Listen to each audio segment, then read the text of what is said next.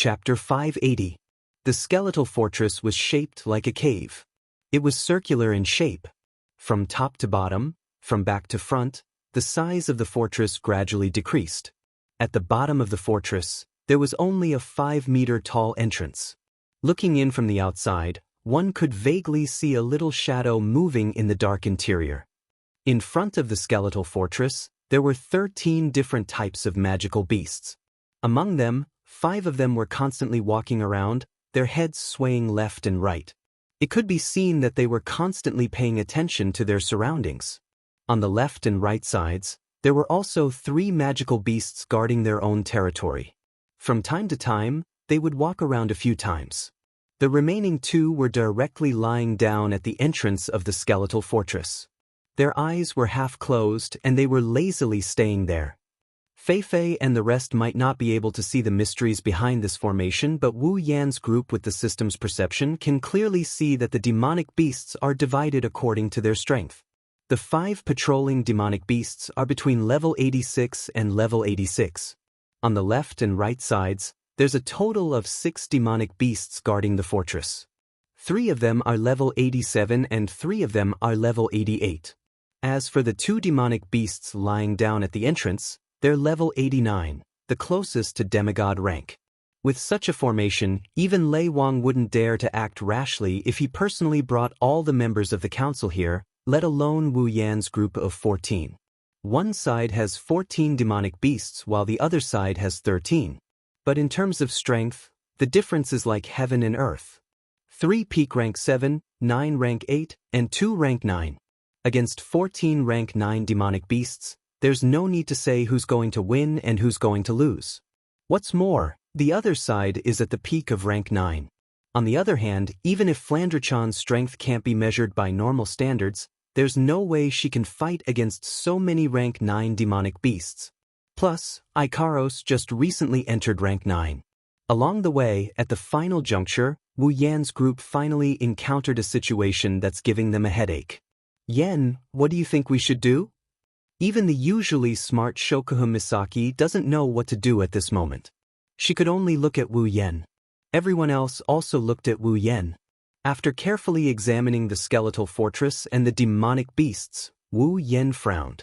Those demonic beasts, why are they gathering there? It was as if his words had woken everyone up from a dream. His words caused everyone to subconsciously want to deal with those magical beasts to freeze, and they changed the topic to the real crux of the matter. That's right. Mikoto was hiding behind a tree, her head was furiously scratching the ground. A bunch of rank 9 demonic beasts gathering in one place and they look like they're guarding something. You mean? Chuju looked at Mikoto then at Wu Yan. Those demonic beasts, they're protecting the Beast King? That should be it. Shokuha Misaki's eyes lit up. Lei Wang once said that the demonic beasts in the Behemoth Forest are united against outsiders because they want to protect the Beast King that's in its weakened state. Now, all of these demonic beasts are gathered together and they look like they're guarding something. The only thing that could make them do this is the Beast King. In other words, Fei gritted her teeth. There really is a new Beast King in the Behemoth Forest. Based on what we've observed so far. Wu Yan raised his head and looked at everyone. There's a very high possibility. Fei, Sylph, Bingling, and Bishi's expressions darkened when they heard Wu Yan's words. Lei Wang once said that the Beast King has the ability to command all demonic beasts. It also has the intelligence of a human. Once a new Beast King is born, the people of the Spalier world will no longer be able to obtain resources from the Behemoth Forest. The Giant Beasts Forest is of utmost importance to the people of Silveria. Without this precious land where resources can be harvested freely, the impact would be huge enough to spread across the entire world. That's why the Board of Governors placed so much importance on this demonic beast anomaly and sent them here to investigate. Now, there's a high possibility that the birth of a new Beast King is real. This is something Fei and the others don't want to hear. Unlike Wu Yan and the others who lived in the Spalier world for less than half a year, Fei and the others don't want to see the birth of a new Beast King. It's no different from a disaster. Fei raised her head. If I don't see the Beast King with my own eyes, I won't be so sure. What? Wu Yan, Chuju, and the others were shocked. Wu Yan walked up to Fei. Fei, do you want to enter the skeletal fortress? That's right.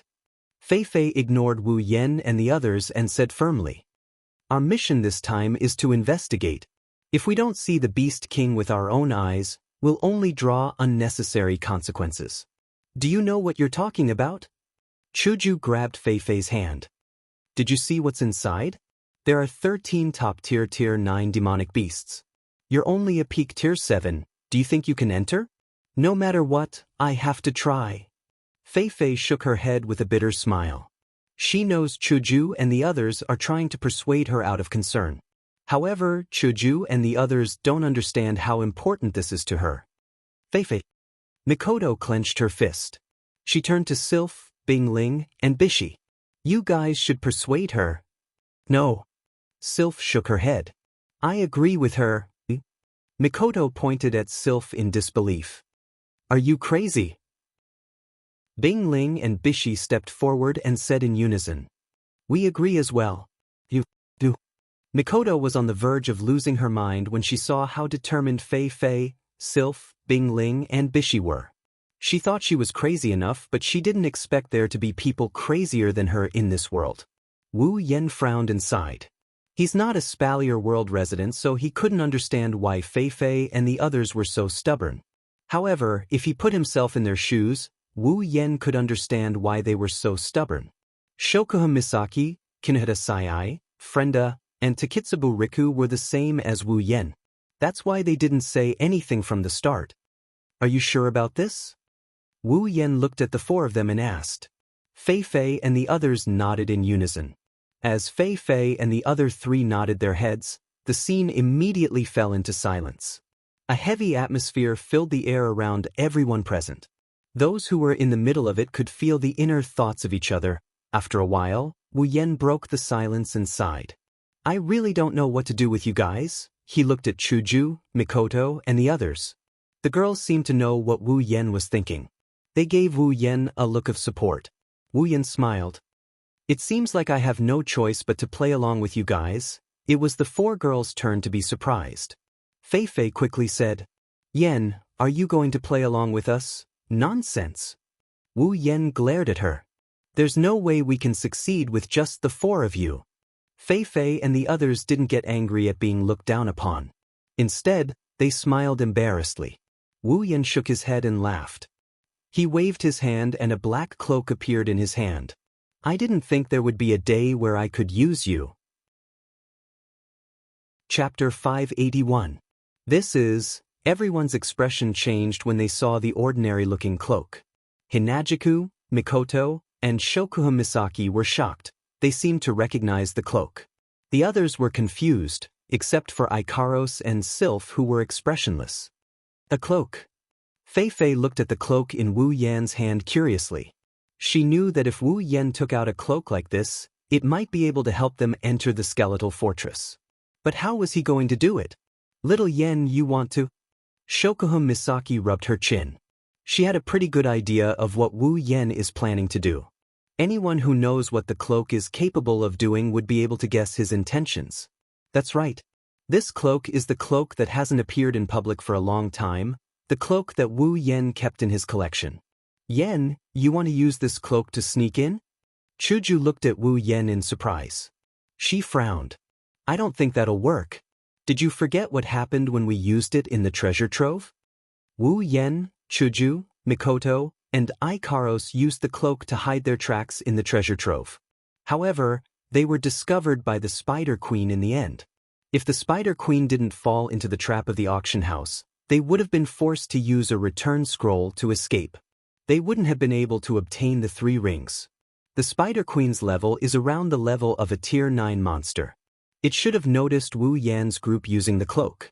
Now, there are 13 demonic beasts in front of them. Each of them is much stronger than the Spider Queen. If the Spider Queen can detect them, there's no reason these stronger demonic beasts can't detect them. Wu Yan understood what Chuju meant. It's too risky to rely on the cloak alone. Wu Yan took out a dozen strange stones and showed them to the girls. I plan to use the cloak and these aura-concealing stones to hide from the demonic beast's senses. Aura-concealing stones. Everyone gathered around. Shokuha Misaki picked up one of the aura-concealing stones and examined it. What kind of stone is this? Simply put, it's a stone that lowers a person's sense of presence. Wu Yan took the aura-concealing stone and put it on himself. In an instant, Wu Yan's aura decreased exponentially until it became completely still. Fei Fei and the others were shocked. As powerful cultivators, Fei Fei, Sylph, Bingling, and Bishi's senses aren't weak.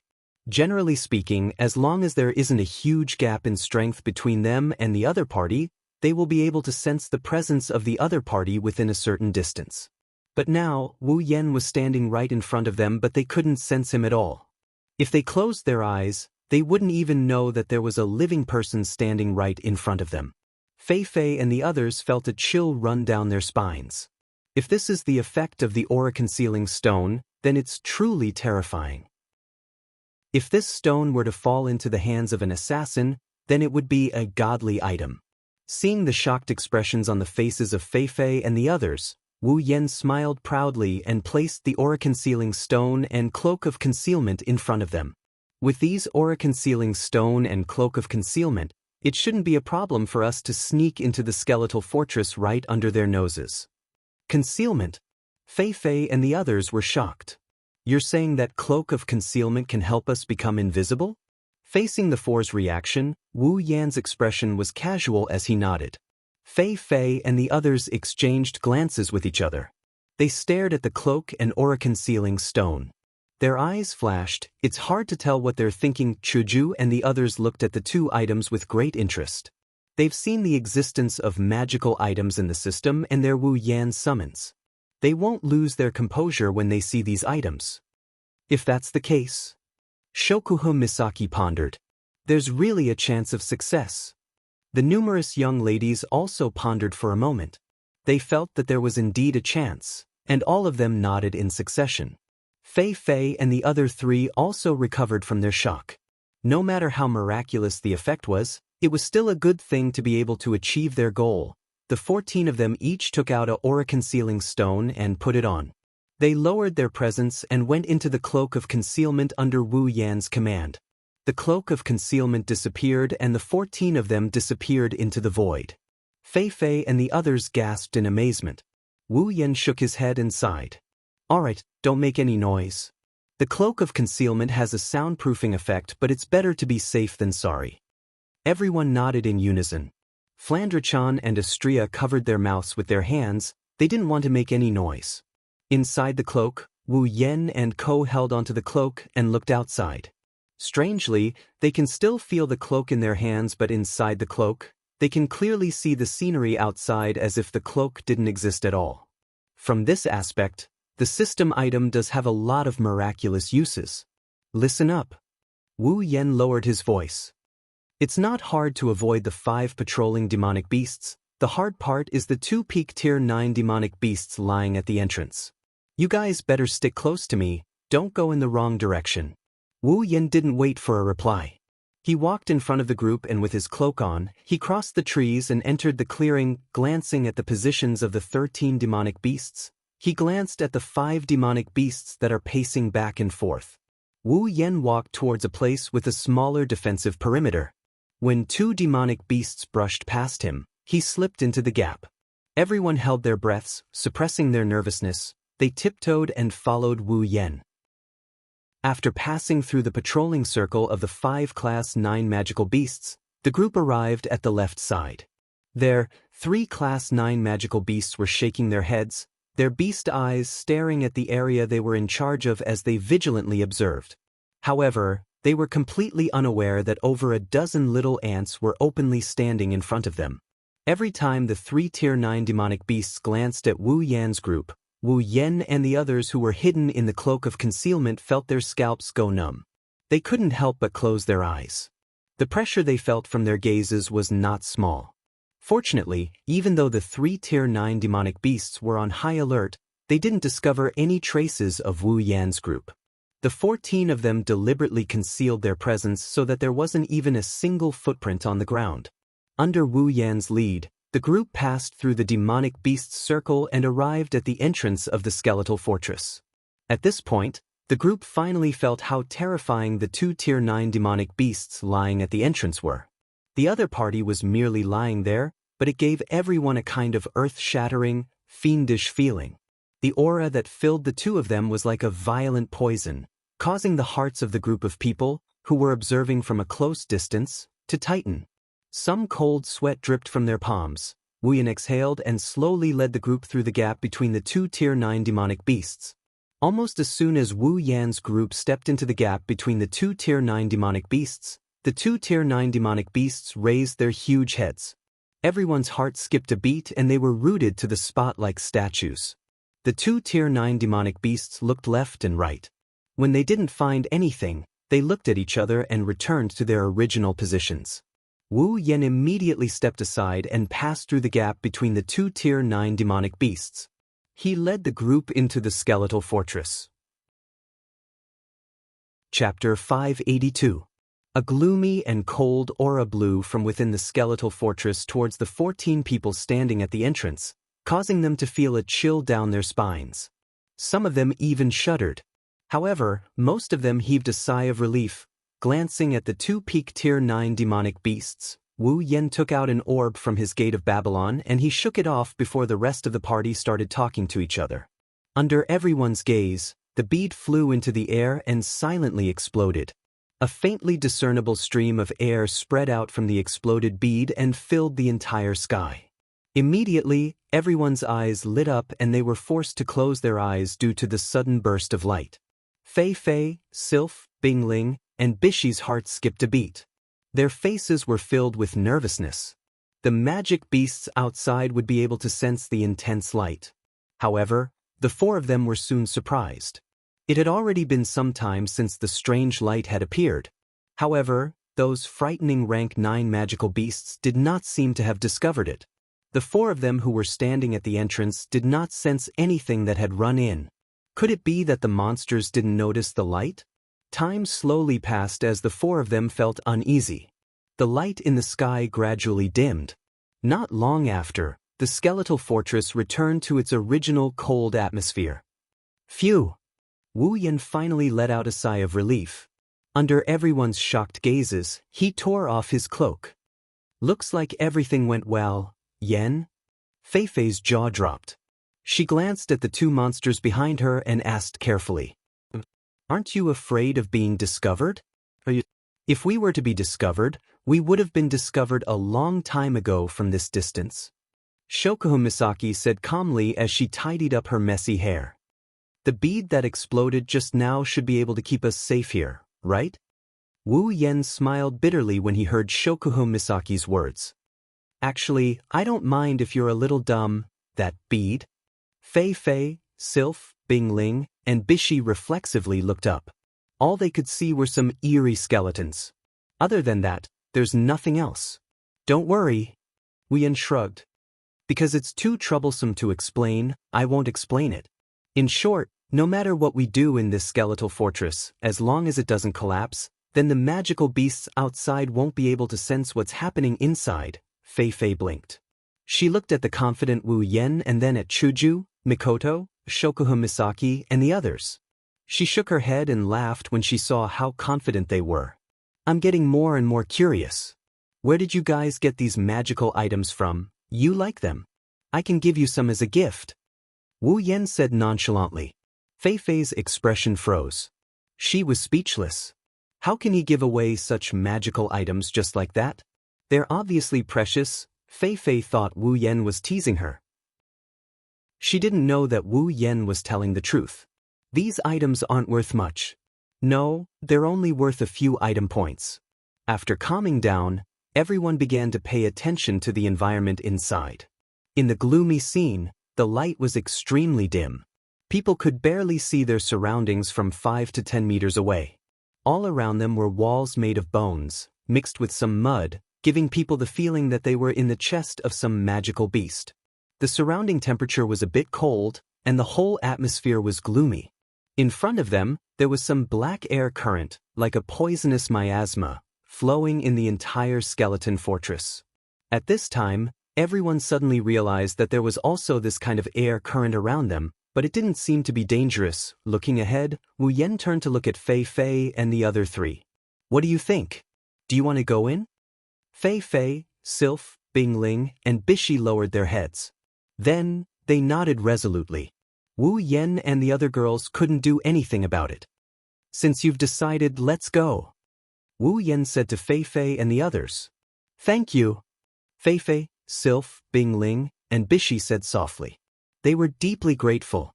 Without Wu Yen, the chances of them entering the skeletal fortress were pitifully small. They were grateful that Wu Yen still supported them. After all, other than Fei Fei, the other three weren't close to Wu Yen.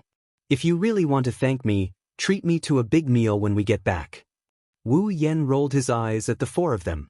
He raised his cloak and covered everyone with it. They didn't know what kind of treatment awaited them ahead. Perhaps the Beast King is inside. It's better to be safe than sorry. The shape of the skeletal fortress was similar to that of a cave. It gradually became smaller from the inside to the outside. The deeper they went, the wider the surroundings became. After walking for a short while, the surrounding skeletal walls disappeared from everyone's sight. Instead, they were replaced by a winding path. Walking on the winding path is like walking into a maze. Those with a poor sense of direction would have lost their way long ago. There are broken bones everywhere. Some of them are scattered on the side of the road while others are buried deep underground. Only a small part of them can be seen and it's giving off a rotting stench. There was a gloomy atmosphere in the surroundings. Apart from the sound of everyone's footsteps, there was no other sound. The surroundings were deathly silent. Walking here with one's head lowered gave one the feeling that it would not be surprising if a rotten zombie jumped out. It was as gloomy as a haunted house. They don't know when, but the winding path suddenly straightened and led straight to the front. At the end of the path, there's a little light shining in front of them. It's telling them that they've almost reached the exit. Looking at the end of the path, the group of 14 involuntarily paused their footsteps. Then, they resumed their pace and walked forward. As the light became more and more dazzling, the end was getting closer and closer. At a certain moment, they finally passed through the path. However, the scene that appeared in front of them caused them to be stunned. A vast flat ground appeared in front of them. As usual, the surrounding walls are made of a mixture of bones and mud. The shape of the walls is circular and it forms a huge semicircle with the ground. Other than that, there's nothing here except for a bone chair. The thing that really stunned the group of 14 people is a person sitting on a bone chair with his eyes closed. It's like he's in a deep sleep. That's right, it's a person. A handsome man wearing animal skin clothes. He's holding his cheek with one hand and holding the handle of the bone chair with the other hand. His eyes are closed and he's taking a nap.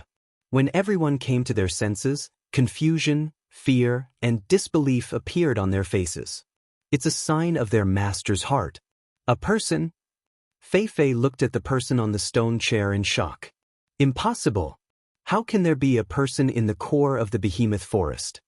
Before coming here, everyone had imagined that it could be a demigod rank magical beast, or it could be the same as the outside world, filled with rank 9 magical beasts.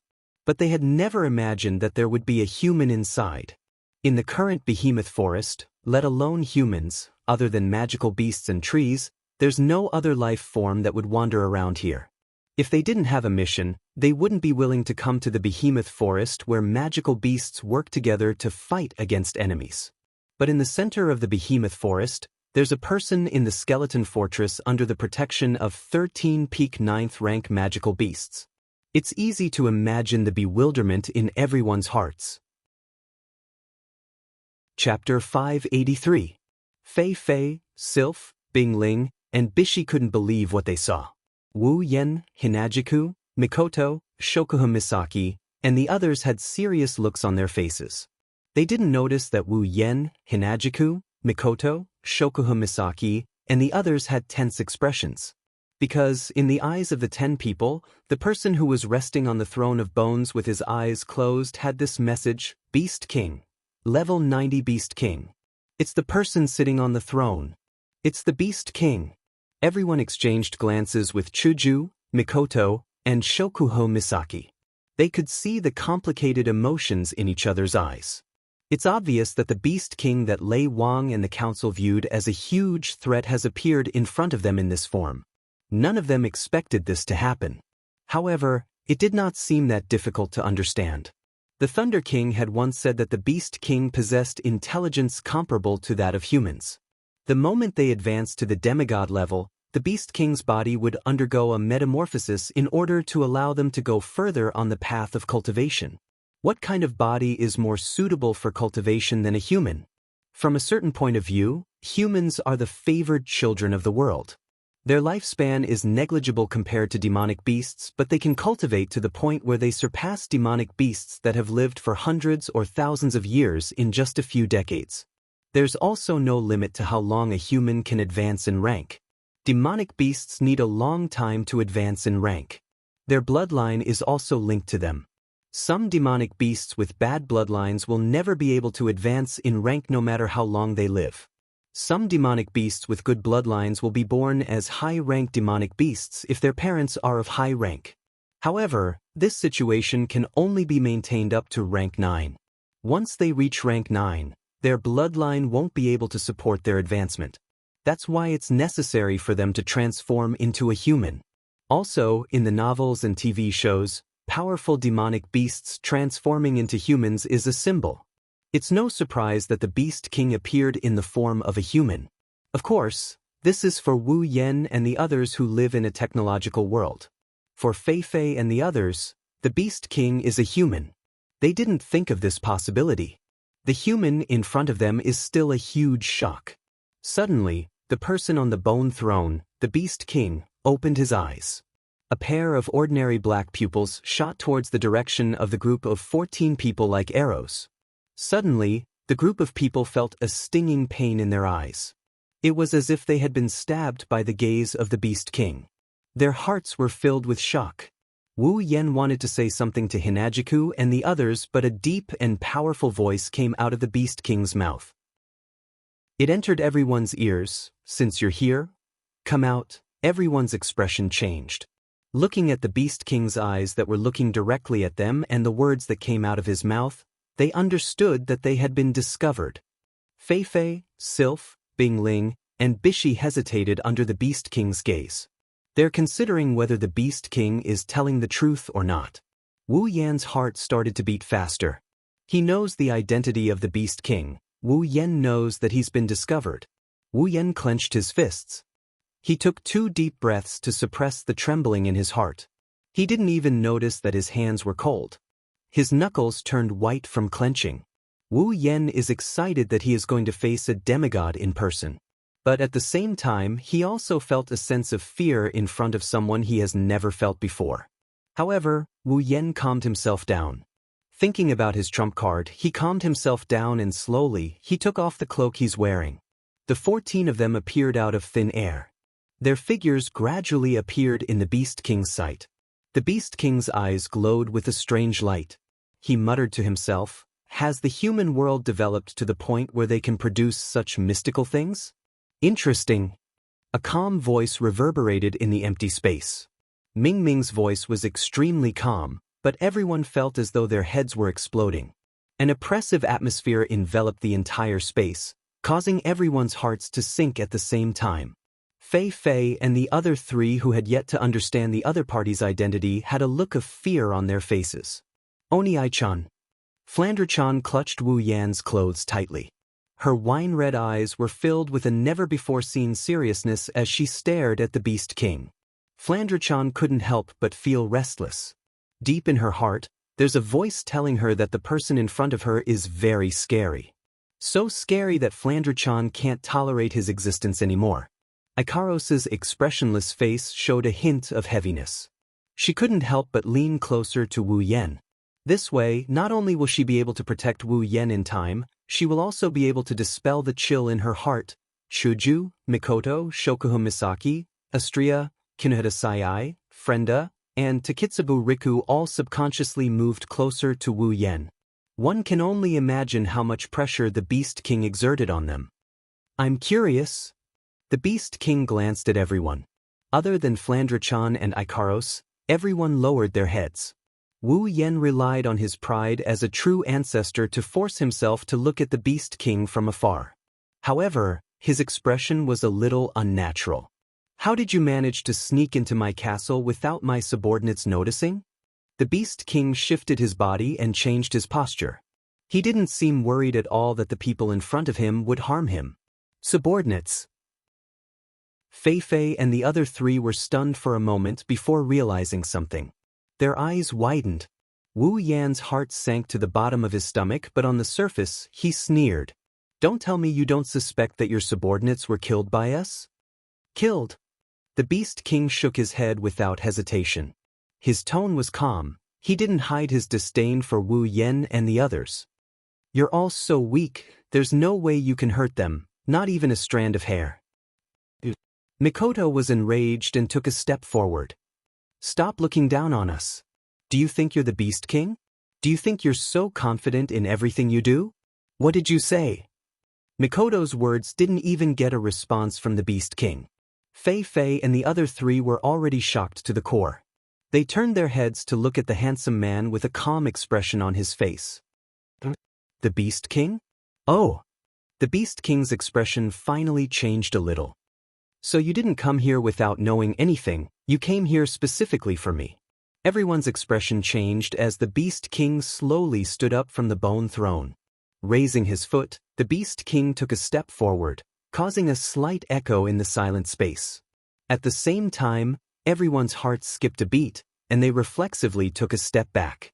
The Beast King took a step forward as if he didn't see anything. Suddenly, an aura as heavy as 1,000 kilograms rose from the Beast King's body. It was like a heavy mountain came crashing down, causing the space to tremble. Wu Yen and the others looked like they were hit by something. They groaned and bent over, their faces pale. Humans are still the same as before, so hostile towards the existence of the Beast King. The Beast King slowly walked towards the group. His aura was like fire invading them, forcing them to take a few steps back. We just want to protect ourselves, we just want to live a carefree life like humans. You don't even have the right to be free of your praise. The Beast King's cold gaze swept across the group. You're not even willing to give it to us? Under the Beast King's oppressive gaze, the group felt like they were struck by lightning. They could taste blood in their throats. Wu Yan clenched his fists as he glared at the Beast King. His blood boiled like boiling water as he glared at the Beast King. The Beast King's wine-red eyes turned golden. A powerful aura descended, causing the Beast King to frown. Chapter 584. His viscous, blood-like aura rose like a giant beast that had been freed from its shackles. The heavy aura of the Beast King was directly pushed apart by it, and a crack was forcibly squeezed out. The Beast King frowned, and a look of surprise appeared on his face. So weak, he's not even at the 9th level, yet he can resist my aura. This person is interesting. However, when Wu Yen raised his head and revealed his golden eyes to the Beast King's brows furrowed again. He stared at Wu Yen and said, "You are not human." Wu Yan's golden eyes narrowed. He stared back at the Beast King with a sullen expression. He was a little annoyed that the Beast King saw through him so easily. Not human? Fei Fei, Sylph, Bing Ling, and Bishi's expressions froze when they heard the news. When they saw that Wu Yen didn't refute it, their expressions changed drastically. Their reaction was much greater than when they heard that the person in front of them was the Beast King. Compared to a mythical Beast King, the fact that Wu Yen, who helped them a lot during their time together, isn't human shocked them even more. What kind of existence are you? The Beast King's expression was no longer as calm as before. He looked at Wu Yen with a gaze that seemed to be sizing him up. The Beast King could feel the aura coming from this person in front of him. It's not that this person's aura is stronger than his, nor is it that this person's strength is greater than his. It's a kind of subconscious obedience that a low-level demonic beast would feel when meeting a high-level demonic beast. It's an instinctive respect for a life form of a higher level than himself.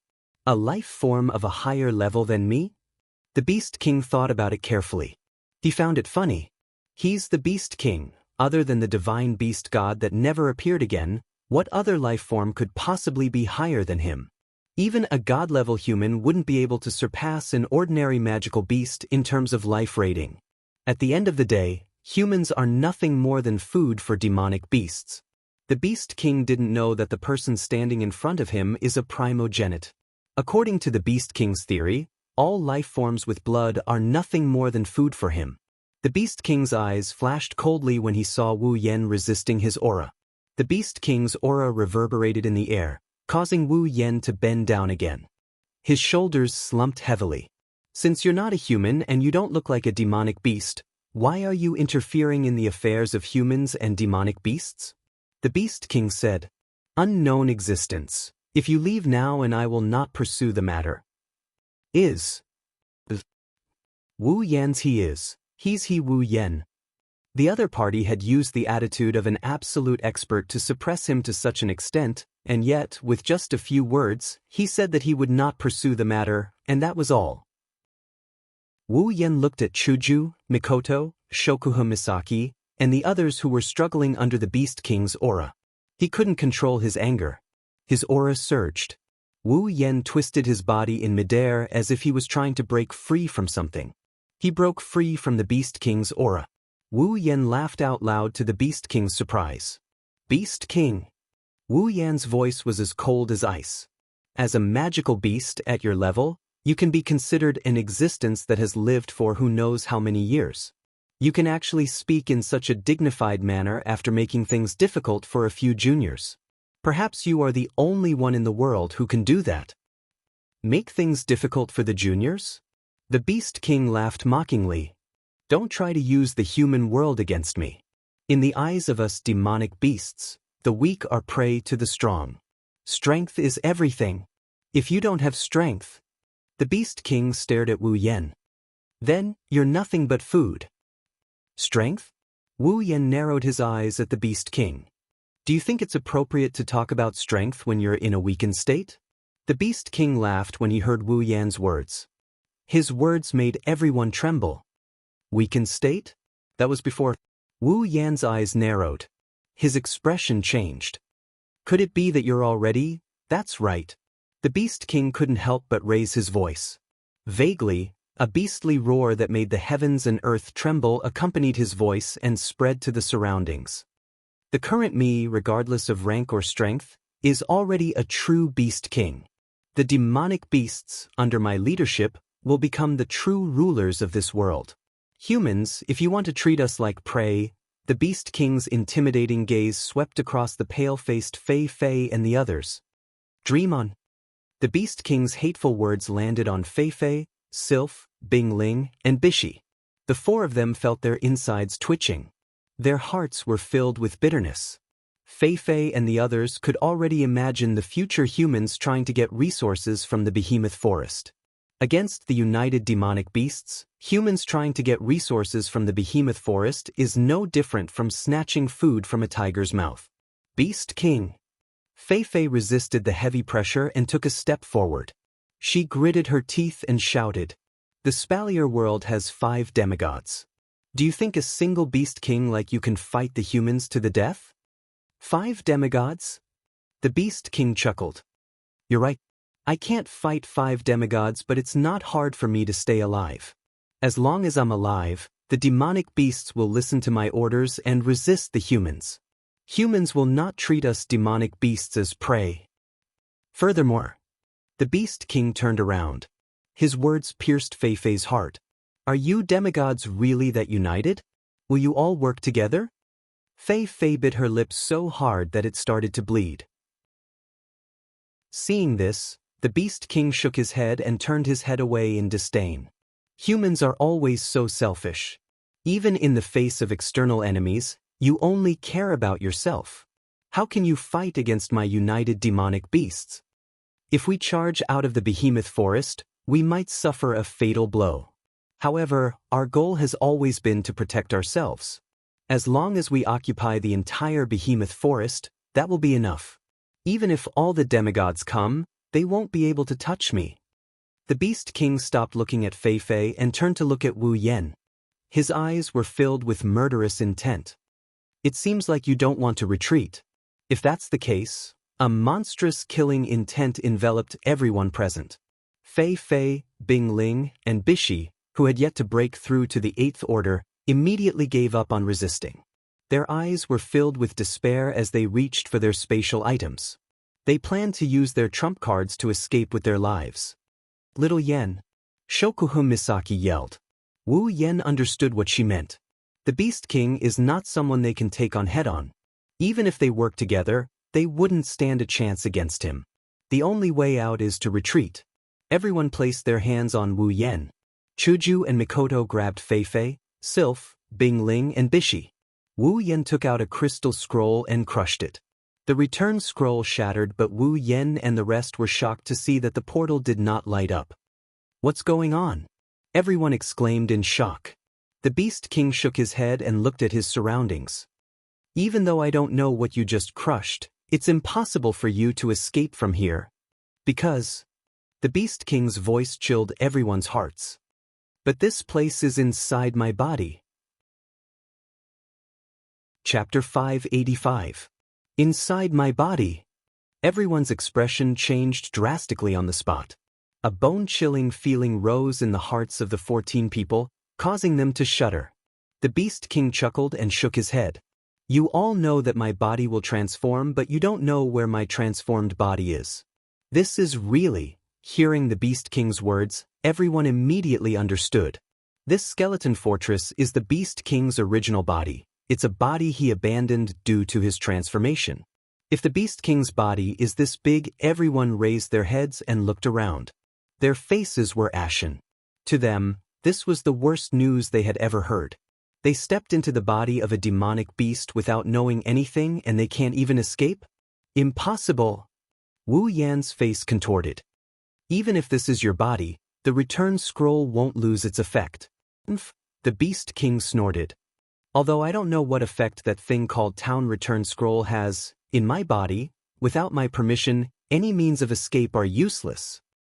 It's useless to escape. Their bodies trembled. At this moment, everyone felt a sense of helplessness. Onyang. Flandre-chan tugged at Wu Yan's arm when she saw Wu Yan's sour expression. A hint of bloodthirst flashed through her eyes. Let Flandre-chan hit him. This is the first time Flandre-chan didn't use the word play when facing an enemy. Instead, she used the word beat. One can only imagine how strong the Beast King is in Flandre-chan's mind. Master. Karos and Astria looked at Wu Yen. Chuju, Mikoto, Shokuhun Misaki, Kinhita Sayai, Frenda, and Takitsubo Riku also looked at Wu Yen. Obviously, the girls are waiting for Wu Yen to make his decision. Looking around at the girls around him, he smiled bitterly, very bitterly. He thought he can go anywhere he wants with the help of the system item. Even if he's not strong enough, he should be able to stay alive. He didn't expect this to happen. I'm sorry. Wu Yen shook his head bitterly. He clenched his fists so hard that he could hear the sound of bones grinding. I was too arrogant. I underestimated everything. I relied too much on the system item. I'm afraid I'm going to implicate everyone I love because of my mistake. Hearing the word, sorry, the girls all fell silent. Suddenly, Wu Yen tightened his grip. Flandre-chan grabbed Wu Yan's hand and said in a dazed tone, Onyai-chan, why are you apologizing? Before Wu Yen could react, the other girls woke up from their stupor. They looked at each other and they grinned. Flandre-chan, you're so right. Hinajiku rubbed Flandre-chan's head and her gem-like eyes met Wu Yan's. She continued in a serious tone. Flandre-chan is right, why are you apologizing? Hinajiku, Wu Yen looked at her blankly, but before he could finish, Mikoto cut him off. Don't tell me you're apologizing because you made a mistake and implicated all of us. Mikoto looked at Wu Yen with a serious expression. Her tone had the same heroic spirit as before, but it also contained a hint of gentleness. I don't want to hear that kind of excuse. Don't forget we share the same life. Mikoto. Wu Yen looked at the gentle Mikoto and was stunned. Shokuhun Misaki smiled and tilted her head. Her face was pale because of the Beast King's aura, but now, her face was flushed red and she looked relieved. This is the first time I agree with Misaka's point of view. Our lives have already merged with yours. Masaki-chan. Kinuada Sai pursed her lips and tilted her head in disdain. Since we've overtaken your pirate ship, we've already overtaken you. Tan, please don't give up so easily. Takitsubo Riku said softly to Wu Yen. If you give up too, then there's no hope left for us. Takitsubo, in the end. Frenda sighed and forced a smile. It's still not over yet, Master? Ikaros and Astria looked at Wu Yen and said in unison. We will protect Master. Frenda, Pros. Astria. Looking at the most important girls around him, he felt a surge of warmth in his heart. At this moment, Wu Yen suddenly felt like he's been living a happy life all this while. Onya-chan. Flandra-chan had a determined look on her face. Flan will protect Oni-chan too. Flan. Wu Yen couldn't help but smile. The pressure the Beast King exerted on him disappeared in an instant. His heart is filled with pride and warmth. That's right. He slowly turned around and looked at the Beast King in front of him. A ray of light flashed in his golden eyes. If we don't give it our all, we won't know the result. Hinajiku, Mikoto, Shokuha Misaki, Ikaros, Flandra-chan, Astria, Kinuada Sai, Frenda, and Takitsubo Riku looked at the Beast King in unison. They didn't say a word, but the determination in their eyes was enough to express their determination. Give it our all? Bing Ling and Bishi bitterly smiled and shook their heads. They didn't have much hope in Wu Yen and Ko's words. In fact, they even looked like they were in despair. Only Fei Fei and Sylph lowered their heads. They gripped their armaments tightly and walked behind Wu Yen. They told everyone their choice. Ha. The Beast King, who had been watching coldly from the front, couldn't help but smile when he saw this scene.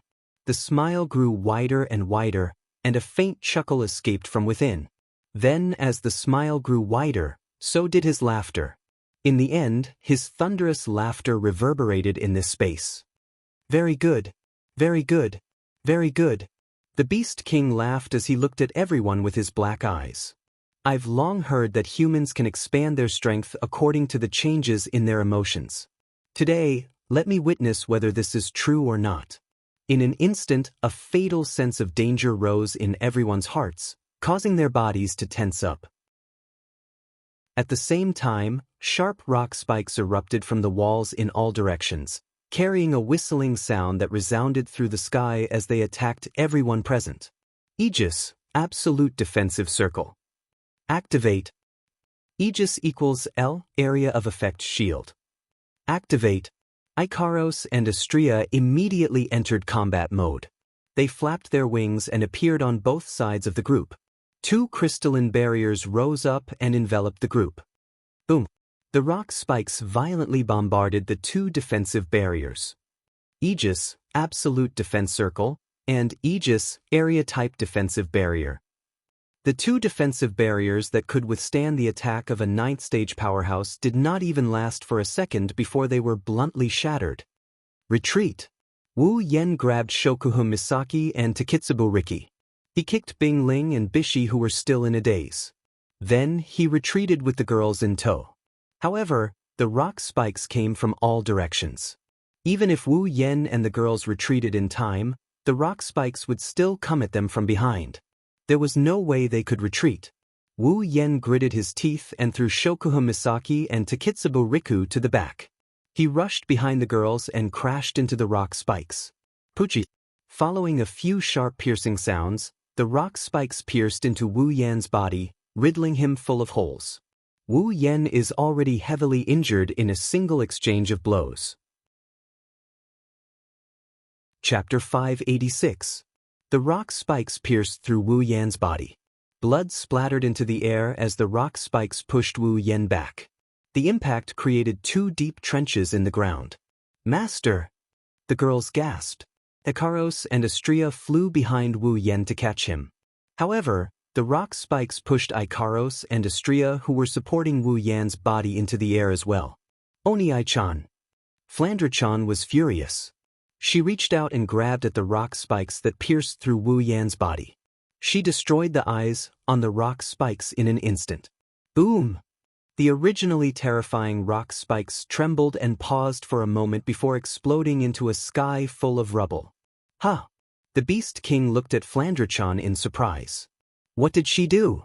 The rock spikes were an attack derived from the Beast King's transformed body. In other words, those rock spikes could also be considered as a part of the Beast King's massive body. There was a world of difference between them and normal rock spikes. The Beast King was confident that even a human demigod wouldn't be able to destroy them without much effort if they were connected to his rock spikes. But now, a part of his past body had exploded in an instant. With the eyesight of the Beast King, he could naturally tell that all of this was done by the little girl with strange crystal wings and a demon tail. However, he could not tell how she did it. With a deep frown, the Beast King glared at Flandre-chan and waved his hand. Instantly, the wall of bones and mud above everyone's heads began to ripple. Like the rock spikes from before, bone spikes shot down from above at an incredible speed. If one were to look closely, they would notice that these bone spikes were all aimed at Flandre-chan. Flandre-chan's wine-red eyes emitted a bloodthirsty red light. She curled her lips into a sinister smile. She soared into the sky and flew above everyone. Just like Wu Yan, she took the initiative to meet the Beast King's attack. Wu Yan, who has fully recovered with the support of his primogenitor physique, was shocked. He forced himself to calm down and waved his hand. 4 bottles of golden liquid emerged from the void and flew towards Fei-Fei, Sylph, Bing-Ling, and Bishi. Quick, drink it. Fei-Fei and the other 3 were stunned. They instinctively caught the bottles, but they quickly regained their senses. Now is not the time to be in a daze. Other than Bing-Ling and Bishi, who hesitated, Fei-Fei and Sylph quickly swallowed the potions. Bing-Ling and Bishi quickly followed suit. Like a signal flare, after Fei-Fei and the other 3 consumed the potions, Chuju, Mikoto, Shokuhun Misaki, Ikaros, Astria, Kinuta Sai, Frenda, Takitsubo Riku, and the others took out a bottle of the same potion and poured it into their mouths. The next moment, other than Wu Yan, who didn't take the potion, everyone on the ground started glowing with an illusory light. Seeing this scene, the Beast King narrowed his eyes and began to think. As the most intelligent life form among the magic beasts, the Beast King had done his homework on the human world. He knew that humans would often use some potions with special effects to increase their strength. I wonder what kind of effects those potions have? The Beast King's mind raced, but he quickly gave up on the thought. No matter what the potions do, they won't be able to escape from this place. At most, they will be able to buy some time. Flandre-chan met the bone spear head-on. Unlike Wu Yan, Flandre-chan isn't going to use her body to block the bone spear head-on. Squinting her eyes, Flandre-chan could see all kinds of black dots on the bone spike. Flandre-chan reached out with both hands, and the black dots flew into her palms and were crushed by her hands. Bam bam bam bam bam. Just like the rock spikes from before, the bone spikes stopped for a moment before exploding into fragments that filled the sky. The Beast King's expression became gloomy as it fell to the ground. Just like before, the Beast King still couldn't figure out how the other party did it. This made the Beast King, who had just become a demigod, feel slightly annoyed.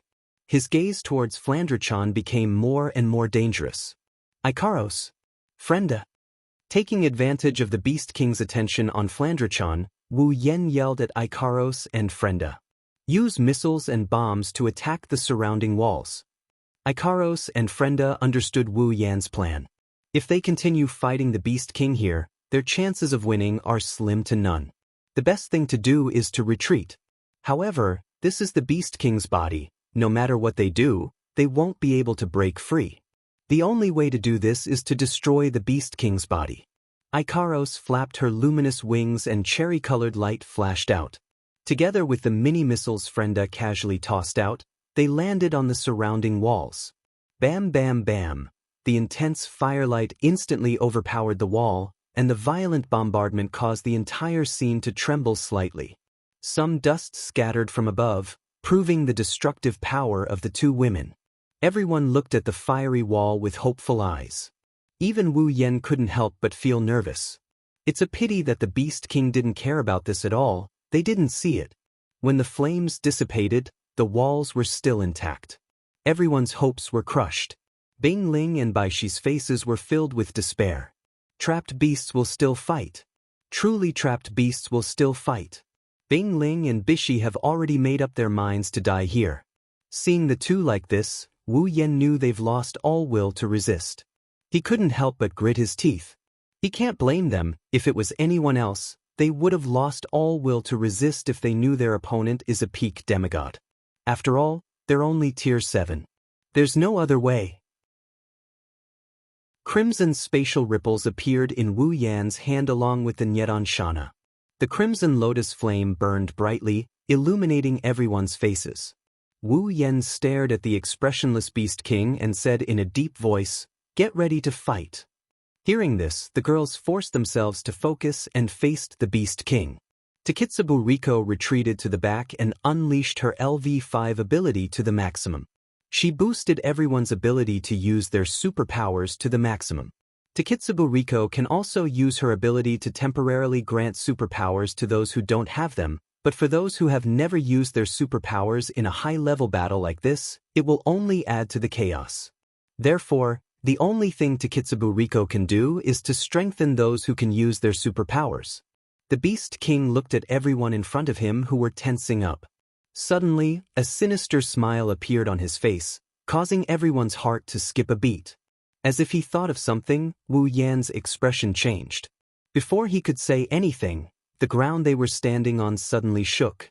Spikes shot out from the ground and pierced towards everyone. If the spikes can come out from the walls and ceiling, they can also come out from the ground. Due to their carelessness, other than Wu Yan who reacted in time and dodged the spikes, everyone else was pierced by the spikes. The Beast King shook his head, but his expression changed quickly. A look of surprise appeared on his face. Wu Yan was the only one who managed to dodge the attack. He didn't even bother to look at his comrade. Holding his flaming longsword, he flew through the air and charged at them. Chapter 587. The flames on the blade of the Nyangdian Shana began to burn. At this moment, the effect of the Nyangdian Shana was at its peak. The dense red lotus flame rose from the blade of the Nyangdian Shana and formed a 1-meter-tall curtain of fire. The terrifying temperature caused the surrounding air to dry up. The red lotus flame fell down like a waterfall. The Beast King glanced indifferently at the fiery red curtain of fire and did not even move. A wall of bones suddenly sprang out from the ground in front of it. It twisted like a rice cake and covered the Beast King's head in front. Bang! The red lotus flame hit the bone wall. In an instant, the white bone wall was charred black. However, it didn't burn the bone wall down. Wu Yan's eyes turned cold. He waved the Nyangdian Shana and the red lotus flame that was hitting the bone wall immediately turned around and went around the bone wall to burn the Beast King behind it. However, what greeted it was a small bone shield. Bang! A crisp cracking sound rang out. The flames of the red lotus were actually scattered into sparks under the sudden obstruction of the bone shield without any warning. It's not over yet. Wu Yan roared. He flew into the air and took a step forward. Crimson spatial ripples instantly covered the Beast King's body. In the next second, iron sand cannons extended from within and aimed at the Beast King. Beep! Lightning burst out from Wu Yan's body. Bluish-white replaced the fiery red of the red lotus flame and illuminated the entire area. Thick and solid electric current spread out from Wu Yan's body like a spider in a web. Wu Yan channeled all the electric current into the iron sand cannon's muzzle. Then, the iron sand cannon's muzzle started flashing with a bright light. The Beast King was expressionless as he looked around at the iron sand cannons that were glowing with blue and white light. Just as he was about to make a move, a few iron sand chains shot out from the crimson spatial ripples and wrapped around the Beast King's body, tying him up tightly. The Beast King was stunned for a moment. Extreme impact. Every word entered the ears of everyone present. Countless huge blue and white beams of light shot out from the iron sand cannons in all directions and descended upon the center of the battlefield in an instant. Boom! Accompanied by a loud boom, sparks of lightning flashed in the area that had been reduced to a target. The sparks spread in all directions, causing a series of explosions. If it wasn't for the fact that they were inside the Beast King's body, the ground would have already been shattered inch by inch. Wu Yan didn't show any joy as he looked at the area covered by the huge beam of light. Instead, he stared ahead with a very serious expression. Although the ultimate impact was extremely destructive, Wu Yan didn't believe that a demigod-rank Beast King would be harmed by such an attack. Just as Wu Yan expected, when the lightning dissipated, a square block made of bone walls appeared in front of him. Sparks of electricity flashed on the surface, causing Wu Yan's expression to darken. The bone walls fell back down and the Beast King walked out of them. He looked at Wu Yan with admiration in his eyes. He didn't seem to be injured at all. Not a bad attack. Even if it's a 9th-grade magical beast that specializes in defense, it wouldn't be able to remain unharmed under this attack. Too bad. The Beast King took a few steps forward and said calmly, "It's useless against me." Wu Yan's expression froze for a second before he smiled. "I never said that this attack was meant to harm you, The Beast King stopped in his tracks. At this moment, 3 slender figures suddenly flashed to the left, right, and back of the Beast King. 3 sharp swords pierced towards the Beast King with the momentum of a sharp knife. It's Astria, Chuju, and Feifei. What? Even the Beast King was shocked by this turn of events. Of course, it's not because of the terrifying attacks coming from 3 different directions. The Beast King was shocked because of Astria, Chuju, and Feifei. After all, he saw the 3 of them getting stabbed by his spikes with his own eyes. The Beast King recalled that Wu Yan was also stabbed by the rock spikes. Now he's fully healed. Could it be that these humans also have the ability to recover from their wounds? Is it because of the potion? The Beast King's intelligence has undergone a complete metamorphosis. It's impossible to associate him with a demonic beast. The Beast King's intelligence is already higher than a normal human's to be able to figure out that it's the potion's fault so quickly. Unfortunately, the Beast King's guess is only half correct. The others are fine because of the potion, but Wu Yan isn't. The Beast King snapped back to reality and 3 bone spears shot out from the ground. With lightning speed, the spears pierced towards Astria, Hinajiku, and Feifei. Before the 3 of them could launch their attacks, they were pushed back by the bone spears. However, the Beast King's expression was unprecedentedly solemn. He clearly saw Astria, Hinajiku, and Feifei emitting an illusory glow when the 3 bone spears pierced their bodies. The Beast King finally understood that his attack had failed once again. As expected, Astria, Chuju, and Feifei stabilized themselves and surrounded the Beast King in a triangular formation. They didn't take any damage. Astria and Chuju raised their guard and stared at the Beast King. Feifei touched her own body in confusion. Although she had already tested the effects of the potion, she still felt that it was a little unbelievable. How could there be such a heaven-defying potion in this world? Who on earth refined it? The Beast King's expression darkened when he saw Chuju and the others. He quickly recovered, but Wu Yan and the others noticed it. The Beast King's expression turned cold. The bone spears formed again and attacked Astria, Hinajiku, and Feifei. But this time, there weren't only 3 bone spears, there were countless of them raining down from the sky. Ha! Astria, Hinajiku, and Feifei raised their swords and deflected all the bone spears. The force exerted by the bone spears was negated by the resplendent breath. Astria and Hinajiku didn't get hit by any of the bone spears. Feifei was different. Unlike Astria and Chuju, who were both Tier 8, she was only at the peak of Tier 7. She got hit by several bone spears in a matter of seconds. Feifei didn't want to admit defeat. She recalled how Wu Yan and the others helped her along the way. Feifei screamed in her mind, "Am I really that useless? Yan and the others are fighting for everyone's survival. I won't admit defeat." Feifei raised her head. Her combat aura flared up and expanded by 100 times. It's 10 times stronger than when Feifei was at her peak. As if she had received help from the gods, Feifei violently swung her blade. Night Elf slashed through the air, knocking down all the bone spears that were attacking her. Do Qi exploded from her blade, making Feifei look like a valkyrie. Feifei was stunned when she sensed the condition of her body. Soon after, joy appeared on her face. Everyone present, including the Beast King, was stunned when they sensed the condition of Fei Fei's body. Fei, she broke through.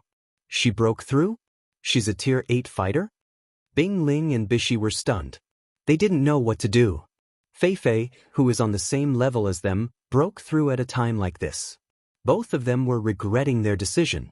Perhaps, if he went up and fought, he might be able to break through as well. Who knows? Bing Ling and Bishi raised their heads to look at the Beast King. The terrifying aura emanating from the Beast King's body dispelled their thoughts. Even if they knew that at this moment, they wouldn't be harmed again. Chapter 588. Fei's breakthrough made everyone's morale soar. Their morale soared and their fighting spirit soared. The Beast King's brows are furrowed so hard that they're starting to hurt. It's just another Tier 8, it's not a threat to him. However, the situation kept changing. He felt the same way Wu Yan felt when the return scroll lost its effect. Plans can't keep up with the changes. Let's end this meaningless battle as soon as possible. The Beast King's furrowed brows slowly relaxed, and his calm eyes swept across everyone present. Everyone felt a chill run down their spines, and their hearts also sank. The ground started shaking. Bing Ling and Bishi fell to the ground. Everyone else was thrown off balance. Astria, Chuju, and Fei were too close to the Beast King. They were so close to the Beast King that they almost crashed into the wall. The Beast King stomped his foot. The ground went still for a moment. Then, the ground started shaking violently. It looked like the surface of the sea. Wave after wave, the terrain changed drastically. A strange sound came from the ground. It sounded like the sound of a pile driver. The sound was getting closer and closer to the crowd. At a certain moment, the crowd saw it. In less than a second, a handful of bone spikes as thick as a tree shot out crazily from the ground. They immediately filled more than half of the ground in their field of vision, causing the expressions of the group of 14 people to change drastically. A few figures flew up into the sky, avoiding the thick and solid bone spikes that repeatedly shot out. They barely brushed past the range of the bone spikes and floated in the air. As for those who couldn't fly, they were caught off guard and were pierced by the bone spikes in the most violent manner. When the bone spikes exploded, they were also pushed up into the sky. Not long after, the ground was filled with spikes as thick as trees. There wasn't a single gap between the spikes. Facing such a shocking scene, even the courageous women couldn't help but turn pale with fright, and their faces turned green. If it wasn't for the protection of resplendent breath, just this move alone would have killed those who couldn't fly. Although the Beast King's move didn't cause any damage, it successfully dampened everyone's morale, who had been high just a moment ago. The thought of being invincible surfaced in everyone's mind uncontrollably. Several people who were forcefully lifted into the air because they couldn't fly fell down one after another, crashing into those bone spikes. The sharp bone spikes made contact with their bodies at zero distance, and the slight chill on them caused cold sweat to form on their foreheads. They dared not imagine what would happen to them if they didn't have the resplendent breath. This won't work? The Beast King stood in the middle of the only patch of ground that didn't have spikes. He looked at the group of people who were still jumping around under his attack. His eyes flashed with hatred. He thought that a potion like this wouldn't last that long. It should have lost its effect by now. What kind of potion is that? It's so strong and it can last for so long. It's been 5 minutes. If the Beast King knew that the duration of the resplendent breath was 3 hours, what would he think? The Beast King was starting to feel a little impatient. As his mood changed, his surroundings started to vibrate. It was a shocking sight. Bing Ling, Bishi, and the others are struggling on the bone spikes. Wu Yan's golden eyes flashed with a brilliant light. Bu Mei's huge beam of light once again descended, but this time, its target was not the Beast King, but the bone thorn forest below. Countless beams of light concentrated on a certain area, blasting open an open space. A group of people who couldn't fly landed there one after another, finally escaping from their predicament. Chuju, Shokuho Misaki, Kinuhita Sai-ai, Frenda, Takitsubo Riku, and Fei looked at each other and heaved a sigh of relief. They are the ones who can't fly. The feeling of sleeping on the spikes didn't feel good. Under the Beast King's attack, everyone was scattered. They couldn't form a united front anymore. Takitsubu. Kinuhata Sai glanced at Takitsubu Riku. Takitsubu Riku, who has been working with her for a long time, immediately understood what she meant. Kinuhata Sai grabbed Chuju and Feifei and said something to them. Then, the two of them disappeared. When they reappeared, they were in front of the Beast King. The Beast King was surprised again. At this time, Chuju, Kinuhata Sai, and Feifei made their move. A fist and two blades were thrown at the Beast King. Their normal attacks caused a huge shockwave and landed on the Beast King's body. Boom! A muffled sound rang out as a bone shield blocked a punch and two blade attacks. At this time, a series of sonic booms came from behind the Beast King. The Beast King was furious as he turned around to see countless cherry-colored missiles descending towards them. The Beast King's eyes flashed and the thick spikes around its body suddenly extended out a few bone ribbons and wrapped around the cherry-colored missiles. Boom, boom, boom. The cherry-colored missiles were all blocked, but this time, countless swollen dolls appeared in front of the Beast King. Boom! All of the inflated dolls exploded, bringing with them a fiery light. However, this fiery light flashed in the air. Bone spikes pushed the dolls into the air, causing a series of explosions to sound in the air. Suddenly, an orange beam shot out from behind the sea of fire. It scattered the sea of fire and blasted towards the Beast King. The Beast King, who was already a little impatient, became even more impatient. His face darkened. Seeing the railgun coming towards him, the Beast King no longer used Bonehead's ability. When the railgun was in front of him, the Beast King waved his hand and hit the railgun, sending it flying into the air. However, just as it swung its hand and knocked the railgun away, Chuju, Astria, Kinuhata Sai, and Feifei appeared around it and charged towards the Beast King from all directions. The Beast King's face turned dark. Being bitten by a bunch of ants that can't be killed, no matter how good of a temper he has, he couldn't stand it. This was how the Beast King felt. With a cold snort, a gust of wind burst out from his body. With the force of 1,000 caddies, he viciously smashed into the four girls. Hinajuku and the other three were instantly sent flying, their bodies shooting into the surrounding bone spur forest.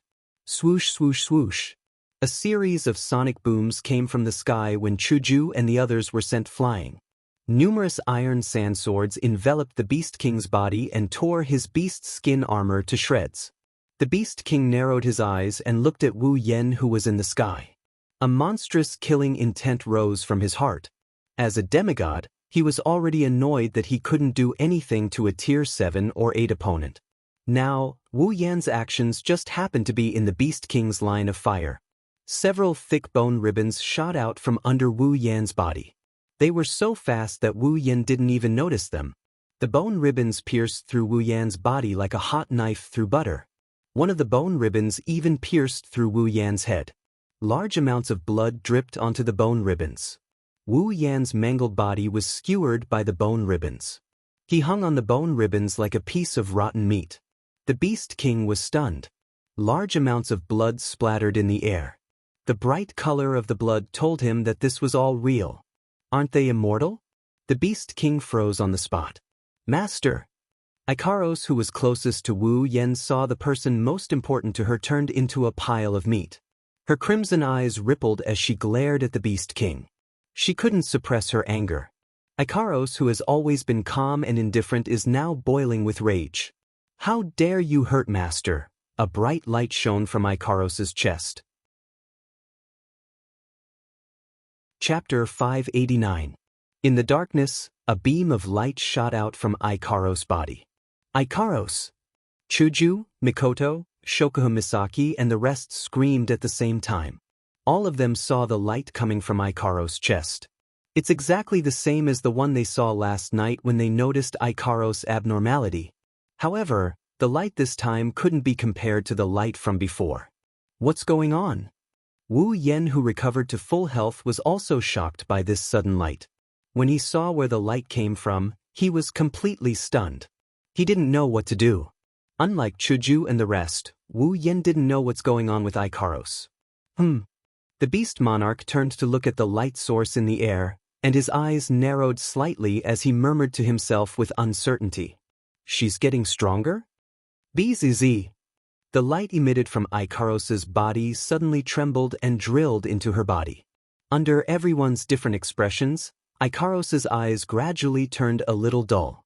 Her originally not much spirit turned into a pool of stagnant water. A mechanical voice as soft as a mosquito came out of Ikaros's mouth. System confirmed, everything is normal. Self-evolution program, Pandora, activate. After that, a huge beam of light came down from the sky and landed on Ikaros.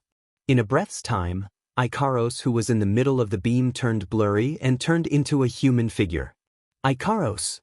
Wu Yen stared blankly at the disappearing Ikaros. He panicked and a deep sense of panic filled his heart. He couldn't help but feel anxious. What's going on? What the hell is going on? Wu Yen didn't care about the others, he screamed at the sky. He had no idea what's going on with Ikaros, he's never heard of it. This situation made Wu Yen very anxious. Ikaros! Wu Yen dashed towards the beam of light in an attempt to rescue Ikaros. But halfway there, Astria, who appeared out of nowhere, pulled him back. Master, don't go, Ikaros-senpai is fine. Unlike the panicking Wu Yen, Astria saw the change in Ikaros and her face was filled with excitement. Her eyes were filled with joy. Obviously, Astria knows what's going on with Ikaros's transformation. Astria, what's going on? Why is Ikaros? Wu Yen lost his composure. He grabbed Astria's hand nervously. He didn't react like this even when he encountered the Beast King. Master, don't worry. Astria cheered. Ikaros-senpai is evolving. Evolution. Wu Yan's anxious expression froze and turned into astonishment. Angeloid can evolve? Yeah. Astria nodded, but she didn't explain anything. Her face was red from excitement as she looked at the light projection in the sky. Wu Yen suppressed his worry and stared at the light projection in the sky. When the beam of light slowly receded into the humanoid light projection, pieces of light that looked like building blocks floated in the air and covered the light projection. Tipia Ikaros version 2. Activate. After the light projection formed a humanoid figure, the light dimmed and a brand new Ikaros appeared in front of everyone. Everyone was stunned by the sight of Ikaros floating in the air. They stared at her blankly for a long time before they realized what was going on. Starlight shimmered around Ikaros. A white feather coat that could only cover her breasts extended down from her chest like a pair of wings. She wore a pair of white shorts that went all the way down to her thighs. 2 shoulder pads that looked like a shield floated in the air beside her shoulders. On the sides of her calves floated a pair of smaller armor as well. Her original pair of pink wings have turned into 2 pairs. Like a pair of jade-like hands caressing the surface of the water, ripples of color spread out in all directions. Ikaros's long pink hair fluttered in the wind. Barefooted, Ikaros stood in the air like a goddess descending upon the mortal realm. Her eyes are closed, waiting for someone to summon her. Character, Ikaros ability, Sky Queen mode, Pandora mode. Strength, S endurance, S dexterity, S spirit, equipment. Artemis 2, permanent homing missile 2, asterisk, Aegis 2, absolute defense circle 2, Apon Apollo. Uranus system, asterisk, level 80, Ikaros version 2. Wu Yen, Chuju, Mikoto, Shokuha Misaki, Astria, Kinehita Sai, Frenda, Takitsubo Riku, Feifei, Sylph, Bing Ling, and Bishi. Everyone's eyes were fixated on the beautiful angel. Even the Beast King's expression faltered when he saw Ikaros. Beautiful. Holy. In the depths of everyone's hearts, undisguised praise for these 2 people burst forth at the same time. She isn't human either, the Beast King said with an unreal tone. It's hard to tell if he meant it as a compliment or a negative. However, the Beast King's brows furrowed again. He actually had a worried expression on his face. He doesn't know what's going on with the girl, but the Beast King can feel that the situation is changing. The 2 aren't human and they aren't demonic beasts either. The invincible potion and the sudden change in the situation are causing the situation to spiral out of his control. The Beast King suddenly had a bad premonition when he saw the 2-winged angel floating in the air with her eyes tightly shut. Demonic beasts have strong instincts. The Beast King may have gained sentience, but he didn't abandon his instincts. His instincts are telling him that he forgot something that might harm him. Driven by this instinct, the demigod Beast King began to panic. I can't let this continue. The Beast King's eyes flashed with a ferocious light. While everyone else is still intoxicated by Ikaros' beauty, he's going to attack.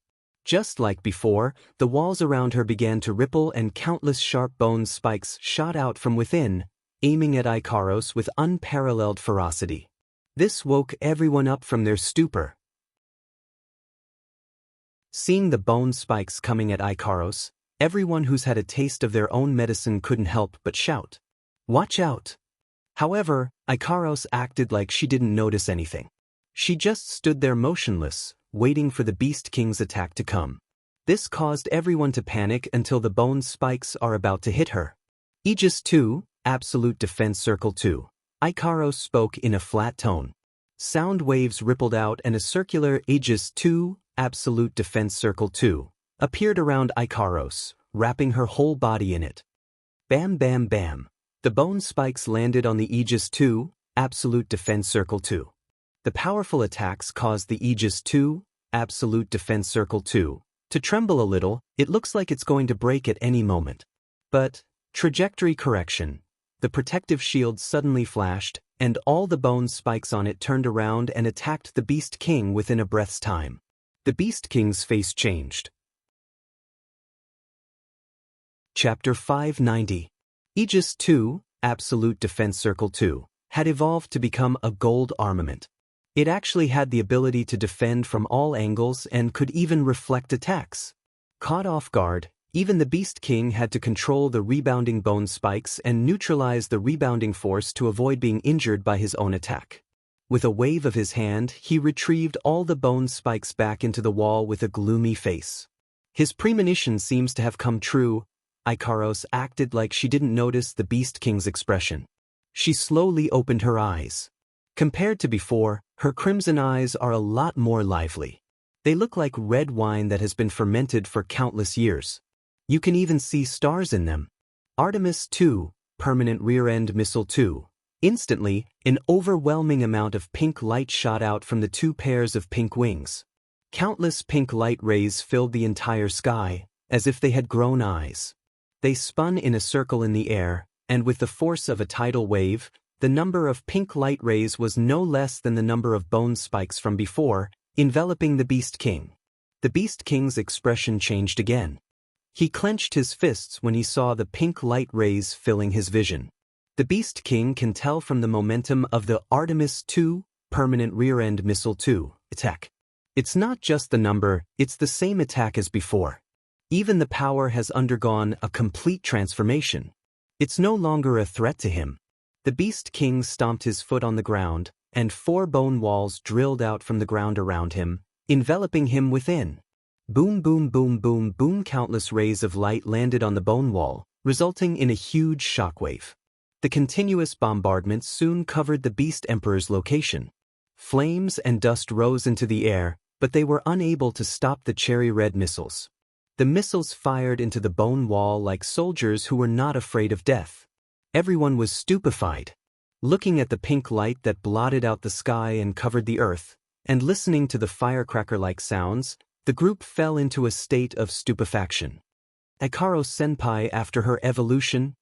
Astria shuddered. So scary, Ikaros. Chuju, Mikoto, and the others were shocked. She's so strong. As for Fei Fei, Sylph, Bingling, and Bishi, they've lost their ability to speak. The others know a little about Ikaros, but the 4 of them don't. Ikaros' sudden transformation and strength left them dumbfounded. All they can do is stare blankly at the scene before their eyes. Wu Yan took a deep breath. His anxiety and fear disappeared and turned into relief.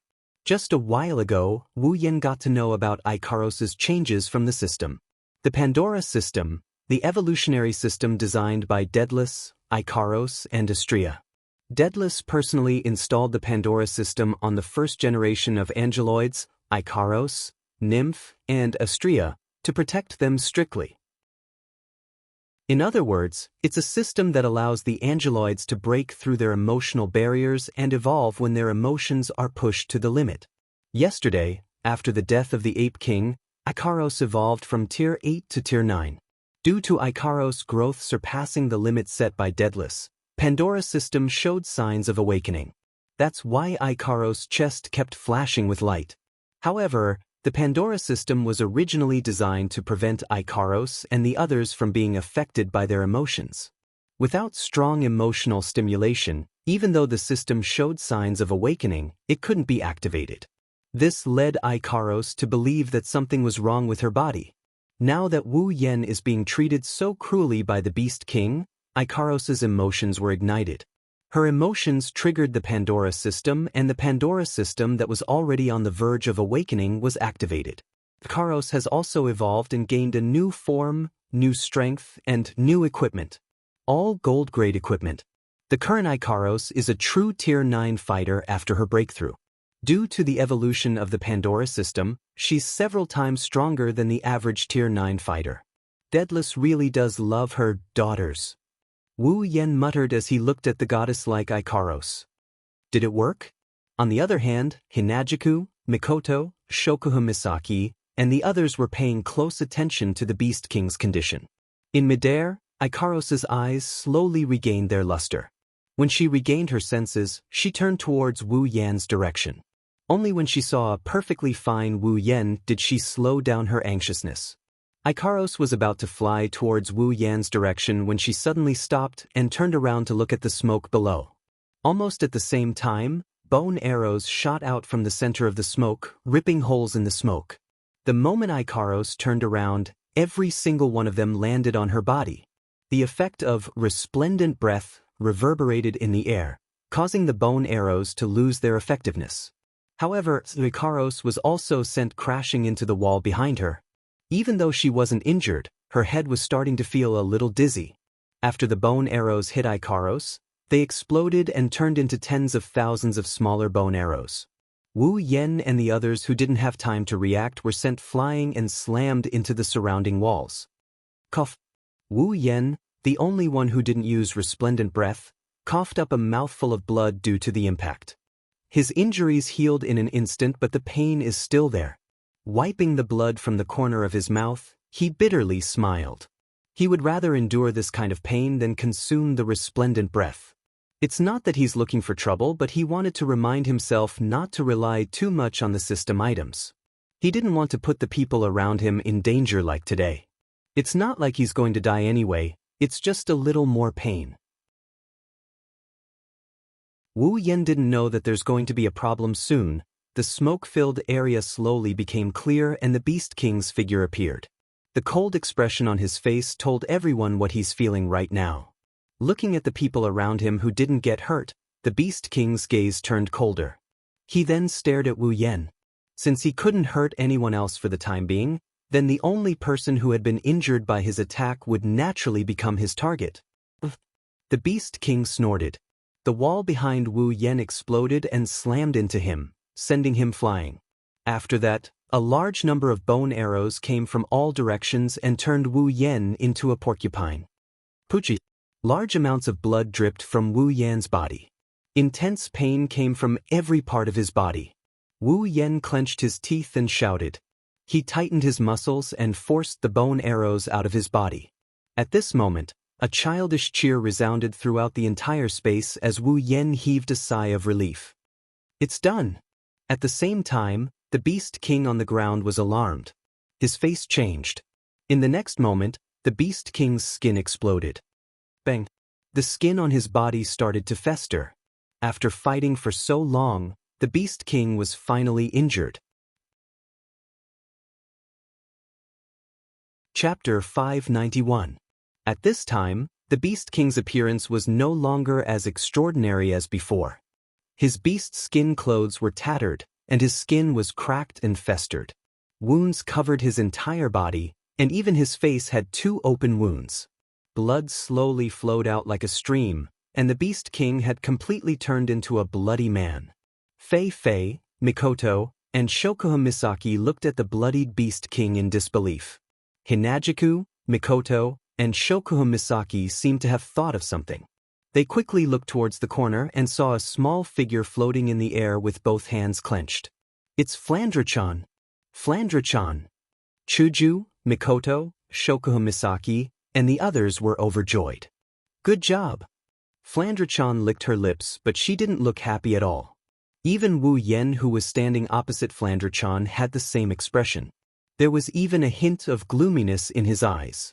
The ability to destroy eyes, an ability that could casually crush a level 9 long-arm ape king, was now used on a beast king. Unexpectedly, it only caused his skin to explode, but didn't completely crush him. Is a demigod really that invincible? Due to the difference in tiers, moving the eye on the beast king's body was as difficult as ascending to the heavens, slower than a tortoise. In order to prepare for this attack, Flandra-chan forcefully suppressed her bloodlust and silently hid in a corner. Using the aura concealment stone to minimize her presence, she focused all her efforts on controlling the eye on the beast king's body.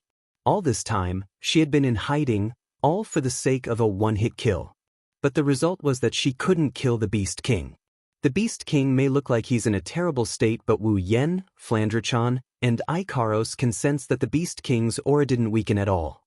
"Flandra-chan." Wu Yen looked at Flandra-chan with a bitter smile. "I thought the beast king's eyes were destroyed? Why didn't it explode?" In order to coordinate with Flandra-chan, he didn't even use his ruby mode. He used his body to block the beast king's attack. He pretended to be weak so that the beast king wouldn't notice Flandra-chan. Who would have thought it would still fail? Flandra-chan blinked her eyes in disappointment. "Big bro, Flandra-chan couldn't see all the eyes on the beast king. I can only see a small portion of them, and I can only control a small portion. That's why I couldn't kill him.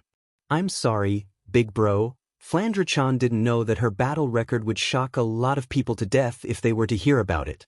Since ancient times, there has never been a case of a demigod getting hurt by a tier 9 demigod, but not only did Flandra-chan manage to do so, she was the only one in the world with such a battle record. "Can't see all the eyes." Wu Yen sighed. He felt a little dejected, but he also felt relieved. It's no wonder Flandra-chan was able to defeat someone in Gensokyo despite her heaven-defying abilities. It seems like Flandra-chan can't see all the eyes on the Beast King's body. Of course, without Gao Flan's strength, there's no way Flandra-chan's ability can be blocked. Flandra-chan's ability is still very scary. "Master." Karos looked up and said, "The target's vital signs are fluctuating." As soon as he finished speaking, the Beast King on the ground gently straightened his back. Because of his movements, a large amount of blood flowed out of his body and splattered onto the ground. "Good. Very good. Very good." The Beast King raised his head and revealed his face to everyone, much to their surprise. The pair of ordinary black pupils had disappeared and were replaced by a pair of flat, beastly eyes. The Beast King glanced at his cracked skin and shook his body as if he did not see it. He shook off all the blood stains on his body. His expression did not change, but an unusually strong pressure enveloped everyone's hearts. "You've hurt me." The Beast King's face was expressionless. "It's scary. You should be proud, Beezy." With the Beast King as the center, a hazy yellow light suddenly lit up, instantly illuminating every corner of the battlefield. A hemispherical shield appeared from his body and quickly spread out in all directions, covering the entire space. The hemispherical barrier expanded at an extremely fast speed. When the edges of the hemispherical barrier reached their surroundings, Wu Yen and Ko quickly raised their hands to block. However, the hemispherical barrier was like a gust of wind. It didn't do any damage to the group. Instead, it enveloped them. In just a short while, the surroundings turned into an earthy yellow space. Before the group of people had time to observe, their bodies suddenly sank, as if they were being pressed down by a huge mountain. Wu Yen, Ikaros, Astria, Flandra-chan, Mikoto, Sylph and the others who were flying in the air fell to the ground.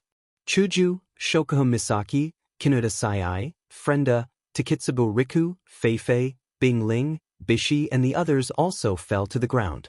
A terrifying gravitational force was exerted on everyone's body, causing them to be unable to lift their bodies or even raise their heads. All of this happened in only 2 to 3 seconds. When the group of people understood what had happened, they were already lying on the ground. Damn it! The veins on Wu Yan's forehead bulged. He tried his best to get up, but other than raising his head, he couldn't do anything else. Wu Yan, who has the body of a true ancestor and the strongest physique among them, is already in such a state. Shokuha Misaki, who is physically weak, couldn't even move her eyelids. Her eyes were filled with pain. Oni-chan. Flandra-chan felt her body getting heavier and heavier. She felt like she was suffocating. Flandra-chan is in so much pain, master. Ikaros and Astria struggled with all their might, but they couldn't move. Ikaros, who just evolved and got a huge boost in strength, was no exception. Yen, Hinajiku, Mikoto, Shokuha Misaki, Kinuta Sai, Frenda, and Takitsubu Riku could only let out a weak cry and nothing else. Feifei, Sylph, Bingling, and Bishi gave up on resisting. They closed their eyes as if they accepted their fate. Everyone. Wu Yan turned his head and looked at everyone. The Beast King's voice rang in his ears. As expected, the Beast King appeared in front of Wu Yan. His bloodied face was emotionless. He looked down at Wu Yan from the corner of his eyes. That potion will only take effect when you are injured. For an attack like this that doesn't have any killing power, the potion won't have any effect. The corners of the Beast King's mouth curled up. Under the stain of blood, he looked extremely sinister. You should be satisfied.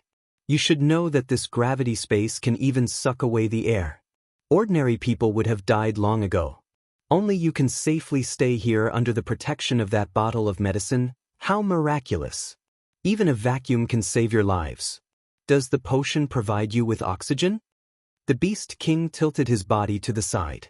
No matter what, as a reward for injuring me, let me quietly watch as your potion loses its effect, bastard. Wu Yan raised his head and roared. Let them go. Fight me one-on-one if you have the guts. The Beast King sneered. Don't worry, I will save you for last. We will have plenty of time, but... Fight, fight, fight. Wu Yan shuddered when he heard the Beast King's words. He couldn't help but feel a sense of despair. Now, he finally understood that the Beast King had been playing with them all along. He hadn't been serious at all. In all the previous battles, the Beast King had been playing around. Only now did he use a little bit of his true strength. This bit of strength is enough to make them despair. Chapter 592. Yen. Shokuha Misaki tried her best to squeeze out a sentence. Don't worry. We won't die. Now that Wu Yan has fused with them, as long as Wu Yan doesn't die, he can revive them by paying half of the summoning points he used to summon them. Wu Yan has the body of a true ancestor. He can't be killed. Even if he is imprisoned by the Beast King, he can wait until the right time to escape and revive the girls. That's pretty much what Shokuha Misaki is trying to say. She didn't say it out loud, but she knew Wu Yan understood what she was trying to say. Yen. Chuju struggled to open her mouth. The most important thing is, you. The other girls didn't say anything, but they were probably thinking the same thing, including the most cowardly one, Frenda. Wu Yan bit his lips hard when he heard the girl's words. He felt so bad that he wanted to vomit blood. Am I really going to have to watch Chuju and the girls die? Then revive them? As for myself, I'm just struggling to live on. Oh, I'd rather die. I don't want them to die in front of me. Propping himself up on the ground, Wu Yan exerted so much force that his veins protruded out. The veins wriggled like earthworms. They looked like they would burst at any moment. One can only imagine how much strength their owner used. Wu Yan's actions were seen by the girls. They opened their mouths, but no words came out. They couldn't bear to watch Wu Yan's desperate actions, and they couldn't help but turn their heads away. How could a rational plan be compared to true feelings? If they were in Wu Yan's shoes, they would have to watch their loved ones die while they were the only ones who survived. Even if they knew there was hope, they would still feel pain. Even if the 10 of them survive, Feifei, Sylph, Bingling, and Bishi won't be so lucky. Their deaths would forever be a knot in everyone's heart. However, there's no other way. At this moment, everyone fell into a state of despair. Their eyes were glazed over, except for Sylph. She only felt a sense of grievance. She had always been the absolute genius and expert in the eyes of others. She had never thought that there would be a day when she would have to rely on others to fight for the hope of survival. As for herself, she had not been of any use at all. That's why Sylph felt aggrieved. It wasn't Sylph's fault. She was just a magus who needed to chant spells. What could she do in a chaotic battle like that? Powerful magic required chanting, and the more powerful it was, the longer the chanting would take. Unfortunately, the level of the battle was beyond her level, and the surrounding terrain was constantly changing, which disrupted her casting. In the end, she couldn't even cast a single spell. As for spells that don't require long chanting time, they were completely useless. As a result, Sylph, who wanted to participate in the battle, was the one with the least impact. If the opponent was a demigod, Sylph wouldn't have fallen to this state. Even if the opponent was a demigod, she would still be able to make a difference with her companions. The strange thing is, this is the Beast King's body. The terrain kept changing and Sylph, as a magus with a gold armament, was reduced to a mere spectator. Sylph felt aggrieved. She turned her icy blue eyes towards Wu Yan. She felt bitter in her heart. Perhaps, she will never have the chance to report his possession of the ring to her superiors. Time ticked away like days or years. Wu Yan tried to get up, fell down, got up again and fell down again. It's a sad and desolate place. The Beast King sat on his throne of bones and stared at everyone. To be more precise, he was staring at the glowing halos around them. With the passage of time, the halo protecting the 13 people who had taken the resplendent breath was slowly fading away. It was only a matter of time before it disappeared. The Beast King didn't care about any of this. Instead, he focused on Wu Yan, who kept trying to get up. His emotionless face made people feel like they were watching an ant trying to move food that was 10 times bigger than itself. Moreover, the food was placed there by him. As time passed, Wu Yan became more and more anxious. His expression became more and more distorted. He tried to get up more and more frequently, but all of his attempts were in vain. He tried everything he could think of, but all his abilities and trump cards were mercilessly destroyed one by one. The Gate of Babylon, which only needed to be activated with his mind, was destroyed by the gravity of this space. Every time a ripple appeared, it would be destroyed. Even the 3 ruby modes were not suitable for this situation. There was nothing he could do. Wu Yan was about to go crazy. His unwillingness was expressed through his actions.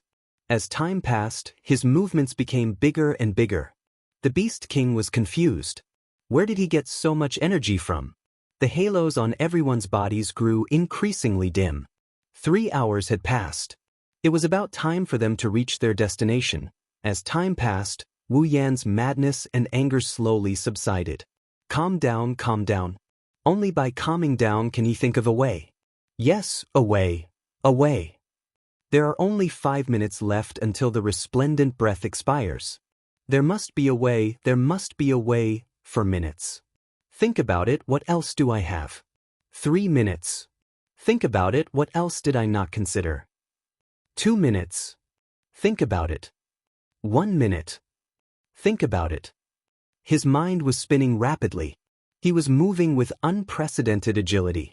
Deep in his mind, he started to browse through all the items in the system. Equipment? Ability? Summoning? Tools? Wu Yan has found a tool to resist gravity. The key is how to get rid of the Beast King. The Beast King is the most important part. In the 4 columns of the system, was there anything that he needed? Was there anything that he could use at this time that could help him get out of this situation? Suddenly, Wu Yan was stunned. System? It's the system. System. Quick, give me a way to deal with the Beast King. It's obvious that Wu Yan is grasping at straws in a desperate situation. However, Wu Yan did not expect that he would turn to the right doctor this time. The voice that he is so familiar with, even a little annoying, rang in his mind. Wu Yan froze on the spot, his heart filled with ecstasy. User. According to the system's judgment, there are 536 ways to deal with the Beast King. 536 ways. F***CK, This is the omnipotent system. Quick, give me the most effective way. Wu Yen shouted in his heart. User is advised to summon a character that can suppress the Beast King. Wu Yen cursed in his heart. He was so anxious that he was about to cry. The problem is that my summoning points are not enough to support the summoning of a character of that level. Perhaps the system understood the anxiety in Wu Yan's heart. After a moment of hesitation, the system prompt sounded. Beep. User is in a severe state of emergency. Activating system emergency measures. Beep. Strategic decision. User is given a free summoning opportunity. However, the summon character is only allowed to exist for 10 minutes. It will return after 10 minutes. The user would have to complete a compulsory mission issued by the system as the price. Do you accept? Wu Yen is ecstatic. There's no reason to reject the summons. He silently accepted the summons and the list of summons appeared in his mind. He skimmed through it and in an instant he locked onto a character. At this time, the light on everyone's body dissipated. On the throne of bones, the Beast King opened its eyes. Time is up. It's not over yet. Wu Yen shouted. The summoning in his mind was triggered. The next moment, the summoning light flashed. Chapter 593. Like a reverberating ring, the summoning light rippled outwards. Finally, the yellow space was dyed with a different color. It looked strangely attractive. Other than Wu Yen, everyone else was stunned. They looked up at the summoning light.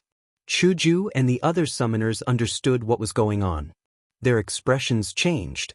Unlike the khaki-colored light that filled every corner, the range of the summoning light was not large, and the light source was not very bright either. However, when the Beast King saw the dense light that rose into the air like a large light bulb, his expression changed. Yet another unexpected situation occurred. Furious, the Beast King swung his arm. A dark ripple spread outwards and hit the summoning light.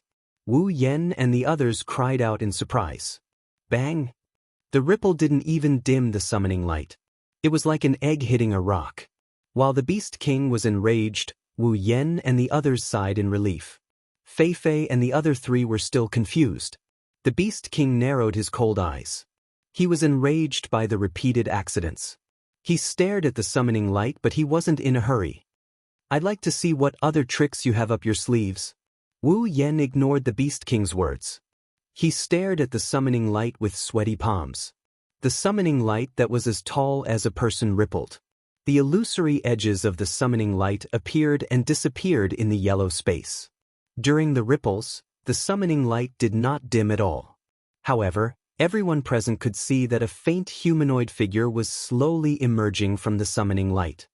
A human? The Beast King, Fei Fei, Sylph, Bingling, and Bishi all gasped in shock. They didn't expect a person to appear in the ball of light at such an opportune moment. Could it be a summoning spell? Fei Fei, Sylph, Bingling, and Bishi thought to themselves. The Beast King, on the other hand, was in an awkward position. In his body, no one could use any means to escape. Naturally, no one could use any means to barge in without his consent, not even summoning magic. That's why the Beast King was able to detect intruders in his territory. He also noticed Wu Yen and the others using aura-hiding stones and cloaks to sneak in. In a way, Wu Yen and the others had his permission. Otherwise, he would have attacked them the moment they barged in. This guy. The Beast King looked at Wu Yen with fear in his eyes. Who the hell is he? Why does he have so many magical means? The person who appeared in the summoning light instantly became the center of attention. It didn't take long for a flawless girl to appear before everyone's eyes. She was wearing a pink and white princess dress with pleated edges. It fluttered gently under the influence of the summoning light. She had a head of curly blonde hair. She was also wearing a pink and white round hat with a red ribbon tied in the shape of a bow. It added a bit of cuteness to the noble young lady. Strangely, the front part of the pink and white pleated princess dress was a Taoist robe with the 8 trigrams printed on it. It made her look noble and cute, but also a bit mysterious, Such a nondescript attire seemed to be a natural fit on the young lady's body. With that exquisite face that did not seem to belong to this world, it gave people a feeling that no matter what she wore, it did not matter. Furthermore, such attire actually highlighted her unique temperament.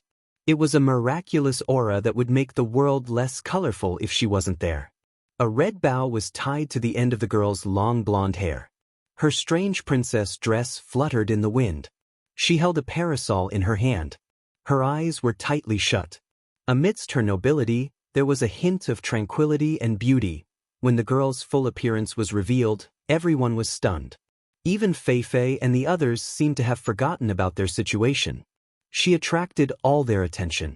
Only Wu Yan, who knew the girl's true identity from the start, maintained his consciousness. His face was filled with joy. A ray of light suddenly shot out from the girl's chest towards Wu Yan, who was lying on the ground. It connected to his heart. Only Wu Yan could hear that the two heartbeats were gradually changing. If anyone else could see the two heartbeats, they would see that the two heartbeats were slowly becoming the same. No one was able to react in time, including the Beast King. This change was beyond their comprehension, and everything was so sudden. Only Hinajiku and the rest who understood the reason behind it looked at each other with anticipation.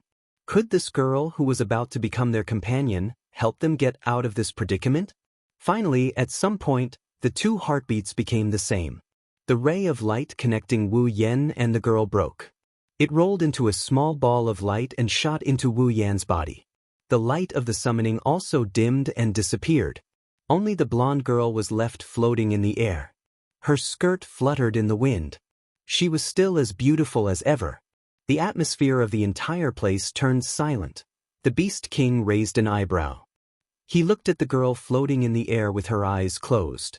He had a vague feeling that she wasn't as simple as she seemed. She looked like an ordinary girl. Her tall and slender body made the Beast King's heart clench. But he still said coldly, "How long do you plan to stay up there?" The Beast King had forgotten that they were still in his gravitational space. But the girl wasn't affected at all. The Beast King's voice echoed in the space. The girl ignored him. Her eyes were still closed as if she was asleep. The atmosphere became a little stifling. The Beast King frowned. "Are you ignoring this king's existence?" The girl still didn't respond. Wu Yan was starting to get anxious. The Beast King's face darkened. His eyes flashed. He suddenly made a move. A black ray shot towards the girl in the air. "Oh no!" Wu Yan was shocked. Just as the black light was about to reach the young girl, a strange sound suddenly rang out. The space in front of the black light suddenly collapsed and a hole opened up. The black light was swallowed into the hole and silently dispelled the Beast King's attack. "Allah, how rude!" A sweet and flirtatious voice came from the girl's mouth, breaking the peaceful and beautiful atmosphere. A pair of purple eyes gently opened. The parasol in her hand opened and was propped up by the girl on her shoulder. A pink and white folding fan appeared in her other hand at some point and touched her lips. It's rare to encounter such a miraculous thing. I still want to recall the memories that System forced into me. System? The Beast King frowned. The girl smiled and ignored the Beast King. It was as if he was just an unremarkable passerby in her eyes. Turning her head to look at the ground, she saw Wu Yan looking at her with a face full of joy. Blinking her eyes, she looked at him with interest. The corners of her eyes curved into crescent moons. "What a rude person who took away my life without my consent." Wu Yan's smile froze. He suddenly felt a little awkward. Seeing this, the girl couldn't help but laugh. "All right, looks like you're not that annoying. I'll consider you a pass." As soon as she finished speaking, the girl shifted her gaze and looked around. Then, she suddenly waved the fan in her hand. Boom! In the blink of an eye, the earthy yellow gravity space shattered like glass without any warning. What? The Beast King was shocked for the first time. Chapter 594. Impossible! The Beast King blurted out as he looked at the yellow space that had collapsed into nothingness. For a moment, he couldn't calm down at all. At his level, it's hard for his mental state to fluctuate. Only when faced with Wu Yan's endless tricks would he be able to feel a little bit of emotion. However, this is the first time in many years that he lost his composure like this. This is different from the playful battle from before.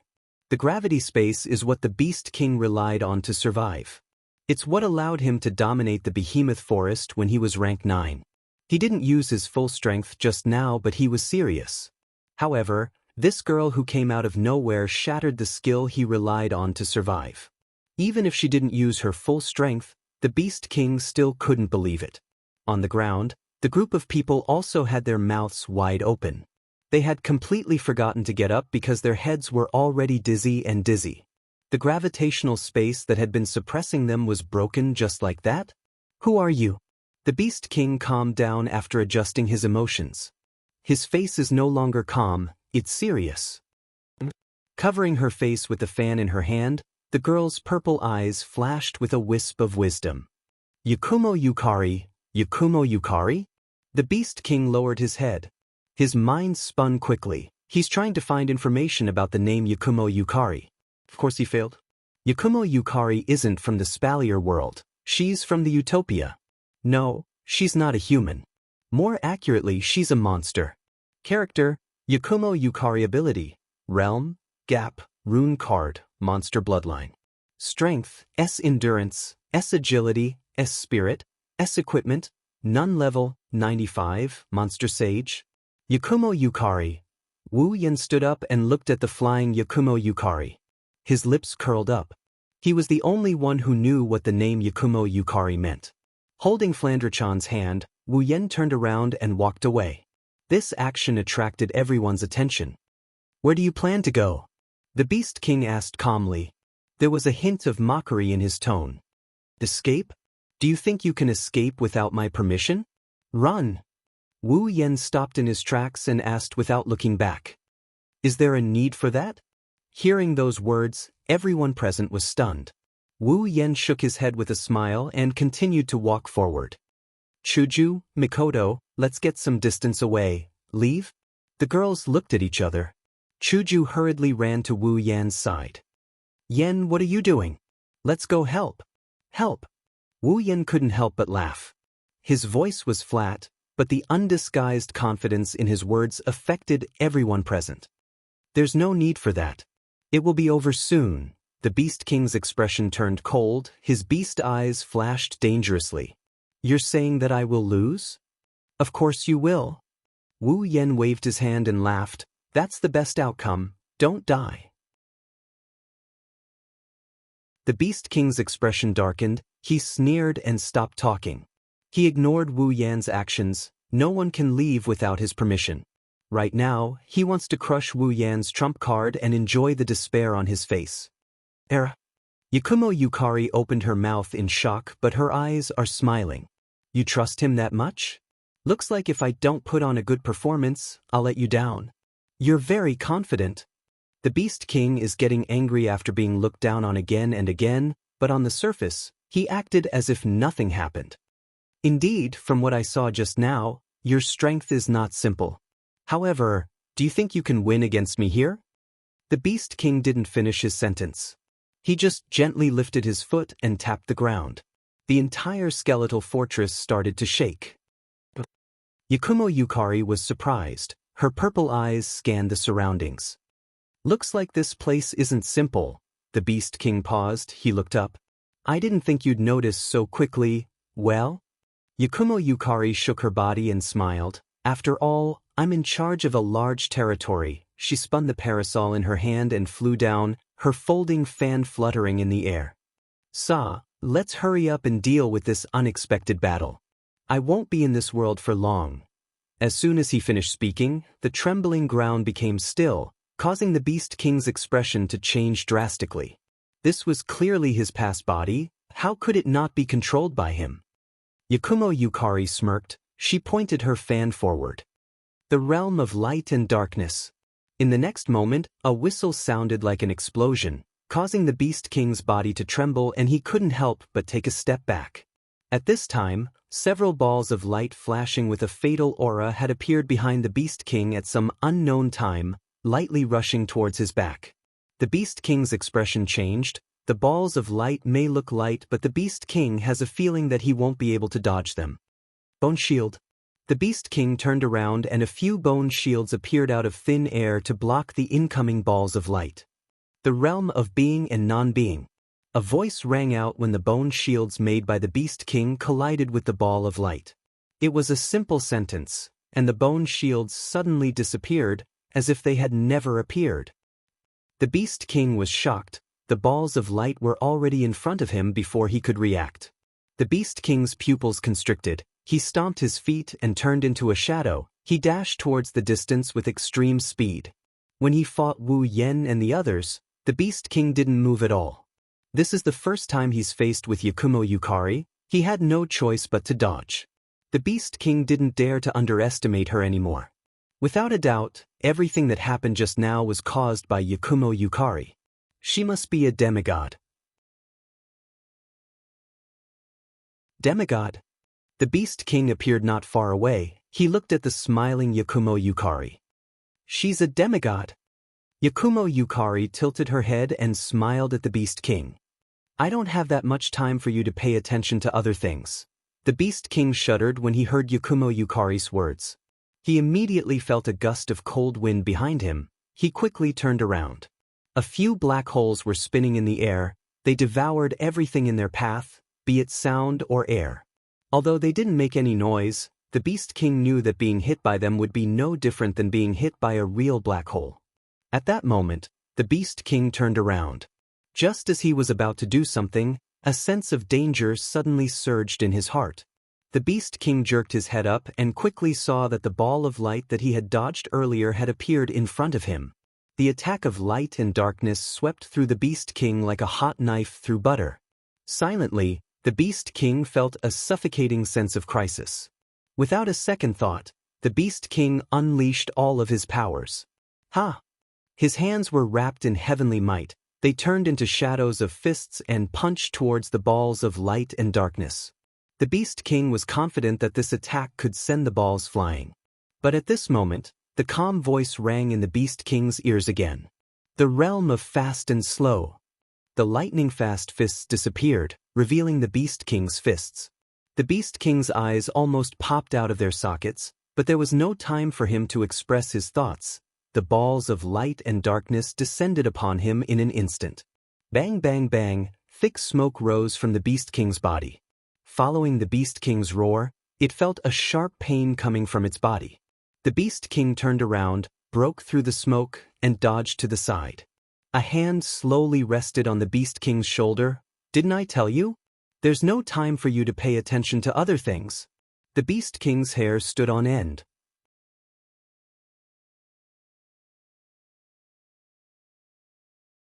Chapter 595. Didn't I tell you? There's no time for you to pay attention to anything else. The Beast King's entire body froze. Cold sweat began to drip down from his forehead. His body tensed up as he felt the hand on his shoulder. The Beast King gritted his teeth and suddenly turned around to throw a punch. Bang! A muffled sound immediately rang out. However, the Beast King who had punched out a mouthful of blood was sent flying backwards and smashed into the ground. In the distance, everyone except Wu Yen was dumbstruck when they saw the Beast King Luftwaffe flying away. They felt like they were in a dream. The Beast King was sent flying. Bing Ling muttered in a daze. The demigod Beast King was sent flying. Yakumo! Bishi's expression didn't look any better. Could it be another demigod? A demigod that's stronger than the Beast King? Chuju, Mikoto, and Shokuho Misaki exchanged glances and shook their heads. Mikoto smiled bitterly. That Yakumo girl is so strong. The girls nodded. They couldn't take their eyes off Yakumo. The Beast King clutched his chest and stood up with a pale face. His legs were shaking uncontrollably. He couldn't believe it. One hit, just one hit, and he almost couldn't stand up straight. The Beast King glared at Yakumo Yukari and roared, "How did you do it?" His bone shield had mysteriously disappeared, his attacks had mysteriously slowed down, and his opponent's attacks had mysteriously appeared around him. Even his opponent himself had mysteriously appeared behind him. How did the other party accomplish all of this? Yakumo raised her parasol casually and smiled. How should I say this? Why don't you try it yourself? The Beast King's expression turned murderous. He took a deep breath and stood firmly on the ground. He tapped the ground and shot towards Yakumo Yukari like a bolt of lightning. In the blink of an eye, Beast King was right in front of her. With a ruthless look in his eyes, he raised his hand.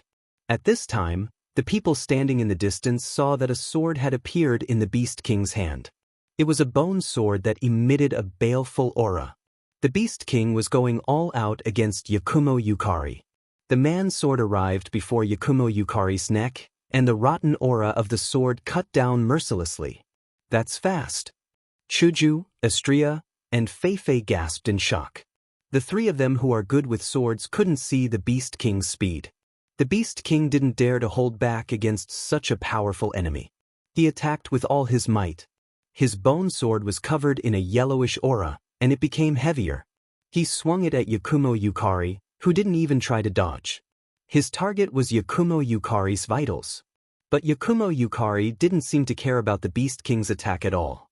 She had a faint smile on her face, and her eyes were calm and relaxed. She gently waved her fan, and the unbreakable bone sword was stopped. It couldn't go any further. The Beast King's expression changed slightly. With his current strength and magic, his bone sword could cut down a mountain with a single slash. But now, it couldn't even hurt a paper fan. Ha! His heart trembling, the Beast King suddenly retreated and shouted loudly. A yellow light scattered from his body, bathing him in the yellow light. That's... Wu Yen and the others tensed up. The yellow light from the Beast King's body turned into a yellow light barrier that spread out in all directions. Every area that was enveloped by the barrier turned yellow, and there was also a very heavy pressure coming from within. It was the Beast King's gravity space. However, the earthen yellow light within the gravity space was over 10 times denser than the previous one. Obviously, the Beast King had utilized his full strength to activate the gravity space. Yakumo Ziyuan's eyes lit up. She smiled as she watched the gravity space envelop her. When her shoulders sank down, the umbrella and fan in her hands became 1,000 times heavier. Yakumo Ziyuan exclaimed in admiration. Not bad. The Beast King got angry when he heard Yakumo Yukari's praise. She was praising him in the middle of a battle. She must be looking down on him. This time, the Beast King's speed was much faster than before. He left countless afterimages behind him. Before he even reached Yakumo Yuki, a black sword light was already flung out. Yakumo Yukari chuckled. She raised her hand, and in the next moment, the black sword disappeared into the gravity space. Her hand was already on the Beast King's sword. The realm of being and not. The late words entered the Beast King's ears and alerted him. His face twisted slightly. Yakumo Yuki pointed the parasol forward and a strong energy wave surged from the tip of the parasol. A dozen rays of light shot out from the tip of the parasol. The Beast King clenched his teeth and pulled back the bone sword. He swung the sword again and scattered the light. But after the light was scattered, it turned into countless tiny lasers. They scattered from the tip of the bone sword and shrouded the Beast King. The Beast King had no choice but to retreat, but Yakumo Yukari moved at the same time. The realm of being fast and slow.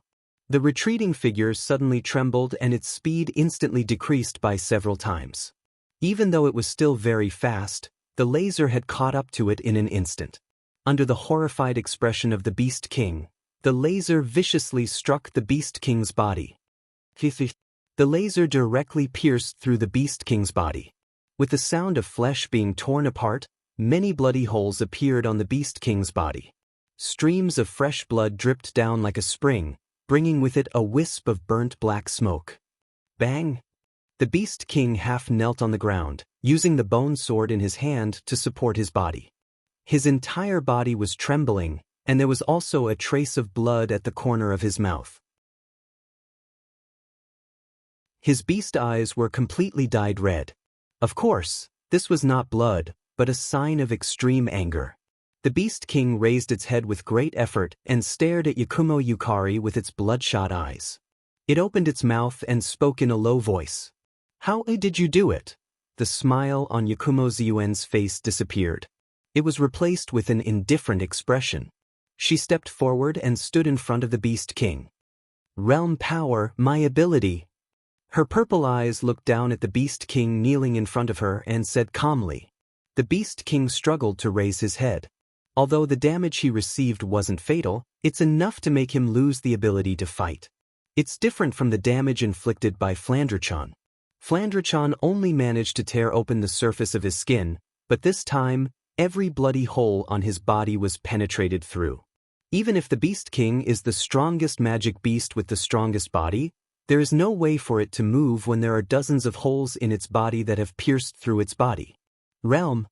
The Beast King tried to muster up some strength. What is that? Yakumo Ziyuan glanced at the Beast King. The existence of things is built on the foundation of the existence of a realm. Without a water surface, a lake can't exist. Without ridges, mountains and the sky can't exist as well. If the realm of everything doesn't exist, then it would become chaos. Everything has a realm. Yakumo Ziyuan shook her head and waved the fan in her hand. As for me, all I did was control it, 8 profound realm. The Beast King gasped for air. The redness in his eyes had already disappeared. This was because they were now filled with shock and horror. Doesn't that mean? That's right. Yakumo Ziyuan's lips curled up into a confident smile. A powerful aura rose from her body. I can create something new. I can destroy something that already exists. Creation, destruction. The Beast King's pupils contracted violently. Soon after, a bitter smile appeared on his face. I didn't lose unjustly.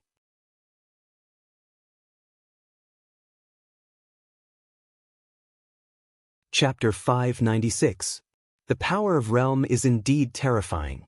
A simple phrase of creation and destruction was able to display the power of the realm, and it was also able to display its terrifying side in front of everyone. Moreover, it was clear and obvious. In this battle, Yakumo Yukari only used a few basic moves. Yet, she was able to toy with the Beast King in the palm of her hand. Of course, there was a difference in level. After all, at demigod rank, the difference between each level is equivalent to a whole tier. Yakumo Yukari, who is 5 levels higher than the Beast King, can fight the Beast King as she pleases. But more importantly, the power of realm. Without the power of realm, Yakumo Yukari can easily defeat the Beast King, but it won't be as easy as it is now. At the very least, Yakumo Yukari would have to use her best skills to defeat the Beast King. But now, she can easily defeat the Beast King with just a flick of her finger. The Beast King is also heavily injured. This is why Wu Yen chose to summon Yakumo Yukari. In terms of level, there are plenty of players in the fantasy village who are higher than Yakumo Yukari.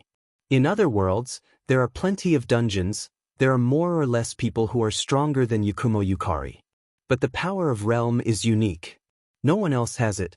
Take Flandrachan for example. Even though she was only level 83, she had the ability to destroy eyes. Even if Flandrachan were to go up against a level 88, she would still have a chance of winning.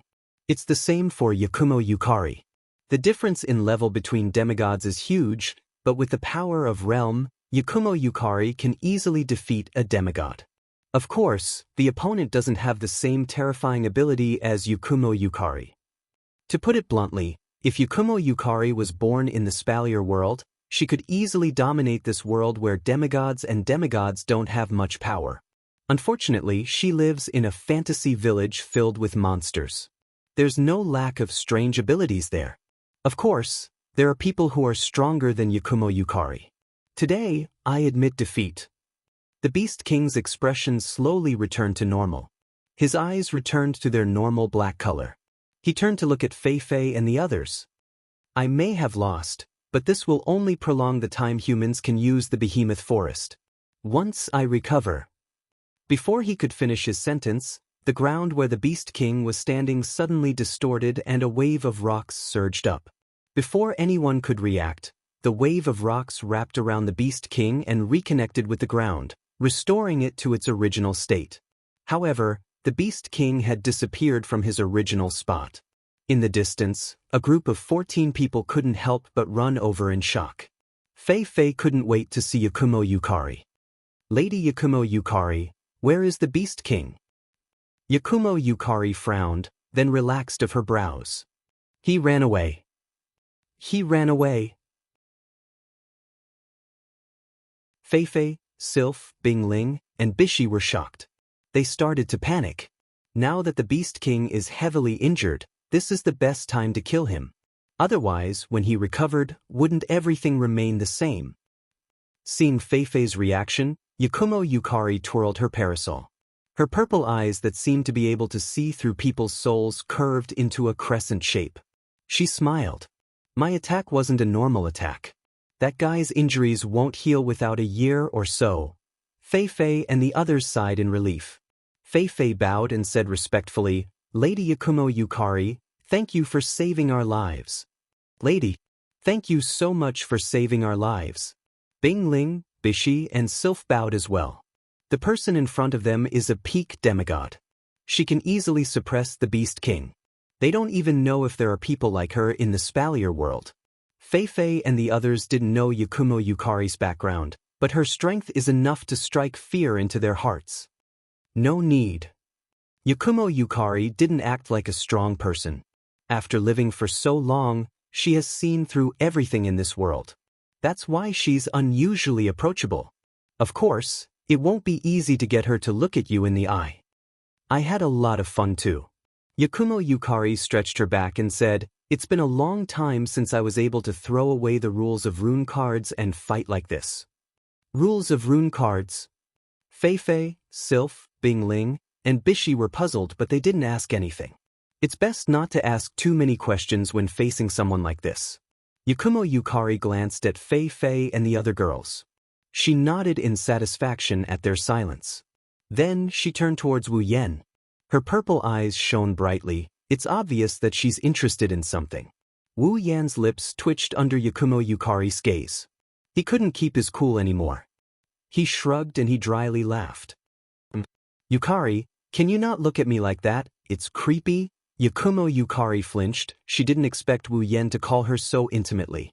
But she quickly flashed him an interested smile. What's wrong? Yakumo Yukari smiled mockingly. You took my life. Can't you let me look at you a little longer? Taken? Take. Wu Yan grinned sheepishly. He didn't know what to say. In a way, his summoning can be considered as taking away the lives of the summoned characters because their lives are already fused into his body. Huh. Yakumo Yukari looked at the girls behind Wu Yan. She was shocked when she saw Flandra-chan holding onto Wu Yan's hand. Flandra? You're here too. Flandra-chan was stunned. She looked at Yakumo Yukari in confusion. Do you know Flandra? But Flandra doesn't know you. Ma, you haven't seen me, but I have seen you before. You just don't know. Yakumo giggled. Wu Yan couldn't help but ridicule her.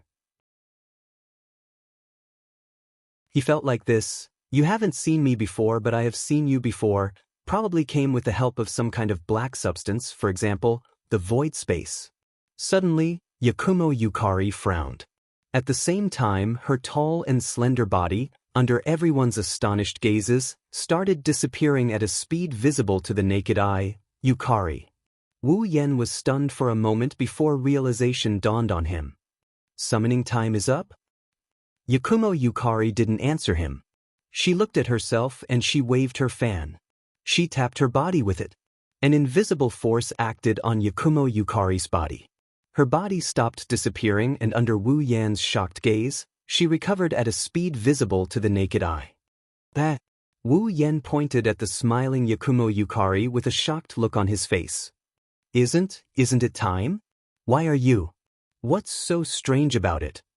Yakumo Yukari said matter-of-factly, everything has its own realm. I don't really understand the existence of the system, but since there's a summoning time, then time has its own realm as well. All I have to do is control the realm of time. Then, Yakumo Yukari sighed again. But that system is really mysterious. With my power, I can only extend the summoning time, but I can't completely cancel it out. What kind of existence is it? So you're saying? Wu Yan paused for a moment. Then with a very interesting expression he said, Yukari, you're staying? Of course. Yakumo Yukari closed her fan and raised her parasol. I never thought something so magical would happen to me. Of course I have to experience it. Time is stopped in Fantasyland anyway, I don't have to worry about it. Yakumo Yukari smiled slyly. So, I'll be in your care for now, Yen-kun. In an instant, Wu Yen felt a tail grow out of Yakumo Yukari's back, a devil's tail.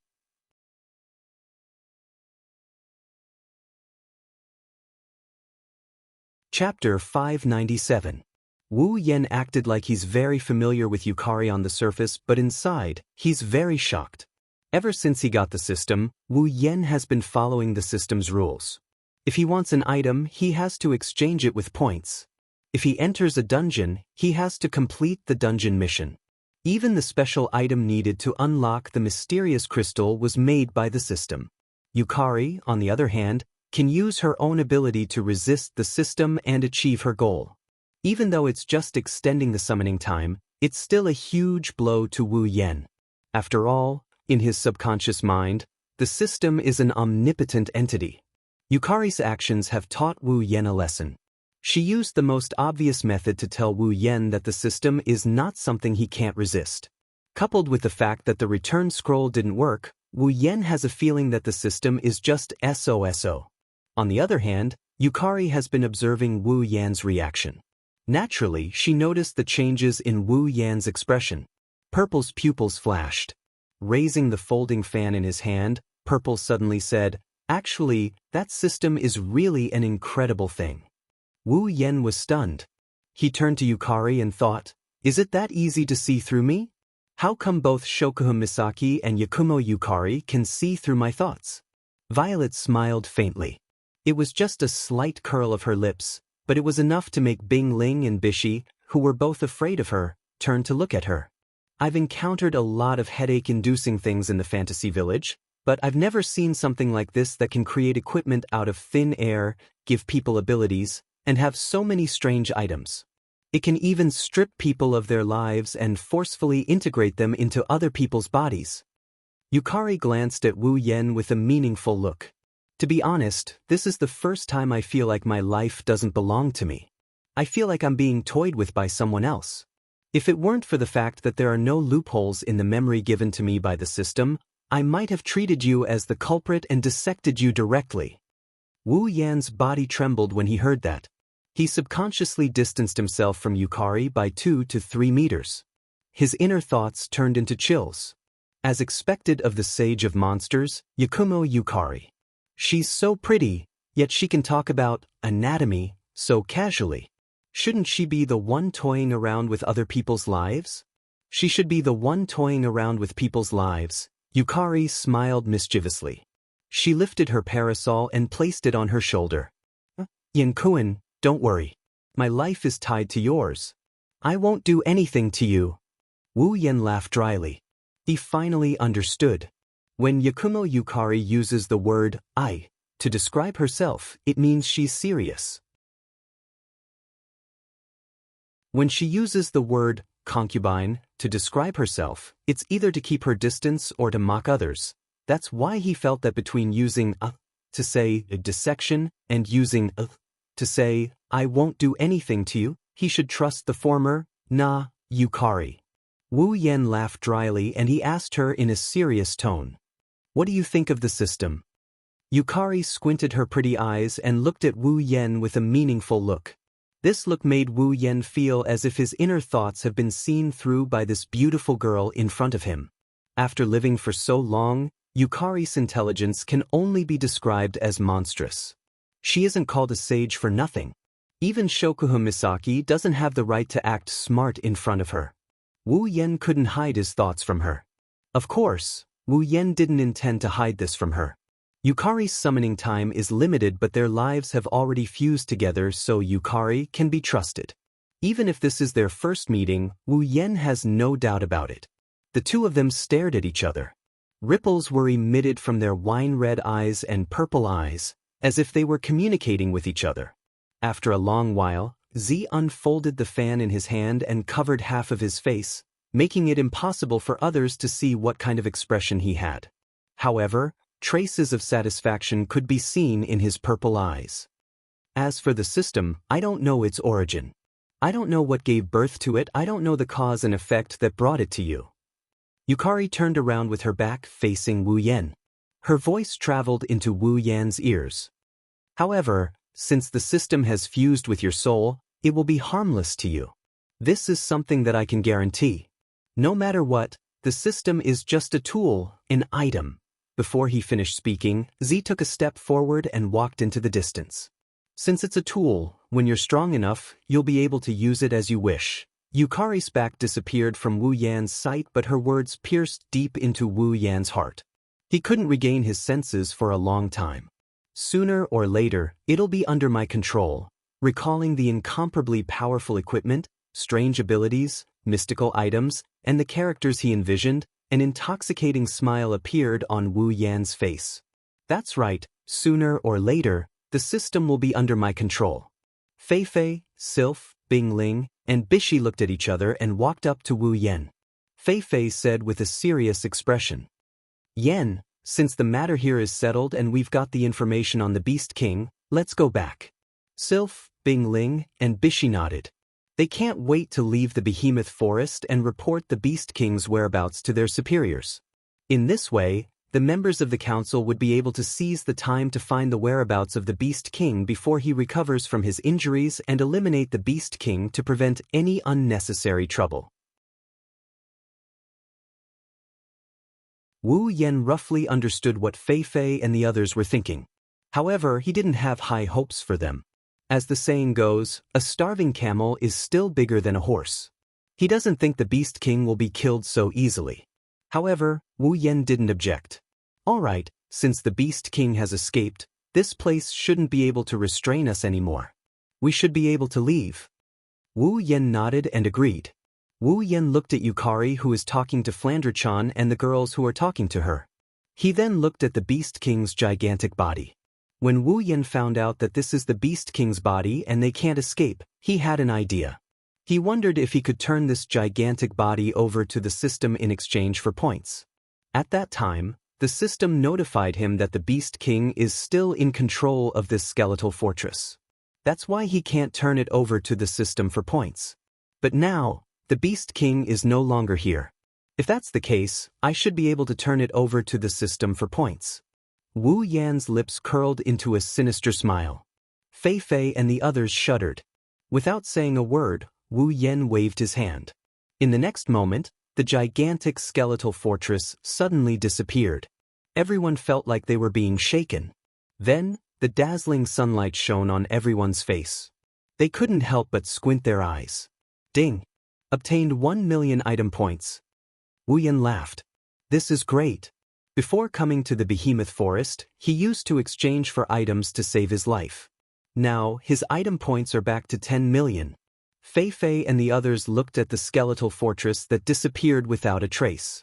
Their eyes lit up, but they didn't say a word.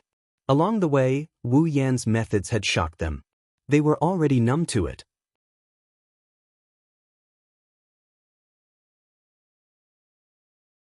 Chapter 598. Outside the Behemoth Forest, Camp. It has been a day since the expedition team returned from the Behemoth Forest. Initially, many people didn't have high hopes for the expedition team's mission in the Behemoth Forest. After all, the Behemoth Forest's outer perimeter is still manageable. Even if the Behemoth Forest is different from before, the expedition team should still be able to survive. However, the inner perimeter is a different story.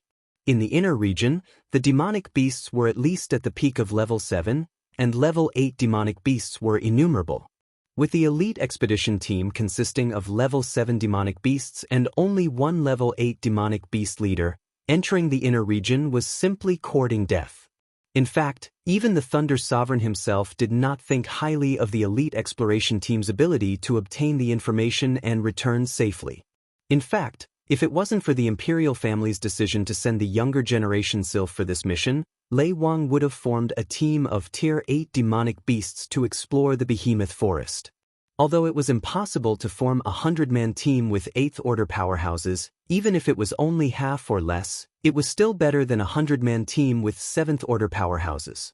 To be more precise, the expedition team is nothing more than a sacrificial pawn for the major houses to fight against each other. Aside from Fei Fei, Sylph, Bingling, and Bishi, the rest of them will most likely perish in the giant beast forest due to the rivalry between the major houses. Lei Wang's plan was to wait for Fei Fei, Sylph, Bingling, and Bishi to use their trump cards to escape from the behemoth forest. Then he would send a team of 30 Tier 8 demonic beasts into the behemoth forest to carry out the mission. The expedition team from before was just child's play. However, to everyone's surprise, the members of the elite expedition team actually completed their mission successfully. Moreover, other than a few people, there were no casualties. This was simply inconceivable. When the entire elite expedition team came out of the giant beast's forest, the Thunder King almost thought that he was seeing things with his old eyes. After that, Lei Wang finally learned about the expedition from Fei Fei, Sylph, Bingling, and Bishi. He finally understood that it was all because of Wu Yan. This made Lei Wang feel exceptionally gratified. He didn't expect Wu Yan to not only fulfill his request, he also brought back the entire team with him. How could Lei Wang not be happy? Of course, this little bit of happiness was quickly extinguished by the news that Fei Fei and the other three brought back. The Beast King has really been born. Lei Wang's expression turned serious. He placed his hand on the table and left a handprint on it. Looks like the storm in the Spalier world is about to get bigger. Fei Fei, Sylph, Bingling, and Bishi's expressions turned serious. Their hearts felt heavy and they didn't feel happy about completing their mission. Lei Wang shook his head and laughed. He patted Fei Fei's shoulder. "Alright, you don't have to worry too much about this. No matter what, you all completed the mission very well. You all deserve to be rewarded." Fei Fei lowered her head and smiled bitterly. "No, if it wasn't for Yen, I'm afraid we would have died in the Beast King's hands." Bingling and Bishi remained silent. In their hearts, they felt even more ashamed than Fei Fei. After all, Fei Fei had tried to fight against the Beast King. As for them, they couldn't even muster up the courage to fight against the Beast King. Lei Wang laughed. "That little fellow's performance is indeed very good. Looks like it was a wise choice to seek his help in advance. If I didn't know from your mouths that that mysterious little fellow has so many miraculous methods in his hands, I would have wanted to give him some reward. Now, I'm afraid that he won't take a fancy to it. If Wu Yan was here, his heart would have broken into pieces. How can something at Tier 9 bring out be ordinary? Even if it's not as good as the system's products, it's still worth a lot of points to trade for. Besides, it's not like you all didn't get anything out of it, right?" Lei Wang smiled at the four of them. "After this trip to the behemoth forest, I'm sure you all have grown a little. Now, it's time to turn this experience into real strength.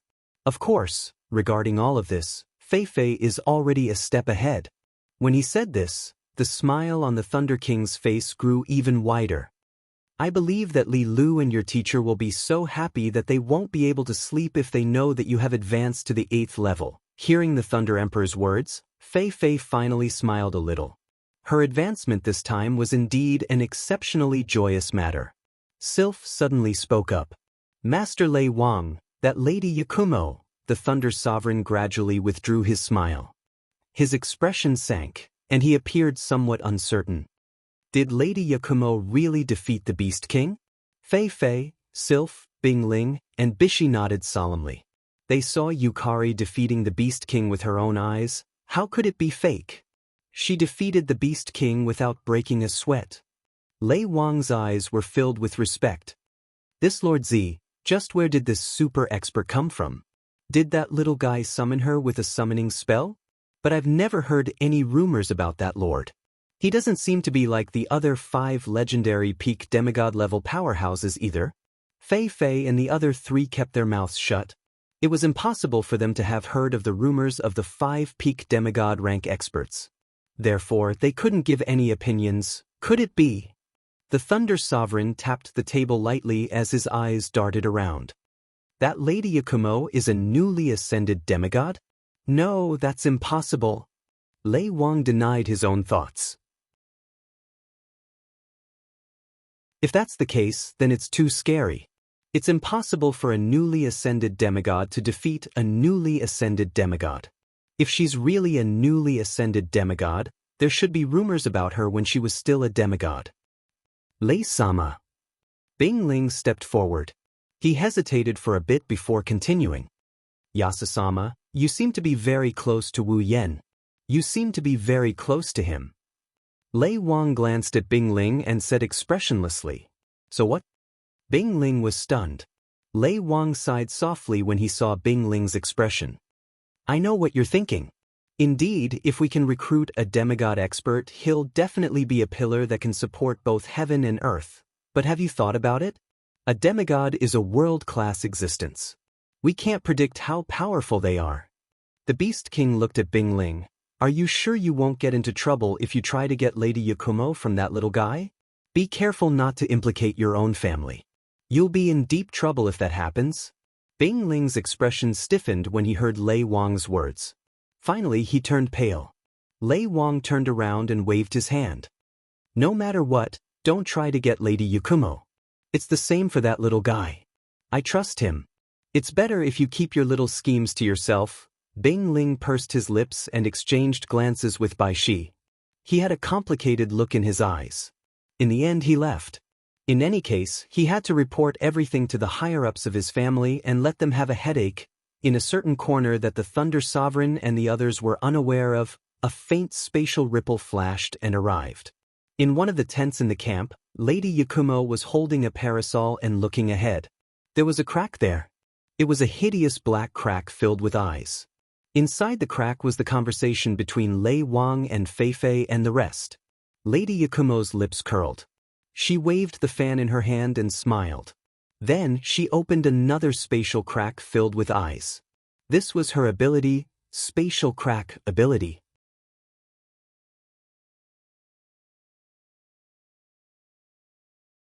Chapter 599. After the discussion in the tent, Fei Fei, Sylph, Bing Ling, and Bishi left the tent and returned to their respective residences.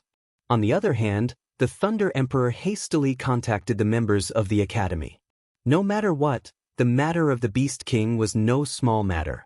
The 12 level 9 powerhouses of the academy had to unite in order to find the Beast King and resolve this crisis before the Beast King recovered from his injuries. Of course, this is the best outcome. The council must also prepare for the worst. As for the specifics, it's up to the council to decide. After Sylph parted ways with Fei Fei, Bing Ling, and Bishi, she returned to her tent alone. She looked normal, but if you look closely, you'll notice that Sylph's footsteps are a little impatient. There is a crystal ball in Sylph's tent. It's used to communicate with her faction. Bing Ling and Bishi have one as well. Only Fei Fei doesn't have one. Lei Wang is here so Fei Fei can report to him directly. There's no need for her to go through so much trouble like Sylph and the other two. It's a pity that the crystal ball can only be used for communication. There's a limit to the amount of information that needs to be prepared. It can't be brought into the giant beast's forest. Otherwise, Fei Fei and the others wouldn't need to constantly report to the giant beast's forest. They could just take out the crystal ball. Sylph walked in front of the crystal ball and placed her hand on it. She slowly channeled her mana into it. The surface of the crystal ball flashed with a trace of luster and gradually became transparent under the effect of mana. Not long after, the crystal ball flashed with a halo and a projection screen appeared in the air. At the same time, a man in his 40s with a calm face, shrewd eyes, and a crown on his head appeared on the projection screen. Imperial Father. Sylph bowed when she saw the man. She then informed the others about the man's identity. It's Sylph's father, the current emperor of the Ailu Empire. Sylph. The Ailu Emperor had a look of fondness in his eyes. He couldn't help but reveal a doting smile when he saw Sylph. Sylph is the Ailu Emperor's favorite child.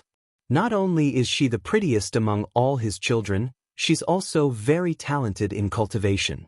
She's only 20 years old and she's already a rank 8 powerhouse. She was also the strongest person in the Spalier World Academy for quite some time. Whether it's from the perspective of an emperor or a father, the Ailu Emperor can't help but love Sylph. Even though I heard from old Lei that you've returned from the Behemoth Forest, I'm relieved to see that you're safe and sound. the Ailu Emperor said with a smile. Sylph's heart warmed up. Her cold expression melted a little. She would only show this in front of her father who loves her dearly. Sylph seemed to be reminded of the time she spent in the giant beast's forest. Her expression loosened up a little, but she still replied. Yes, father. When I came back yesterday, I had to report to the Thunder King and there were many things I had to do personally. That's why I didn't get in touch with you in time. If someone familiar with Sylph was here, they would have been shocked by her words. Sylph has never spoken so much before. Child, didn't I tell you that you don't have to be so respectful when there are no outsiders around? The Ailu Emperor shook his head. It's clear how much he dotes on his daughter from his words. Sylph was aware of this, but she didn't change her mind in the slightest. The Ailu Emperor was helpless. There was nothing he could do about his daughter. He shook his head and didn't bring it up again. I've heard from old Lei about what happened in the Behemoth Forest. The Ailu Emperor's voice sank, but it wasn't hard to hear the relief in his voice. Thank goodness Lady Z was there. Otherwise, I can't imagine what would have happened to you. The Ailu Emperor's expression turned ugly. He was the one who decided to send Sylph into the Behemoth Forest to investigate. It wasn't just to give Sylph more experience, it was also to show off the royal family's bearing. Sylph may be young, but she's already a rank 8. She also had a gold armament and some gifts from the royal family. It's hard to say if she would succeed in the mission, but she should be able to keep her life. What he didn't expect was for Sylph to run into a beast king right in front of him. This caused him to shudder in fear. Father!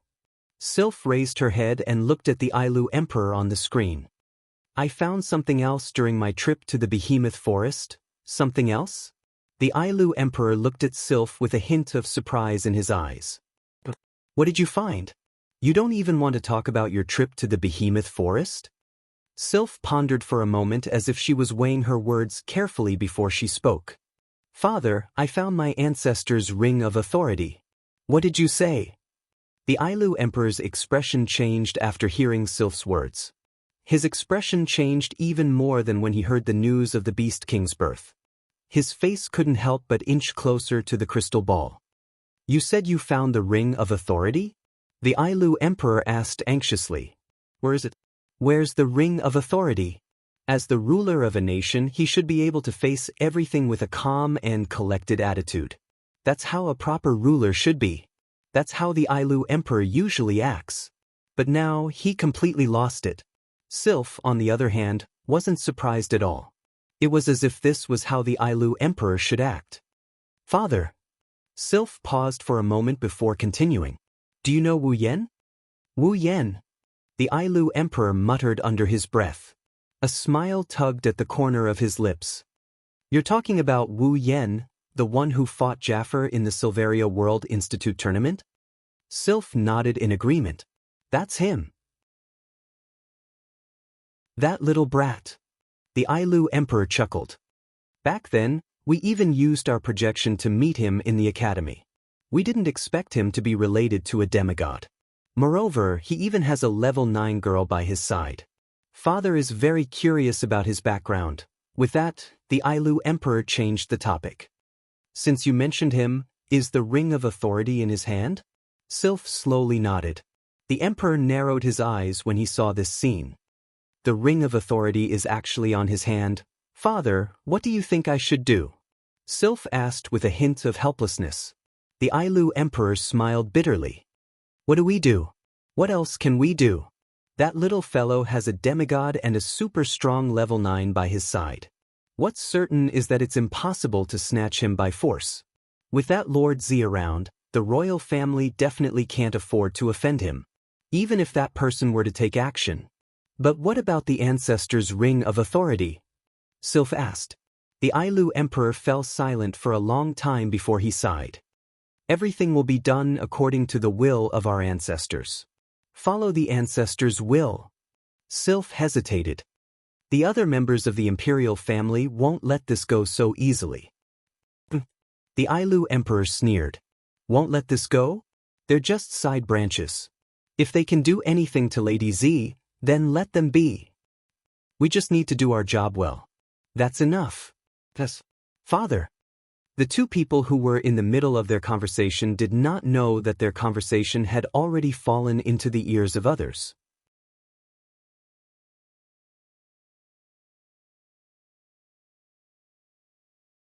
Chapter 600. Due to the Beast King's escape, the magical beasts in the behemoth forest became like a sheet of loose sand overnight. They no longer moved in groups of 2s and 3s.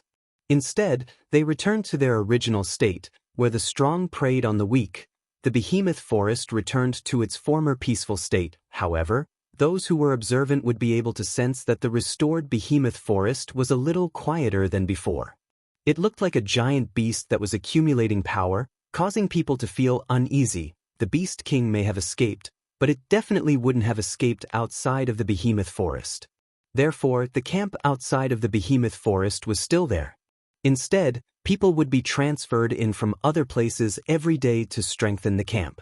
It seems like the camp is going to become a base of operations. That is indeed the case. If the Beast King was killed while it was heavily injured, the camp would naturally disappear. However, if the Beast King recovered in time, the camp would probably continue to exist. It's worth mentioning that not only the Ailu Empire, but also the Baruba Empire and Faya Empire were in the same situation. The behemoth forest spanned across 3 empires. As a natural treasure land, all 3 empires built supply towns outside of the behemoth forest. Since the Ailu Empire's magical beast army went berserk, these 2 empires were naturally not spared. The council was originally formed by the strongest of the 9 great clans of the 3 empires. Their strategy for the behemoth forest was naturally the same. Similarly, the Ailu Empire, Baruba Empire, and Faya Empire also sent scouting teams into the behemoth forest. However, these 2 empires didn't send out any of their younger generation. Therefore, they didn't send out a team of 7th-tier warriors. Instead, they sent out a team of at least 38th-tier warriors to explore the behemoth forest. Unfortunately, even though they were stronger than the Ailu Empire, their efficiency wasn't as high. After all, they didn't have Wu Yan's group in their team, so their efficiency wasn't as good as before. Instead, the Ailu Empire's Tier 7 exploration team was able to complete their mission. How ironic. Now, the 3 empires and the 3 camps would send teams into the behemoth forest every day. In order to find the traces of the Beast King, the 3 camps constantly increased their manpower and sent people into the forest to search. For a time, the entire behemoth forest was bustling with noise and excitement. After losing the ability to unite, the magical beasts were not as difficult to deal with as before. This scouting mission was much easier than before. Of course, if they encountered a high-level magical beast, they could only blame it on their bad luck. Coincidentally, ever since they returned from the behemoth forest, Wu Yan had been in this state of admitting that he was unlucky for the past 3 days. Not for anything else, but for the Beast King. Logically speaking, a demigod-level Beast King should have given them a lot of experience points after being defeated by Violet. Perhaps they could even create a few more 9th-stage Beast Kings. However, the problem was that the Beast King had been defeated without giving them any experience points. Maybe it was because of Yukari's rejection. The system became arrogant and gave a reason that Yukari is temporarily summoned, unable to give any experience points. Just like that, a large amount of experience points flew away from Wu Yan's eyes. When he heard the news, Wu Yan almost fainted from anger. It took him a long time to catch his breath. But from then on, he was in a state of admitting that he was unlucky. Fortunately, the rest of the journey was smooth sailing. The Beast King escaped, and the 12 peak-level magical beasts guarding the Beast King also disappeared without a trace. They didn't have to go through another battle. Although the experience points were gone, Yukari couldn't give them any experience points. They didn't have much confidence that they could rely on themselves to gain experience points. Speaking of Yukari, it was necessary to mention her. Ever since she came out of the behemoth forest, Yukari's whereabouts became unpredictable. She disappeared from everyone's sight from time to time, and she didn't tell them what she was doing. When they asked her, she gave them a mysterious smile and didn't say anything. She really needed to be taught a lesson. Of course, even if Wu Yen had 100 times the courage, he wouldn't dare to teach Yukari a lesson. There was a 99% chance that he would be taught a lesson by Yukari, and then be killed by Yukari. Wu Yen had no choice but to let Yukari run around. Anyway, with Yukari's combat strength, even if everyone in this world worked together, they wouldn't be able to do anything to her. Plus, Yukari had the ability to appear and disappear mysteriously. In this world, where could she be trapped? Fortunately, Yukari didn't run around randomly. She might disappear from time to time, but at least Yukari can still see her every day. It's a relief. Plus, Yukari used some unknown method to get close to the girls in just 2 to 3 days. Yukari didn't have to worry about being ostracized. Most importantly, Yukari didn't put on airs. She always smiles whenever she's with the girls, and they get along very well. However, Wu Yen has a feeling that Yukari likes to hang out with the girls because Astria called her Yukari's sister. Now, other than Chuju, Mikoto, Shokuha Misaki, and Ikaros, the rest of the girls are calling her Yukari's sister. As a girl who was forever 17 years old, the effect of calling her sister's was outstanding. She was only a step away from raising Z's favorability to the maximum. That was why Z liked to hang out with other girls. As for the reason, only heaven, earth, and the two of them knew about it.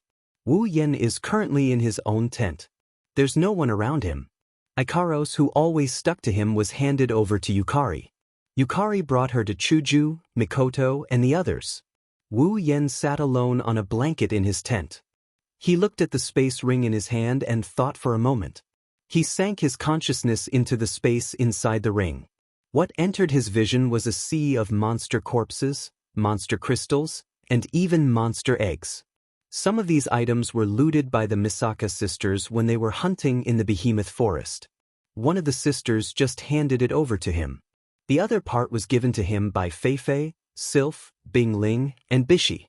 They wanted to thank Wu Yen and the girls for saving their lives. To put it simply, these things fell into his hands because he wanted to make friends with Z. That was why he was able to benefit from them. He has to admit that the gifts given by Feifei and the others are in line with Wu Yan's wishes. Monster corpses can be exchanged for item points, monster crystals can be exchanged for ability points, and monster eggs can be exchanged for summoning points. With these items, Wu Yan's net worth will increase by quite a bit. What caught Wu Yan's attention the most is the monster eggs that can be exchanged for summoning points. After some thought, Wu Yen swiped his finger across the screen and opened the system projection. He clicked on the summoning tab and stopped after a while. Itsuka Kodori, date, battle, character. Fire spirit. Dual personality.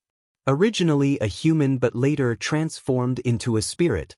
Identification name is Efreet. 100,000 summoning points. Tokisaki Kurumi, dating battle character, time spirit, dual color pupils. Identification name, Nightmare. 95,000 summoning points. Night Sword God Toka, date battle, character, sword spirit, identification name, Princess. 100,000 summoning points. Yoshino, date battle, character, ice spirit. She created a unique personality, Yoshino. The two of them almost never leave each other. Identification name, Hermit, 85,000 summoning points. Wu Yen started to feel conflicted.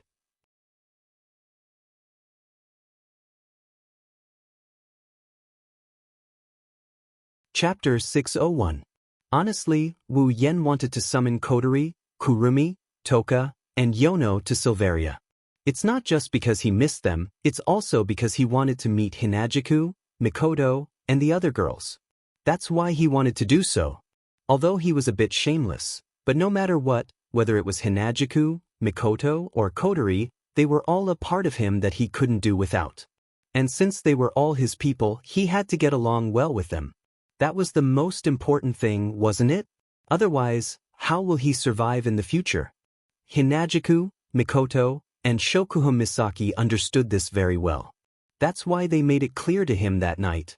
They didn't want to embarrass themselves and ruin their future because of jealousy. Now that they've made it clear, the next step is to meet them. Due to the Behemoth Forest incident, the timing wasn't ideal. Plus, he didn't have enough summoning points, so the summoning was delayed. But now, the Behemoth Forest incident has come to an end. With the sponsorship of Fei Fei, Sylph, Bingling, and Bishi, he should have enough summoning points.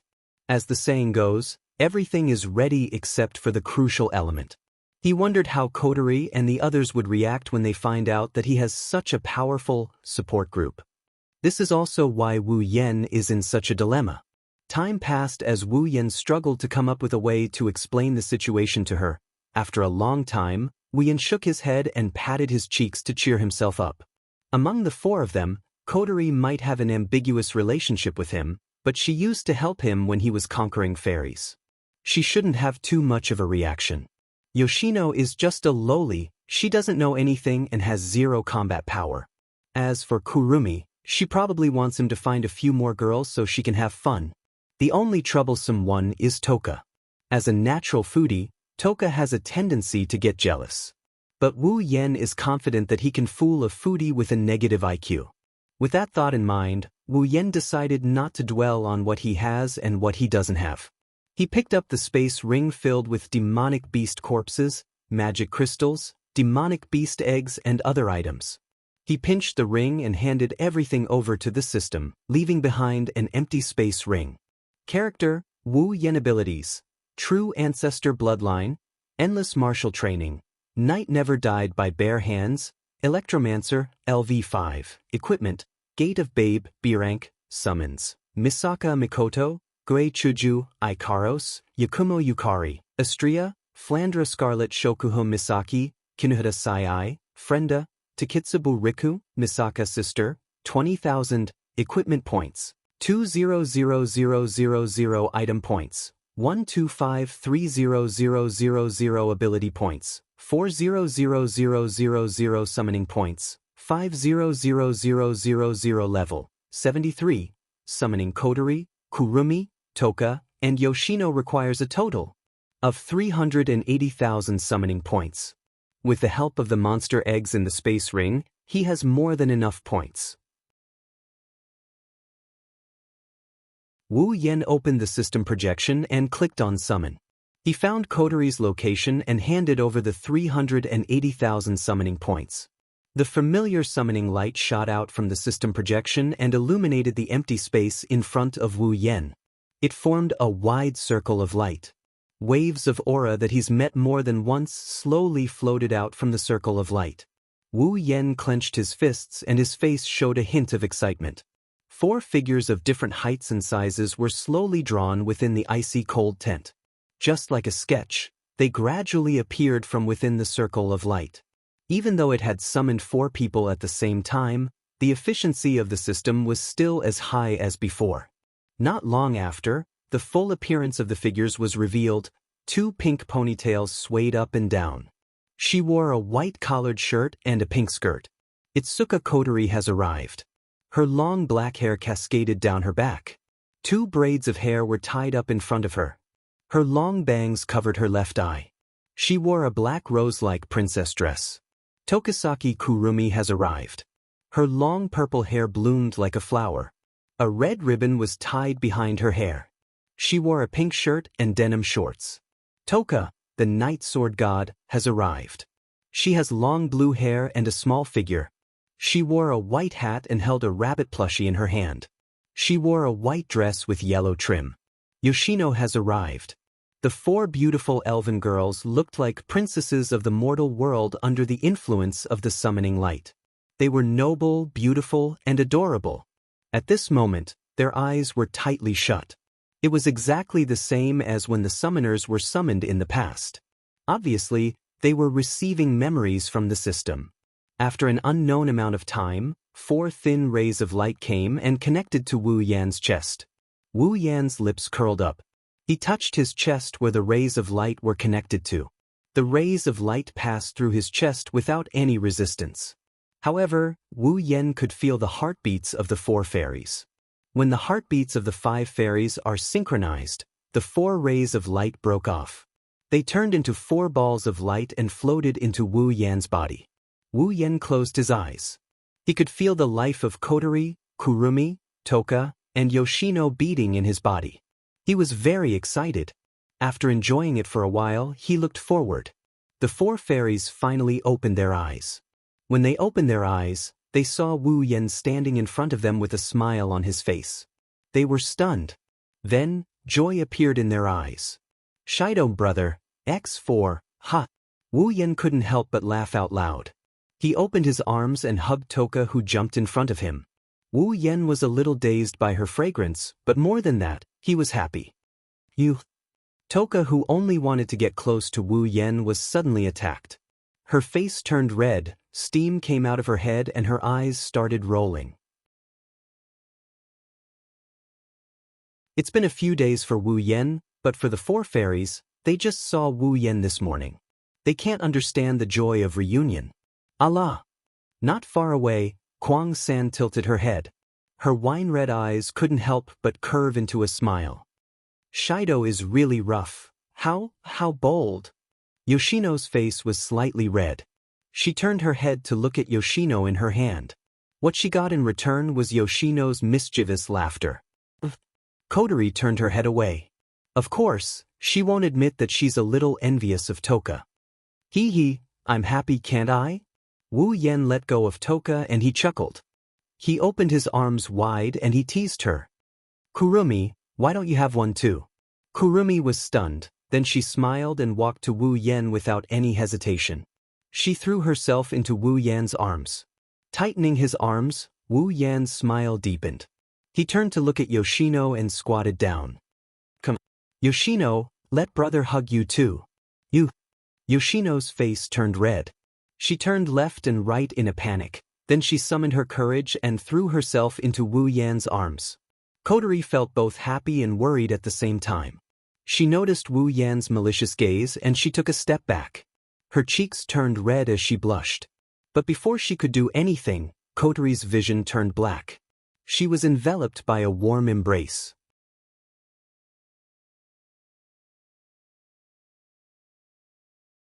Chapter 602. Of course, the one who knows Wu Yan the best is Kotori, the cute little sister of Wu Yan. Kotori is the only one who knows about Wu Yan's background. She understood the kind of feelings this Onii-chan must be harboring for him to hug them like this. Kotori blushed when Wu Yan hugged her, but she didn't struggle. She bashfully snuggled into Wu Yan's embrace with her eyes closed. She didn't dare to look at anyone. However, Kotori still felt a bit weird. She just had a grand farewell with Wu Yan a moment ago. Now, she's seeing this Onii-chan who she both loved and hated at the same time. It's a weird feeling. Let go of me. After a long time, Wu Yan still didn't let go of her. Kotori shyly yelled, "How much longer do you want to hug me?" "It doesn't matter. I'm just happy." Wu Yan pursed his lips, but he still let go of Kotori. He was a bit reluctant. It can't be helped. Kotori, Kurumi, Toka, and Kano are the four fairy girls. Wu Yan missed every single one of them, but the one he missed the most would be this cheap sister of his. When Wu Yan first arrived in the date battle world, he met Kotori. She arranged for him to stay in her house. He also went to the past and met the past Kotori. It's only natural that his feelings for her were stronger than the other three girls. Only after Kotori regained her freedom did the four elf girls realize what had happened to them, and their eyes were filled with curiosity. Wu Yan chuckled. "Did you guys get the necessary memories from the system?" The four girls nodded in unison. Kotori looked around and exclaimed, "Although I've heard about this from you a long time ago, I still feel like I'm dreaming after experiencing it for myself." "Kotori, you already know everything from Shido." Kurumi pointed a finger at her lips and looked at Wu Yan. "Shido, that's not fair. We were kept in the dark." Wu Yan scratched his head, embarrassed. "I was afraid you wouldn't believe me." "Are we really in another world now?" Ten Incense looked around curiously and pointed at the top of her head. "Shidao, what is this?"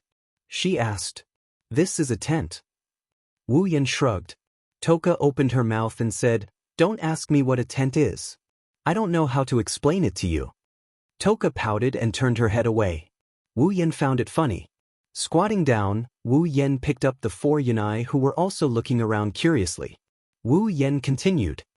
You guys already know about my memories from the system, so I don't need to explain too much. In short, we will be living here for a long time, we need to get used to it as soon as possible. Sherdao is really overbearing. Obviously, I haven't agreed to live in this world with you. Kuang San smiled and lowered her head. Wu Yen shook his head and bitterly smiled. Alright, don't call me Shido. My real name is Wu Yen. Just call me Yen. Yen. The bow-tied hairband on 10 Fragrance's head fluttered like a kitten. That's not a nice name. Shido sounds better. Wu Yen was speechless. Kotori raised her head proudly. Of course, that's the name I gave him. You guys? Wu Yen chuckled and he raised his voice. Whether it sounds nice or not is one thing. Anyway, this is my name. Don't call me by the wrong name. The 4 girls wanted to retort, after all, they're used to it. But when they saw Wu Yan's unquestionable expression, they gave up on the idea and reluctantly agreed. The name issue is a small matter, but it has to be emphasized. Wu Yan doesn't want them to call out Shido's name when they're showing off their love. It's the name of the main character of the original work after all. Seeing how reluctant the girls are, Wu Yan rolled his eyes in annoyance. Why do you all look like that? It's not that different. Kotori, Yoshino, you all call me Big Bro. Just call me Big Bro. As for Kurumi and Toka, just remember them. Is it that hard? Fine. Since Wu Yen put it that way, the girls had no choice but to compromise. Kotori was the only one who wasn't happy about this. In her commander mode, she can't bring herself to call Wu Yen Oniai-chan in front of everyone. All right. Wu Yen chuckled. He paused and pretended to be casual. Come with me, let's go meet my companions in this world. Companions? Toka and Yoshino didn't think much of Wu Yan's words. But Kotori and Kurumi narrowed their eyes and looked at Wu Yen. Sush. Wu Yan's back was drenched in sweat. His face is still as innocent as ever, he doesn't look like he's guilty at all. But the more Wu Yen acted like this, the more suspicious Kotori and Kurumi became. They looked at each other and stared at Wu Yen without saying anything. The entire place fell silent. At a certain moment, Kotori wrinkled her nose and turned her head away. Since they're companions, it's not a bad idea to meet them. Wu Yen started crying inside. He looked at Kotori with a very touched expression. As expected of a good sister. Her support, whether it's against the elves or against the outside world, never changed. Kotori, I love you so much. Kurumi covered her mouth and smiled. She nodded, she didn't care at all. Carrying Yoshino, Kotori, Kurumi, and Toka, the 5 of them walked out of the tent. They walked towards Chuju, Mikoto, and the other girls. Wu Yen started to get nervous as he got closer to the tent. I wonder what kind of meeting scene it will be? You're Yoshino, right? Seeing Yoshino standing in front of her, who's about the same age as her, Flan's eyes showed a trace of joy. For a long time, other than little Liren, Fran was the only child in this group of people. Although Fran also liked to be with everyone, she still hoped that there would be someone of the same age who could accompany her. Now that opportunity has arrived, how could Flan not be happy? My name is Flandra-chan. Flandra-chan straightened her back to make herself look more dignified. I'm 495 years old today. How about you? Are you as old as Flan? 95 years old. Yoshino blinked her big blue eyes. Her expression was filled with astonishment. Flandra-chan thought Yoshino was admitting to something. Hee, Yoshino, looks like you're not as old as Flan. Flandra-chan jumped in joy. If that's the case, you have to call me Big Sister Flan, got it? Yoshino lowered her head and thought for a moment before nodding. Flan has a point. 495 years old is older than her, right? Calling her big sister is the right thing to do. Wah! Fran instantly jumped 3 feet into the air with excitement on her face. Flan is a big sister too. Flan is a big sister too. Everyone laughed when they saw the innocent conversation between the 2 girls. Astria and Toka laughed the loudest. The 2 of them were holding hands. You're Kotori, right? Chuju ran her fingers through her hair and smiled at Kotori. I often hear Yen talking about you. You look about the same age as me, right? Mikoto looked at Kotori with interest.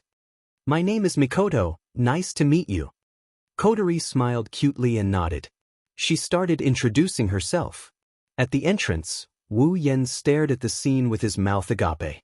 His heart felt like it was being trampled by thousands of alpacas. Is this real?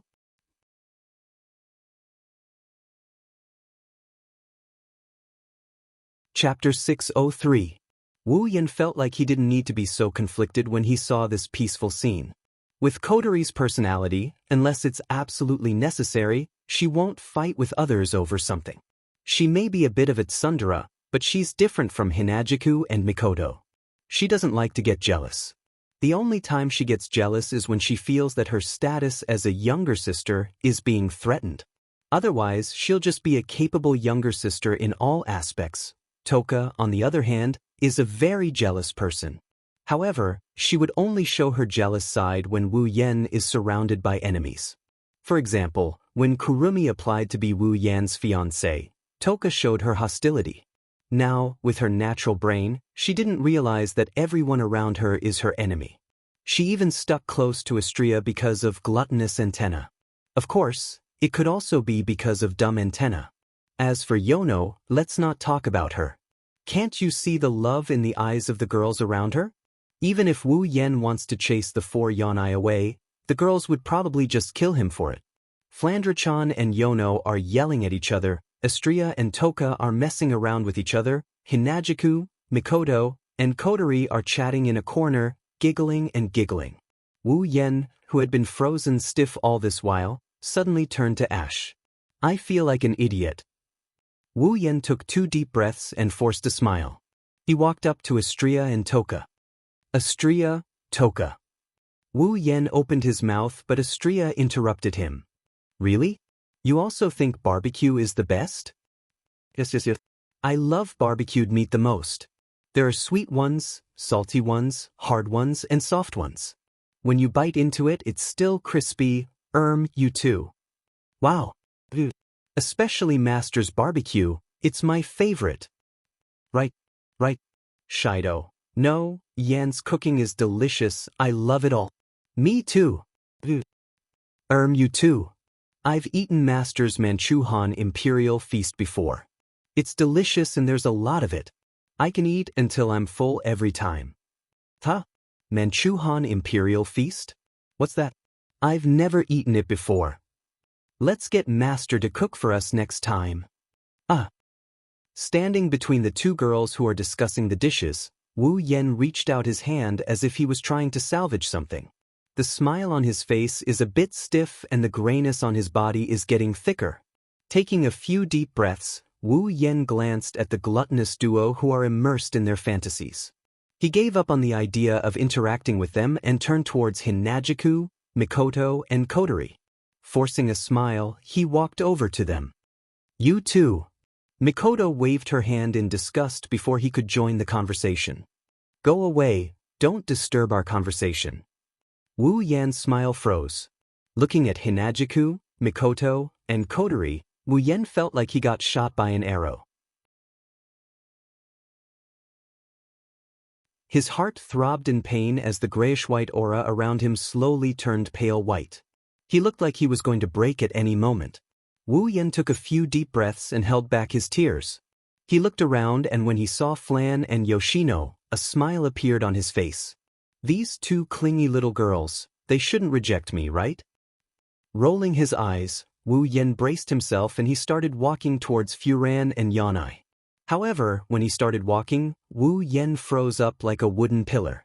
His smile became completely twisted. Flan and Yoshino were talking about something, but Flan was excited. She grabbed Yoshino's hand and ran towards Kinohita Sai, Frenda, and Takitsubo Riku. When she passed by Wu Yen, she turned around and ran towards the trio, completely ignoring Wu Yen. Sister Ai. Sister Frenda. Sister Lee. This is Yoshino, Flan's little sister. Oh? How did they become sisters so quickly? But super cute, both of them are super cute. But, Yoshino, is the rabbit in your hand a doll? No, it's not, it's... Yoshino. Yo! Yoshino is Yoshino. Yoshino is not an ordinary doll. Super spoke. But, Takitsubu, why aren't you surprised? The doll spoke. Actually, I'm surprised too, can't you tell? I can't tell. X4 from afar, countless invisible arrows were shot from thin air and mercilessly hit Wu Yan's heart, shattering it into pieces. At the same time, a gentle breeze blew by and Wu Yan, who was covered in cracks, turned into pieces and was blown away. With a loud bang, Wu Yan knelt on the ground in a standard posture with his body bent forward. His background is filled with shadows as he muttered something under his breath. 2 streaks of tears flowed down his face. What are you doing? Suddenly, a sweet voice with a hint of doubt entered his ears. Wu Yan jolted as if he heard a heavenly voice.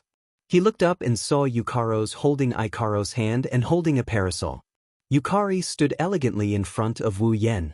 Wu Yan couldn't help but notice her holding Ikaro's hand and holding a parasol in her hand. The moment he saw Yukari, Wu Yan's tears collapsed. Yukari, with tears streaming down his face, Wu Yan threw himself in front of Yukari and hugged her thigh. He rubbed his face against her thigh as if he was holding a carrot instead of a thigh. Yukari jumped in fright. She looked at Wu Yan, who was desperately rubbing his face on her thigh and crying his eyes out. She was stunned. What kind of blow did you go through to turn you into such a person? Stop. Stop it, stop it. Wu Yan said with tears streaming down his face. His words were full of vicissitudes of life, making people feel pity for him. Ikarosa's ear-like headwear moved slightly and she walked to Wu Yan's side. She reached out and patted his head like a saint comforting a child. It's quite a comical scene. Chuju, Mikoto, and Kotori, who were chatting happily, stopped and looked at each other. In the end, Kotori couldn't bear to see him like this. Aren't we being a bit too much? Kotori, you mustn't pity him. Mikoto stepped forward and said angrily. If you pity him, he'll take advantage of you. But, Kotori, you have to know that we have to do this. Chuju narrowed her eyes and said seriously. If we don't teach him a lesson, he'll definitely bring more girls back. Do you want to see him bring more girls back every once in a while? Kotori furrowed her brows. She doesn't mind this, but she doesn't want her group to be drowned in the sea of people either. Mikoto decided to strike while the iron is hot. That's why we have to teach him a lesson. He needs to remember that not everyone can be brought home. Home! Hinajiku and Kotori turned to look at Mikoto with a strange expression. Oh Mikoto, so you've already thought of home. Chuju teased. Mikoto's face turned red. She waved her hand and shook her head. I didn't. Don't deny it. Kotori looked at the two teasing each other and couldn't help but laugh. It's not bad, this feeling.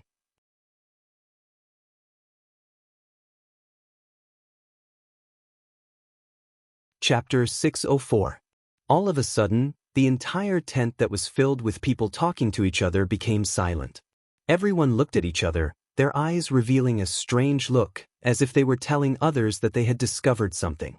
Then, they pursed their lips and mechanically turned in a direction. In the center of the tent, 2 beautiful girls stood facing each other. They had the same noble smile on their faces, and their figures were elegant. Compared to the noisy tent, no matter which group they were in, they did not fit in at all. They were like young ladies who had lowered their status and walked into the market. They are Shokuha Misaki and Tokisaki Kurumi. Looking at the 2 young ladies who didn't say anything and only had elegant and noble smiles on their faces, everyone present came to a sudden realization. No wonder they felt something was missing. No wonder they felt something was wrong. It's because of these 2 girls. Wu Yan, who was still holding onto Yukari's thighs, started tearing up. He pointed at the 2 girls who were staring at each other in the middle of the room, and he spoke in a cautious tone. You're talking about them? Yukari patted Wu Yan's head with her fan. She told Wu Yan to let go of her leg. She continued. When you brought those 4 girls in, they looked at each other but didn't say anything. Until now, huh? Wu Yan stood up and scratched his cheeks. He glanced at the 2 girls who are locked in a stalemate. Wu Yan felt like he saw an intense aura colliding with each other, causing his body to tremble a little. Something doesn't feel right. What on earth are they doing? Yukari glanced at Wu Yan with a smirk on her face. Then, she said something with a deeper meaning. I don't know. The entire place fell silent when the two girls started acting strangely. It's a scary silence. Everyone saw the two girls' auras colliding and took a step back. They shut their mouths to prevent themselves from being implicated.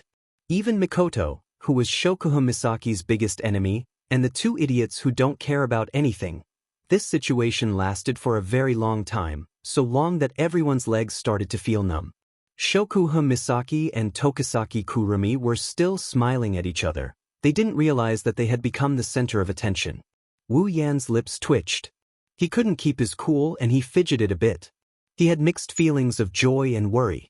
He was happy that this unscientific and harmonious scene had finally turned into a half-azura like he had expected. He was worried that the two girls would fight each other and end up affecting him. How should he put it? This kind of feeling only made him feel a kind of pain in the lower half of his body.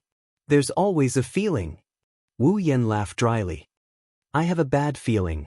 At some point, Shokuha Misaki and Tokisaki Kurumi finally broke the stalemate of looking at each other affectionately. They reached out their hands at the same time and shook each other's hands. Gain, are you Tokizaki-san? Shokuha Misaki's face twitched, and a perfect smile bloomed on her face. At this moment, the entire tent was lit up by her smile. I've often heard about you from Shika-chan. I've always wanted to meet you. Today, I'm finally able to fulfill my wish. I'm honored, Shoku-san. Kurumi's beautiful face showed a charming smile. Her wine-red eyes curved like a crescent moon. She looked mature and sexy. The temperature in the tent rose a little bit. Her sweet voice made the girls' bodies warm up. Just like Shoku-san, I've often heard about you as well. Kurumi tilted her head and blushed. I've often heard that Utsusama dotes on Shokuha-san. Now that I've met you in person, I can't help but feel inferior. Although Kwang-san said that he felt inferior, the smile on his face looked as if he was mocking him. Coupled with Kwang-san's words, the surrounding people couldn't help but exclaim. Utsusama, the girl's jaws dropped. Utsusama. Wu Yan's jaw dropped to the ground. Era. Yukari covered her mouth with her folding fan. There's going to be a good show. Shokuha Misaki's smile froze for a second. She recovered quickly, but the aura she exuded from Kurumi's aura decreased at a speed visible to the naked eye.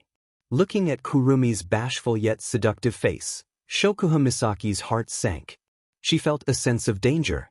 Just when Shokuha Misaki thought she could use her elegance to suppress her opponent did the exact opposite. She probably figured out that with their cultivation levels, elegance won't be enough to determine the winner. She decided to use her seductive side to show off her maturity. Kurumi called Shokuha Misaki Utsusama. She used the term Utsusama to set the stage for Wu Yan and Shokuha Misaki. She used the term Utsusama to set the stage for Wu Yan and Shokuha Misaki. She used the term Utsusama to convey her relationship with Wu Yan. She used the term Utsusama to show everyone that she's Wu Yan's wife and Shokuha Misaki is the one being doted on. This was also the most brilliant point. He had used the doting and inferiority theory to show his magnanimity and maturity. Unknowingly, he had gained another 30% of the upper hand. The person in front of her is a strong opponent. Shokuha Misaki made her decision on the spot. How could that be, Tokizaki-sen? Shokuha Misaki put away her elegant smile and her expression turned calm. She retracted her noble aura, but it's the aura of a queen. Tokizaki-san's appearance is top-notch. There aren't many who can compete with Tokizaki-san. Shokuha Misaki's eyes lit up. She turned into the most noble person in the world. She's like an ethereal queen. Everything that belongs to her is the dirtiest thing in her eyes, including the seductive and seductive ones. Shokuha Misaki is just lucky to be able to be with my sisters by the side of my beloved. I'm happy with my current situation. I won't be greedy for more doting. Shokuha Misaki covered her mouth and giggled. If Yen-chan could look at me a few more times, I would be satisfied. In an instant, everyone's jaws dropped even further. Listening to Shokuha Misaki's extraordinary speech, the table in their hearts was blown away again and again. These words coming out of Shokuha Misaki's mouth is the most ridiculous thing in the world. However, Kurumi, who was at the center of the battlefield, had a change of expression. Shokuha Misaki's dignified attitude was basically a roundabout way of calling her vulgar. That's why she used sexiness to decorate herself. At the same time, she also showed that she didn't want to fight for Konoha's favor. She was trying to show that she didn't want Konoha's love. She was trying to show that Konoha's love wasn't possessiveness. It was a silent slap to her face. After all, didn't Konoha just say the word, love? Her queen-like aura is real. If she didn't hold a high position for so long, she wouldn't be able to display such an aura. She's trying to show that she's suppressing her opponent. It's like a princess versus a commoner. It's clear who's superior and who's inferior. Kurumi, who originally had the upper hand, was pushed back by Shokuha Misaki's beautiful counterattack. How could Kurumi's expression not change? The person in front of her is a strong opponent. Kurumi almost immediately came to the same conclusion as Shokuha Misaki did.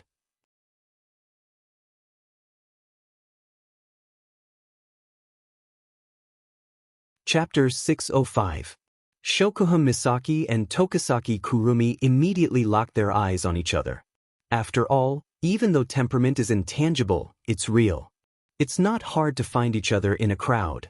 Perhaps this is how opponents sense each other. But at this moment, the two of them finally treated each other as a formidable foe. The two of them have a rough understanding of each other. Shokuha Misaki and Tokisaki Kurumi calmed down and returned to staring at each other from afar. The crowd fell into silence once more. The aura from the two of them seemed to have gotten stronger. Of course, Astria, Toka, Flandra-chan, and Yoshino didn't know what was going on between the two of them. Of course, Astria, Toka, Flandra-chan, and Yoshino were still in the dark.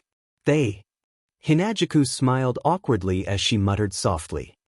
Why do you think they don't like each other? Mikoto's mouth twitched. Who knows what Shokuha Misaki is thinking? Anyway, I think it's stupid to try and guess what they're thinking. Kotori rolled her eyes and her lips curled into a meaningful smile. I think it's a good idea. At least there is someone who can restrain that reckless Tokisaki Kurumi. This is a good thing. Hinajuku and Mikoto didn't know how reckless Tokisaki Kurumi was, but when they thought about Shokuha Misaki's usual behavior, they nodded in agreement. In a way, Shokuha Misaki and Tokisaki Kurumi did have a lot in common. Perhaps it was because there were too many similarities between them that they didn't see eye to eye the first time they met. That collision of auras might only make the other girls feel a little suppressed, but for Wu Yen, it's enough to make him tremble in fear. Looking at the two pretty girls facing off against each other, he couldn't help but gulp. His heart is filled with both shock and fear. These two girls aren't going to start fighting with each other just like that, right? Thinking of this, Wu Yen couldn't stay calm anymore.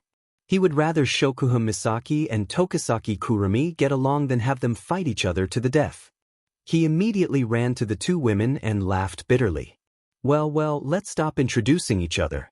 We'll have plenty of time to deal with each other in the future. There's no need to rush. Hearing Wu Yan's words, Shokuha Misaki and Tokisaki Kurumi immediately retracted their aura, and a smile flashed in their eyes. You're right. Shokuha Misaki seemed to be implying something. We'll have plenty of time in the future, era. Kurumi tilted her head, and a strange smile appeared on her face. With Shokuha-san as my companion, I'm sure I won't be bored in the future. Is that what Tokisaki-san thinks too? Shokuha Misaki looked at Kurumi with a smile. The two of them shared a tacit understanding and turned their heads away. Like the other girls, they stood there quietly. Wu Yen, who stood beside them, had a dry smile on his face. His forehead was dripping with sweat as he listened to the dangerous conversation between the two girls. To have two wives like these, did he pray to the gods in his past life? Or did he commit a sin? Kurumi glanced at Wu Yen and then at Shokuha Misaki. She seemed to have thought of something and smiled. Like a girl in love, She skipped over to Wu Yen and hugged his arm. She leaned on his shoulder with a blissful expression. "Hey, hubby-sama." Wu Yan's expression froze when he heard the sweet words, "hubby-sama." Kurumi's voice was full of charm. Wu Yan's body started to heat up and his throat started to dry up. Kurumi acted like she didn't know what was going on. She hugged Wu Yan's arm with all her might. Her plump breasts were pressed flat against his arm. "Hubby-sama, this is my first time here. I'm not familiar with this world. Why don't you take me around?" Wu Yan laughed awkwardly as he complained in his heart. "Isn't this the same excuse you used when you came to Tori Lai Zen High School to eat me up?"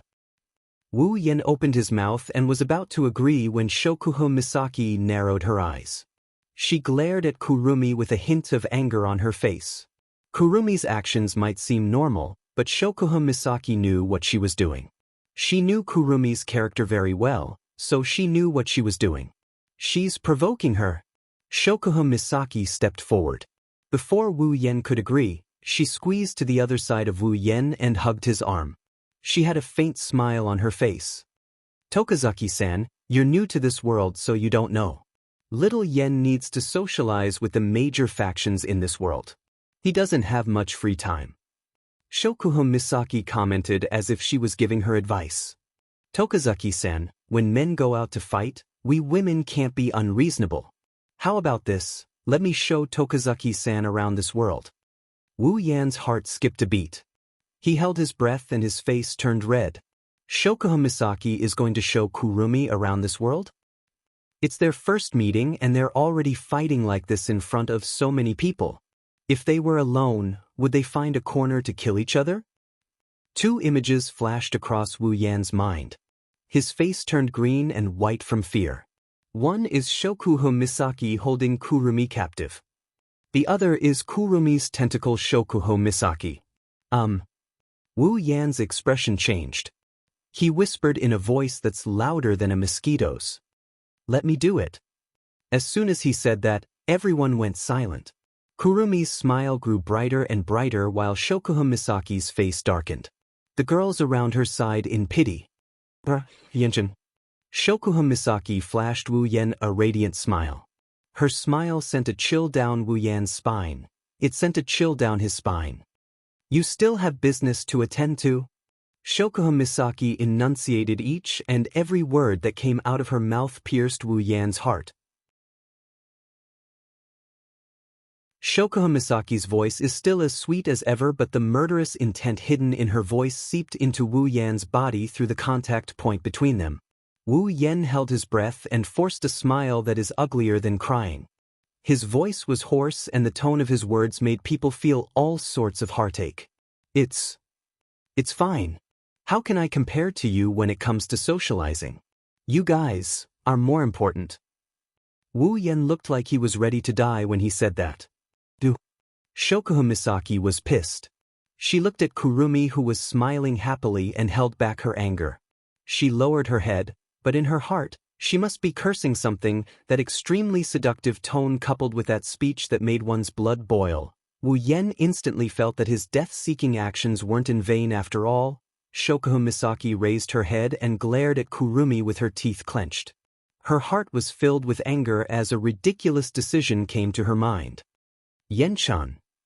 Shokuho Misaki chuckled and said, "Shokuho Misaki has a reward for you tonight as well.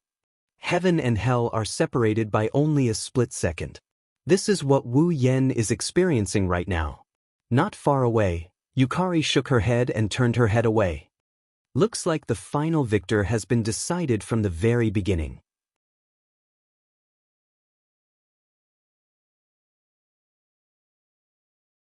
Chapter 606. Spalier World Academy, the top floor of the arena tower. This is an open-air platform with no signs of human activity. Aside from a limited number of people, almost no one in the entire Spalier World Academy knows about this place. The elders of the academy usually use this place as a platform to communicate with each other. Today, this place that was usually quiet finally welcomed a rare liveliness. Moreover, it was a real liveliness. The 12 elders of the academy will cast their projections here if they need to discuss something. they'll be able to communicate with the elders in other places. For example, when they need to discuss the birth of the Beast King or when they need to meet someone, they'll use this method to gather. For example, when they met with Wu Yen last time. Sometimes, the 12 Tier 9 powerhouses, the leaders of the 12 factions of the Spalier world will come here personally. Whenever they do, it means that something big is about to happen in the Spalier world. The appearance of the Beast King is something that will affect the entire Spalier world. Thus, the top floor of the Tower of Arena welcomed the arrival of the elders of the Board of Elders. 12 silhouettes silently appeared on the top floor of the arena tower. It's as if they've agreed to it beforehand. They slowly landed on the ground and gathered at the center. Naturally, they're the 12 elders of the academy. Is everyone here? A gentle voice came from a person wearing a crown in the middle of the room. It's like a spring breeze to the ears. It's the Emperor of Ailu. Since everyone's here, let's begin. The Emperor of Ailu glanced at the two crowned middle-aged men beside him. They're the Emperor of Baruba and the Emperor of Fea. After receiving a nod from them, the Emperor of Ailu turned to look in another direction. Old Lei, why don't you explain? The Thunder Monarch nodded, then took a few steps forward and nodded slightly at the elders around him in greeting. Everyone, I'm sure you all know what this meeting is about, right? Lei Wang spoke in a deep voice. Our guess is correct. The Beast King has indeed been born. Hearing his words, the group of elders revealed grave expressions, especially the three great emperors. Their brows were tightly knitted together, and they no longer looked at the Thunder King who was speaking. Lei Wang looked at everyone and spoke. He told them everything he's learned since he arrived at the Behemoth Forest. He also told them everything he learned about Bing Ling, Fei Fei, Sylph, Bing Ling, and Bishi when they entered the Behemoth Forest. He didn't hide anything from them. Lei Wang even told Wu Yen and Ko about how Lei Wang personally asked Wu Yen and Ko to protect Fei Fei. He didn't hide anything. When Lei Wang finished, the Ailu Emperor and the two elders looked at him with gratitude. After all, if Lei Wang didn't ask Wu Yen and Ko for help, their talented juniors would have died at the hands of the Beast King due to their little squabbles. However, due to the matter with the Beast King, they did not have the leisure to thank the Thunder King. Together with the other elders, they lowered their heads and muttered to themselves. The atmosphere was somewhat depressing. The Thunder Sovereign sighed and pulled himself together a little. Fortunately, the Beast King is heavily injured. According to Fei Fei and the others, it will take at least a year for him to recover. This is a good opportunity. Hearing this, a gleam flashed in the eyes of everyone present. One of the elders asked the Thunder Sovereign, "Is this news accurate?" Lei Wang shook his head. "I'm not sure if it's accurate, but Fei Fei said it was Lord Z himself who said it." The moment the three words Lords rang out, the expressions of everyone present froze. Simultaneously, traces of fear flashed across their faces. Even though they were the closest existences to the demigod rank, it was also because of this that the 12 founding elders knew how powerful a demigod was. Even if all 12 of them attacked together, it would still be difficult for them to fight a powerhouse who had just entered the demigod rank, let alone fight to a draw or even win. But that Lord Z, with a flip of his hand, had beaten the Beast King, who had just entered the demigod level, to the point of being defeated and forced to flee. Such an existence was already not something they could imagine. The Ailu Emperor raised his head. Since this is Lady Z's assertion, then the credibility of it must be extraordinary. The Baruba Emperor hesitated.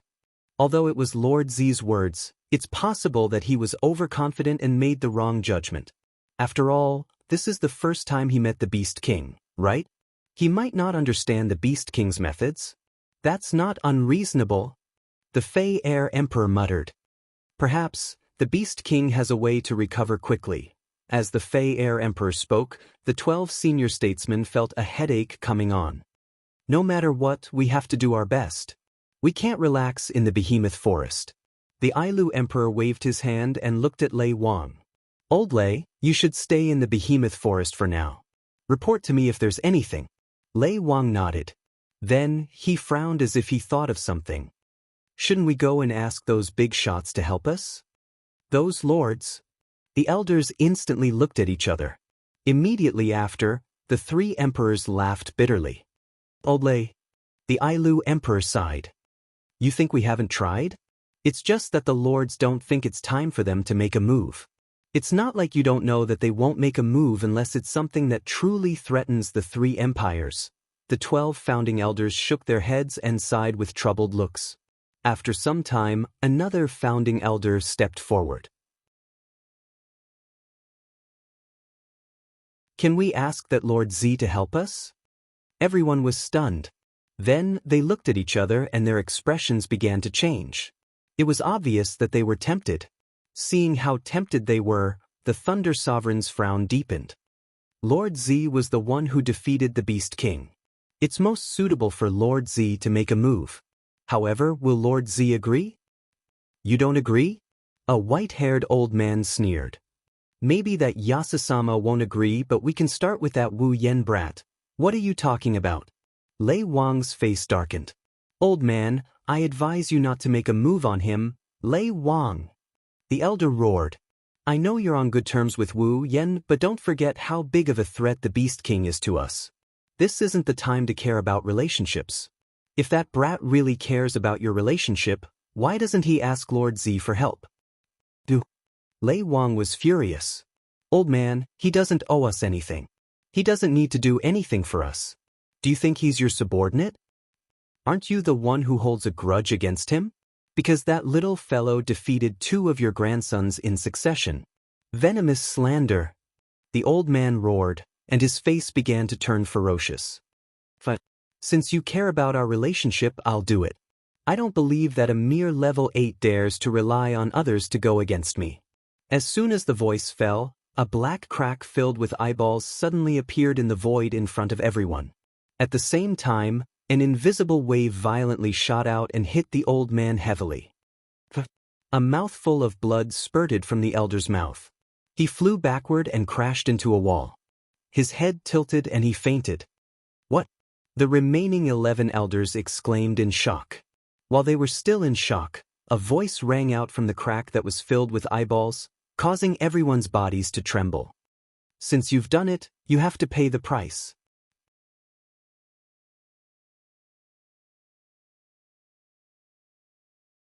Chapter 607. Outside the behemoth forest, the campsite. The campsite is filled with tents. Aside from the people coming and going, the campsite is full of tents. With so many people living in the same place, there's naturally a lot of tents. However, among the many tents, there was one that appeared to be icy cold on the outside. However, the situation inside was enough to cause the icy cold temperature to rise by a few levels. On top of a blanket, 3 people are lying on top of each other. Their bodies are intertwined in an ambiguous position. There's 1 man and 2 women. They're naked. This scene is enough to make people think. When Wu Yen woke up, he opened his eyes. The first thing he saw was Kurumi's beautiful sleeping face. Her long black hair draped over his chest. 2 strands of hair fell over her white body, 1 black and 1 white. It's a sight that's constantly touching Wu Yan's nerves. Next to him, Shokuha Misaki is lying on top of Wu Yan's chest. Her beautiful face breathed in and out. Her fragrance hit his neck. Her messy blonde hair draped over Wu Yan's arm. At this time, Wu Yan is hugging Shokuha Misaki. One of his hands is still on top of her. Wu Yan's body is full of explosive pleasure. Since he woke up, Wu Yan narrowed his eyes. His expression rippled. At this time, Wu Yan realized that his little brother is still inside Kurumi's body. Looking at Kurumi lying on top of him and Shokuha Misaki sleeping beside him, Wu Yan's memory returned to last night. Yukari is right. The winner of the fight between Shokuha Misaki and Kurumi wasn't Shokuha Misaki or Kurumi, it was Wu Yan. Originally, Wu Yan didn't want the 2 women to fight each other, but because of this, he received a reward from Kurumi and Shokuha Misaki, who didn't want to lose to. For me, it's all fate. With Shokuha Misaki's personality, she shouldn't have agreed to sleep with Wu Yan with other women, but now, she took the initiative to sleep with him. From this, it can be seen how dangerous Kurumi is to Shokuha Misaki. Kurumi didn't care about these things. Maybe, her feelings for Wu Yan are the only thing holding her back. Kurumi, who lost her dreams, is the most open-minded of them all. Otherwise, she wouldn't be lying in Wu Yan's arms with a rival she was fighting in the dark yesterday. In the end, these two women, who have similar personalities and differences, ended up benefiting a certain wolf for one night, recalling Kurumi's bold actions last night, Shokuha Misaki's shameful actions, and how the two women threw themselves at him. Wu Yan couldn't help but grin. A smug smile appeared on his annoying face. Kurumi lightly moved her lower body, her beautiful brows furrowed, as if she was complaining about someone disturbing her sleep. She opened her eyes with dissatisfaction and looked at Wu Yan's smirking face. She felt her body uncontrollably moving up and down, electricity coursed through her body, hitting every cell in her body. Kurumi's face turned red. She started moaning, "Era, era, era." Kurumi panted as she tried to suppress the trembling in her heart. She smiled at Wu Yan with a blushing face. "How-sama, you sure are energetic. Last night, we had a lot of fun." Wu Yan giggled. He calmly let go of Shokuha Misaki and sat up. He hugged Kurumi's butt and started moving. "Good wife, are you looking down on your husband? Last night was last night, it's morning now, your husband's body is soft, only one part of his body is hard. Do you need me to prove it?" Ugh. Kwang San's delicate body trembled as she let out a soft moan. She was gasping for breath. "I'm already." Ugh. Licking the corner of his lips, he tightened his grip on her perky butt. The frequency of his thrusts increased and the moans became even more frequent as well. Shokuha Misaki seemed to have been woken up by Kurumi's moans. Her beautiful eyes were slowly exposed to the air without her eyelids. When she saw the scene in front of her, she was shocked. She closed her eyes at a speed 10 times faster than when she opened them and pretended to be a dead body. Again, Jusama is an exercise idiot. She used up all of her energy last night. This isn't admitting defeat, it's just taking a break. Jusama kept telling herself that as she listened to Kurumi's moans. When the sun is about to reach the top of their heads, Wu Yan came out of the camp. His face is like a hippopotamus. He's obviously in a good mood. After Wu Yan exited the tent, Shokuha Misaki and Kurumi came out of their tents with smiles on their faces. Their movements were as graceful as ever. However, for some reason, their legs looked a bit wobbly. As soon as they got out of the tent, they saw Hinajiku and Mikoto talking about something in front of them. They quickened their pace and walked over. "Yo, good morning." The girls all choked and rolled their eyes at Wu Yan. They then looked up at the sky and asked if it's morning or not.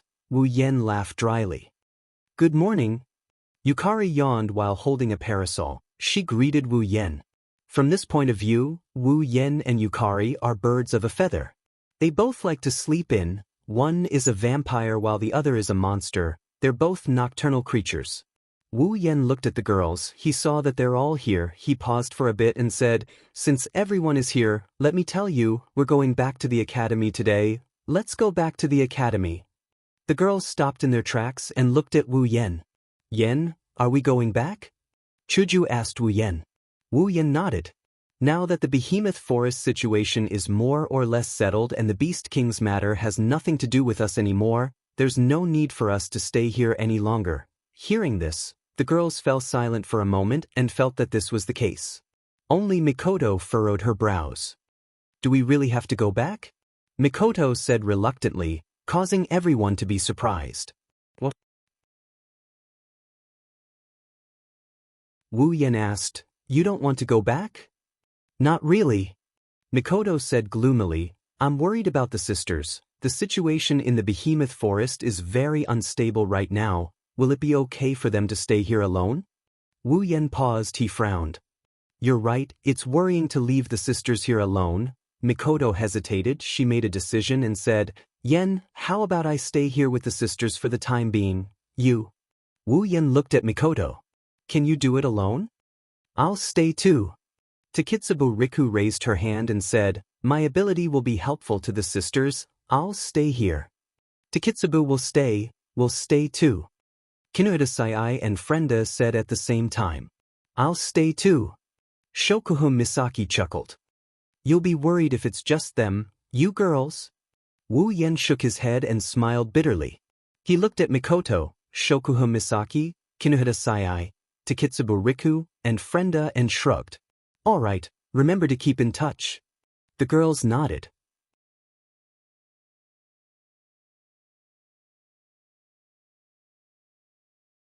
Chapter 608. Spalier World Academy, Villa District. It has been 3 days since Wu Yan's group left the Behemoth Forest and returned to the Spalier World Academy. After Mikoto, Shokuhun Misaki, Kinuta Sai, Frenda, and Takitsubu Riku parted ways, Wu Yen, Chuju, Ikaros, Astria, and Flandra-chan brought Yukari, Kotori, Kurumi, Toka, and Yoshino back to the academy to participate in the entrance ceremony. With the addition of the 5 special students, the group of 10 returned to the villa area and resumed their peaceful life in the academy once again.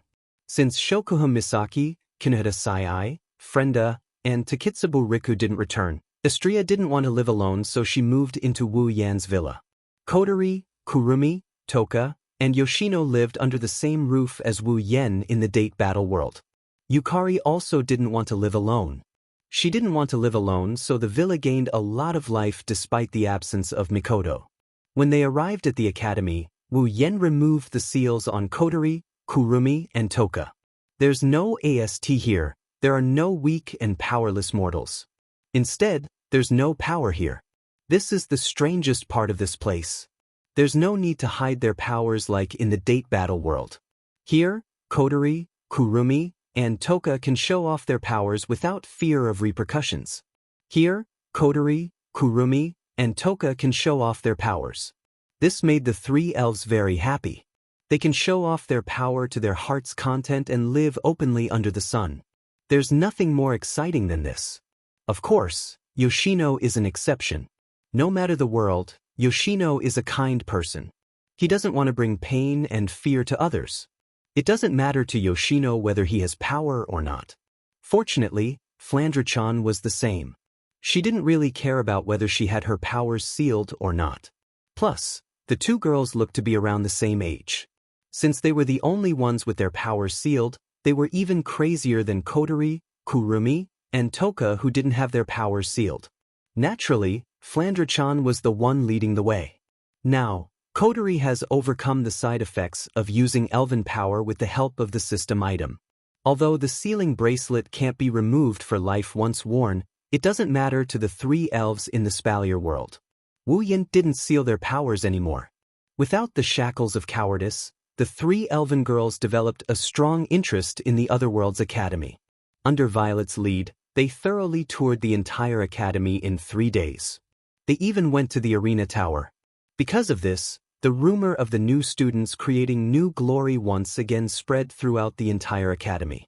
For a time, the 4 beautiful new students became the center of attention in the academy. Of course, Kotori, Kurumi, and Toka are all above level 70, which means they're close to the peak of Tier 8. They won't be able to find a match for them in the current academy, let alone Yukari. Let's not talk about the academy. There might not be many who can match her in the entire world.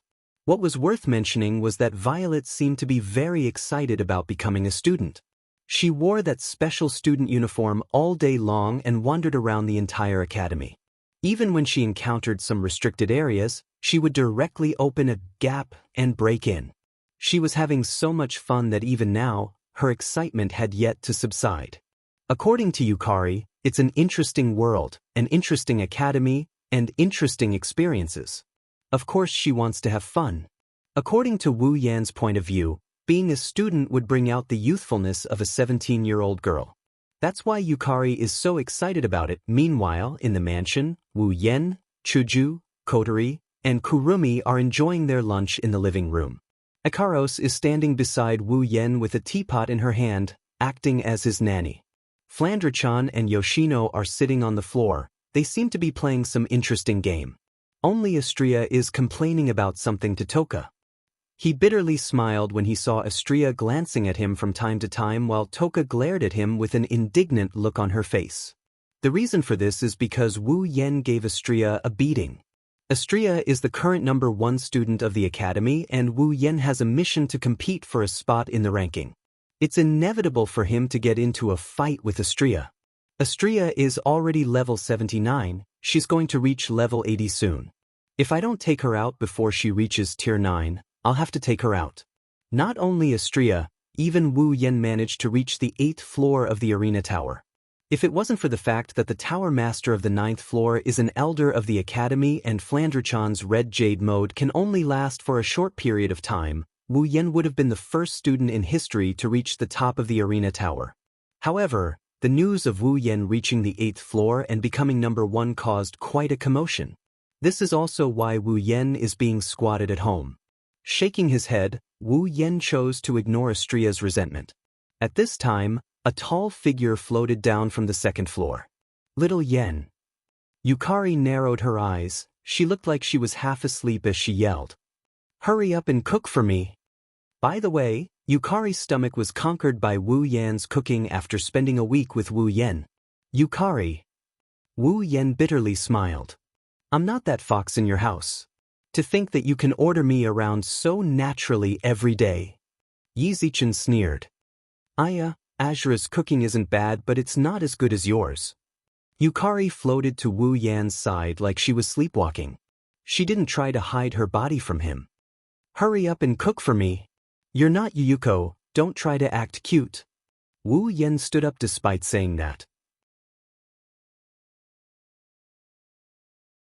Yukari couldn't help but giggle when she saw this. Suddenly, Violet's expression changed slightly. Her tall and slender figure began to dim at the same time, and gradually became transparent. "Yukari!" Wu Yan jumped in fright. The girls who were doing their own things were also shocked. They all jumped up and yelled, "What's going on?" "Oh!" Yukari's dazed expression disappeared and a shrewd smile returned to her face. However, there was a trace of helplessness on her face. "Looks like it's about time for the power of Cultivation realm to last, Yukari." Everyone's expression darkened when they saw Yukari's body slowly disappearing. Although they had only been with Purple for a week, many of the girls had already developed strong feelings for Purple during that time. Now that Yukari is going back, none of them are willing to part with her. Taking in everyone's expressions, the smile on Purple's face did not change, but it became much gentler. Everyone treated Yukari this way, but she treated them the same way too. In this 1 week, she didn't have to worry about Fantasy Village, the barrier, or the mutation. She only had to live a carefree life and everyone's sincere companionship. Yukari has long regarded these people as her most important friends. They were as important as Yukari, Yukari, Yukari, Yukari, and Yukari. Yukari also couldn't bear to part with them. "Little Yen, everyone." Violet waved her hand at everyone and put on her most radiant smile. "See you next time." "Goodbye, Yukari." Z nodded with a light smile. Her figure disappeared from where she stood.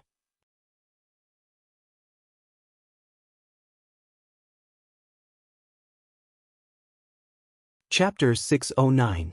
As Z's figure slowly disappeared from the spot, an oppressive atmosphere pervaded the entire villa. Everyone present lowered their heads in silence as they looked at the spot where Z had disappeared. They remained silent for a long time. "Oni-chan." Flandra-chan held Wu Yan's hand and buried her head in it. He couldn't see her expression, but he could hear her soft voice. "Will we see Yukari again?" "Yukari?" Wu Yan regained his senses, but he didn't look away. He reached out and patted Flandra-chan's head. "Yes, we will definitely meet again." Although his voice was soft, it was not difficult to hear the determination in it. Flandra-chan lifted her head and smiled. The other girls followed suit and the oppressive atmosphere disappeared without a trace. Wu Yan forced a smile and looked at the spot where Yukari disappeared. He slowly opened his hand. A drop of blood with strange energy was floating on top of his palm. This drop of blood had flown into his hand from where Amethyst had disappeared. Wu Yan clenched his fists and he looked at the sky outside the window. He mumbled to himself. "Fantasyland." The system notification rang in Wu Yan's mind. The temporary summoned character has returned. Free summoning service has ended. Mandatory mission activated. Mandatory mission: clear the dungeon. Mission: enter the Sword and Saber Dominion world and enter the SAO game world. Clear all 100 floors of Aincrad. Mission requirement: During the mission, the user is not allowed to borrow the system's help, use abilities, equipment, items, or bring other characters into the Sword and Saber Dominion world. The Sword and Saber Dominion dungeon activated. Countdown to entering the dungeon. 10, 9, 8. What? Wu Yan didn't know what to do. When he heard the countdown, he quickly looked at the girls. My mandatory mission is activated. I'm being teleported to the dungeon. Mandatory mission? Wu Yan's sudden shout startled the girls. Hinajuku was the first one to react since she knows what's going on. I got it, be careful. Hinajuku ran up to Wu Yan and told him in a hurry. Got it? Wu Yan's countdown reached its end. After Yukari, Wu Yan's figure slowly disappeared from the spot. The disappearance of two people in succession made the women feel very uncomfortable. However, they also knew that there was nothing they could do about it. They sorted out their emotions and pulled themselves together. Chuju turned around and looked at everyone. Alright, Yin just entered the dungeon. Based on the time ratio between the dungeon and the Spalier world, he will be back soon. Don't worry. The girls nodded, but they still stared at the direction where Wu Yan disappeared, including Chuju. When he was dealing with the Beast King, the system gave Wu Yan a chance to summon for free. However, he had to complete the mandatory mission given by the system. Although the summoning could only last for 10 minutes, under Violet's intervention, the 10 minutes had been extended to a week. Yukari has returned after a week. The mandatory mission given by the system was given at the same time. Thanks to Yukari's intervention, Wu Yan had a week's time to summon Kodori, Kurumi, Toka, and Yoshino. Otherwise, he wouldn't have been able to summon Kodori, Kurumi, Toka, and Yoshino. Beep. This dungeon is a mandatory mission. The mission is cancelled. When the user completes the mandatory mission, the user may leave the dungeon. The time ratio between the dungeon and the real world is 100. 1. Therefore, the user can train in the dungeon without any worries. Have a good time. Sword and Saber Dominion, Standing in the middle of a street, Wu Yan surveyed his surroundings. Looking at the pedestrians coming and going, the cars stopping and stopping, the skyscrapers all around him, this is a scene of a modern city. He couldn't help but sigh. It's no wonder the system restricted me from using illegal items in such a world. Wu Yan closed his eyes and felt the blood flowing in his body, the electromagnetic waves invisible to the naked eye and the golden key sword floating in his sea of consciousness that represents the gate of Babylon. He let out a sigh of relief. Fortunately, the system didn't force me to use my abilities or equipment. Wu Yan can use his abilities and equipment if he wants to. However, if he uses them, the mandatory mission will be considered a failure. Wu Yan already knew that if he fails the mandatory mission, the system will give him a new one. It won't end until Wu Yan completes the mandatory mission. Regardless, Wu Yan is happy that the system didn't force him to use his abilities and equipment. Yukari was right. The system has merged with my soul, so it won't harm me. Although I can be a little immoral sometimes. The forced quest is a result of Wu Yan's choice to summon a temporary service. Generally speaking, it's a forced quest, but it's Wu Yan's choice to accept it. Wu Yan opened the system projection in his mind and checked the content of the mandatory mission again. Clear the 100th floor. Wu Yan rubbed his forehead and sighed. That's a feat that even the protagonist of the original work couldn't accomplish. In the original work, clearing SAO wasn't a normal strategy. The main character, Kuretani, discovered the true identity of the creator of SAO, Kayaba Akihiko. Due to that, the final battle was brought forward. At that time, the main character only managed to clear the 75th floor. In other words, if Wu Yan wants to complete the mandatory mission, he won't be able to do it according to the original plot. Not only that, he also has to find a way to hide Kayaba Akihiko's identity. He doesn't want to repeat the original plot where the boss is killed before he even cleared the 100th floor. If that happens, he'll be in big trouble. Well, I guess I don't have to worry about that for the time being. Wu Yan put down his hand and looked at the front blankly. The problem is, how am I supposed to get a gaming helmet? How am I supposed to play without a gaming helmet? There's also the connection and the connection. Perhaps the system sensed Wu Yan's worries, it kindly reminded him. User, when you want to enter SAO, you only need to apply to the system. Apply to the system to enter? Wu Yan opened his mouth in surprise. System, you have such a function? The system ignored Wu Yan and continued to remind him. The system can provide the user with the connection function. When the user applies to enter SAO, the system will automatically connect the user, provided that SAO is open. Okay, this saves me a lot of time. Wu Yan chuckled and suddenly remembered something. By the way, system, the infinite armory ability is a skill, and the method of using it is directly instilled in me in the form of memories. Using the skills from the infinite armory in SAO shouldn't be against the rules, right? Or do you want me to not bring the memory into the game? The system paused for a while, but it quickly reminded him again. Skills are obtained by instilling memories into the user. It belongs to the user's own ability, it's not restricted by the system's rules. Wu Yan's lips curled up when he heard the system's words. With the infinite armory ability, it's a piece of cake for him to win a game. Well, let me enjoy the life of a game for once. He looked around and after confirming a direction, he started running towards it. The time he entered the dungeon is the day before the storyline starts, which means tomorrow will be the opening day of SAO.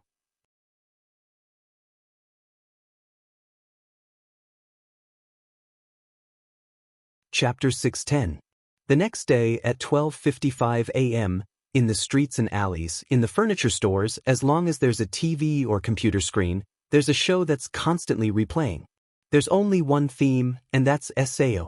As a game that allows players to directly enter the game world and experience life in the game, SAO has attracted the attention of everyone, including those who like games, those who don't like games, those who are interested, and even those who are not interested.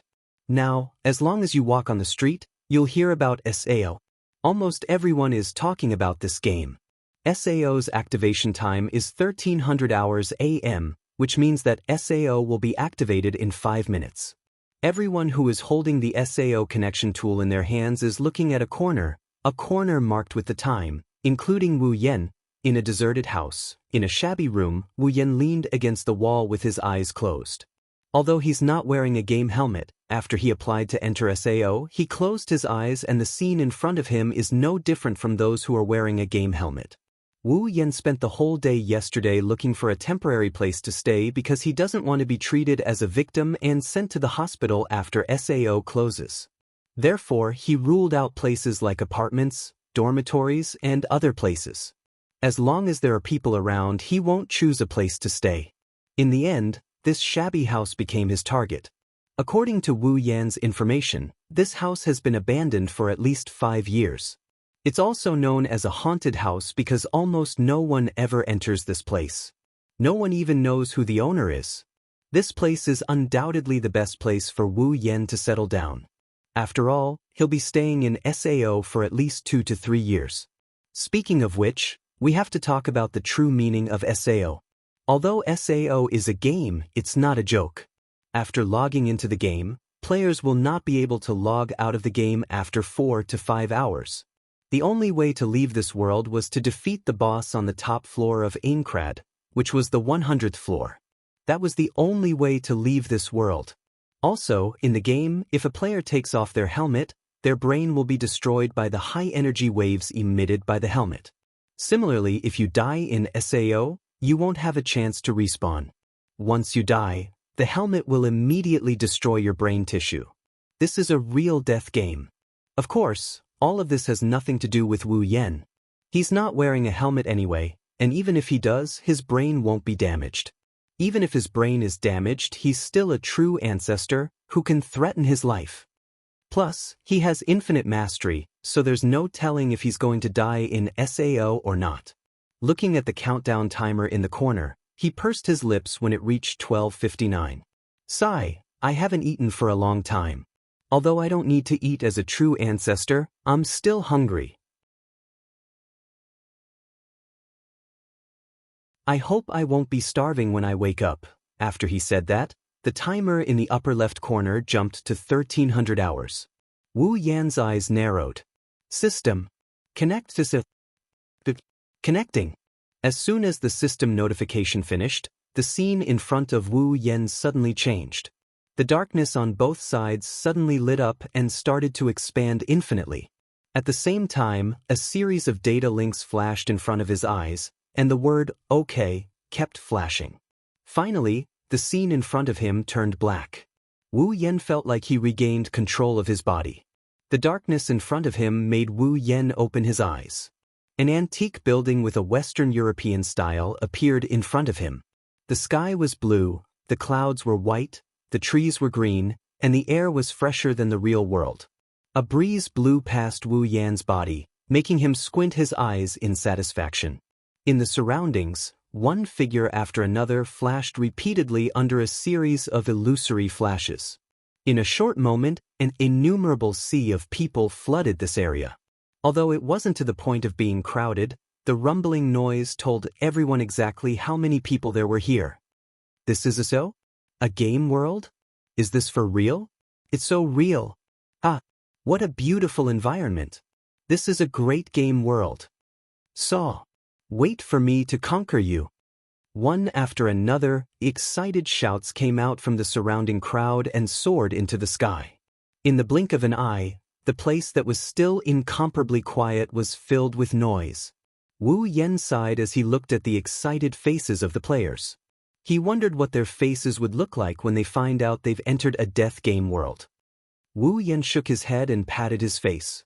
He walked into the city. There were rows upon rows of towering buildings in the city. All the buildings in the city were of an ancient style, as if they were carved out of giant stone. The streets were bustling with people coming and going. This is Aincrad's first floor's town of beginnings. It's a town built on a grassy plain. Every passage leads to different areas, towns, villages, and even monster areas outside the town. Good level 1 novice sword. Its attack is 50% higher than the system weapons. 2 coins. Only 3 of them. They're sold out. Come take a look. Self-made recovery potion. 1 CR coin for 2 bottles. You can kill monsters and PK them all. Come on. Don't miss it. Bring me. Come on. Anyone want to kill monsters in a group? Let me join you. Bro, do you want to form a group? I'm good at tanking, killing monsters, looting, but I don't know how to slack off. Let me join you. Listening to the screams and shouts around him, Wu Yan sweated profusely. He didn't think that a 2D game could be so ridiculing. Every newbie who just entered SAO has 10 COR as their starting capital. Many people went to the stalls to buy equipment and potions.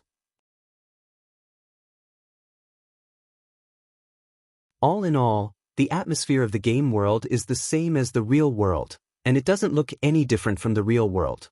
In this respect, Kayaba Akihiko, the creator of SAO, is a rare talent. Of course, it's only limited to a world without mystery. Glancing at the weapons displayed in the stalls, Wu Yan pursed his lips. He turned his head and walked out of the town.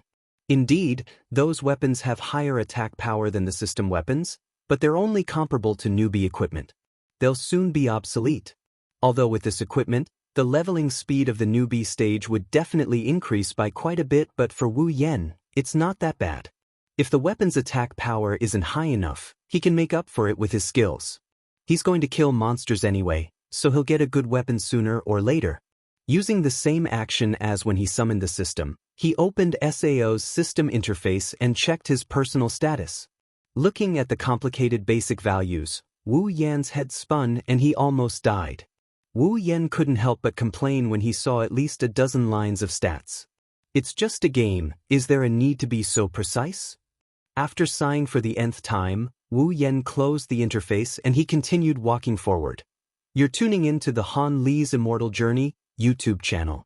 Don't forget to subscribe and join us on this journey to catch the most captivating stories.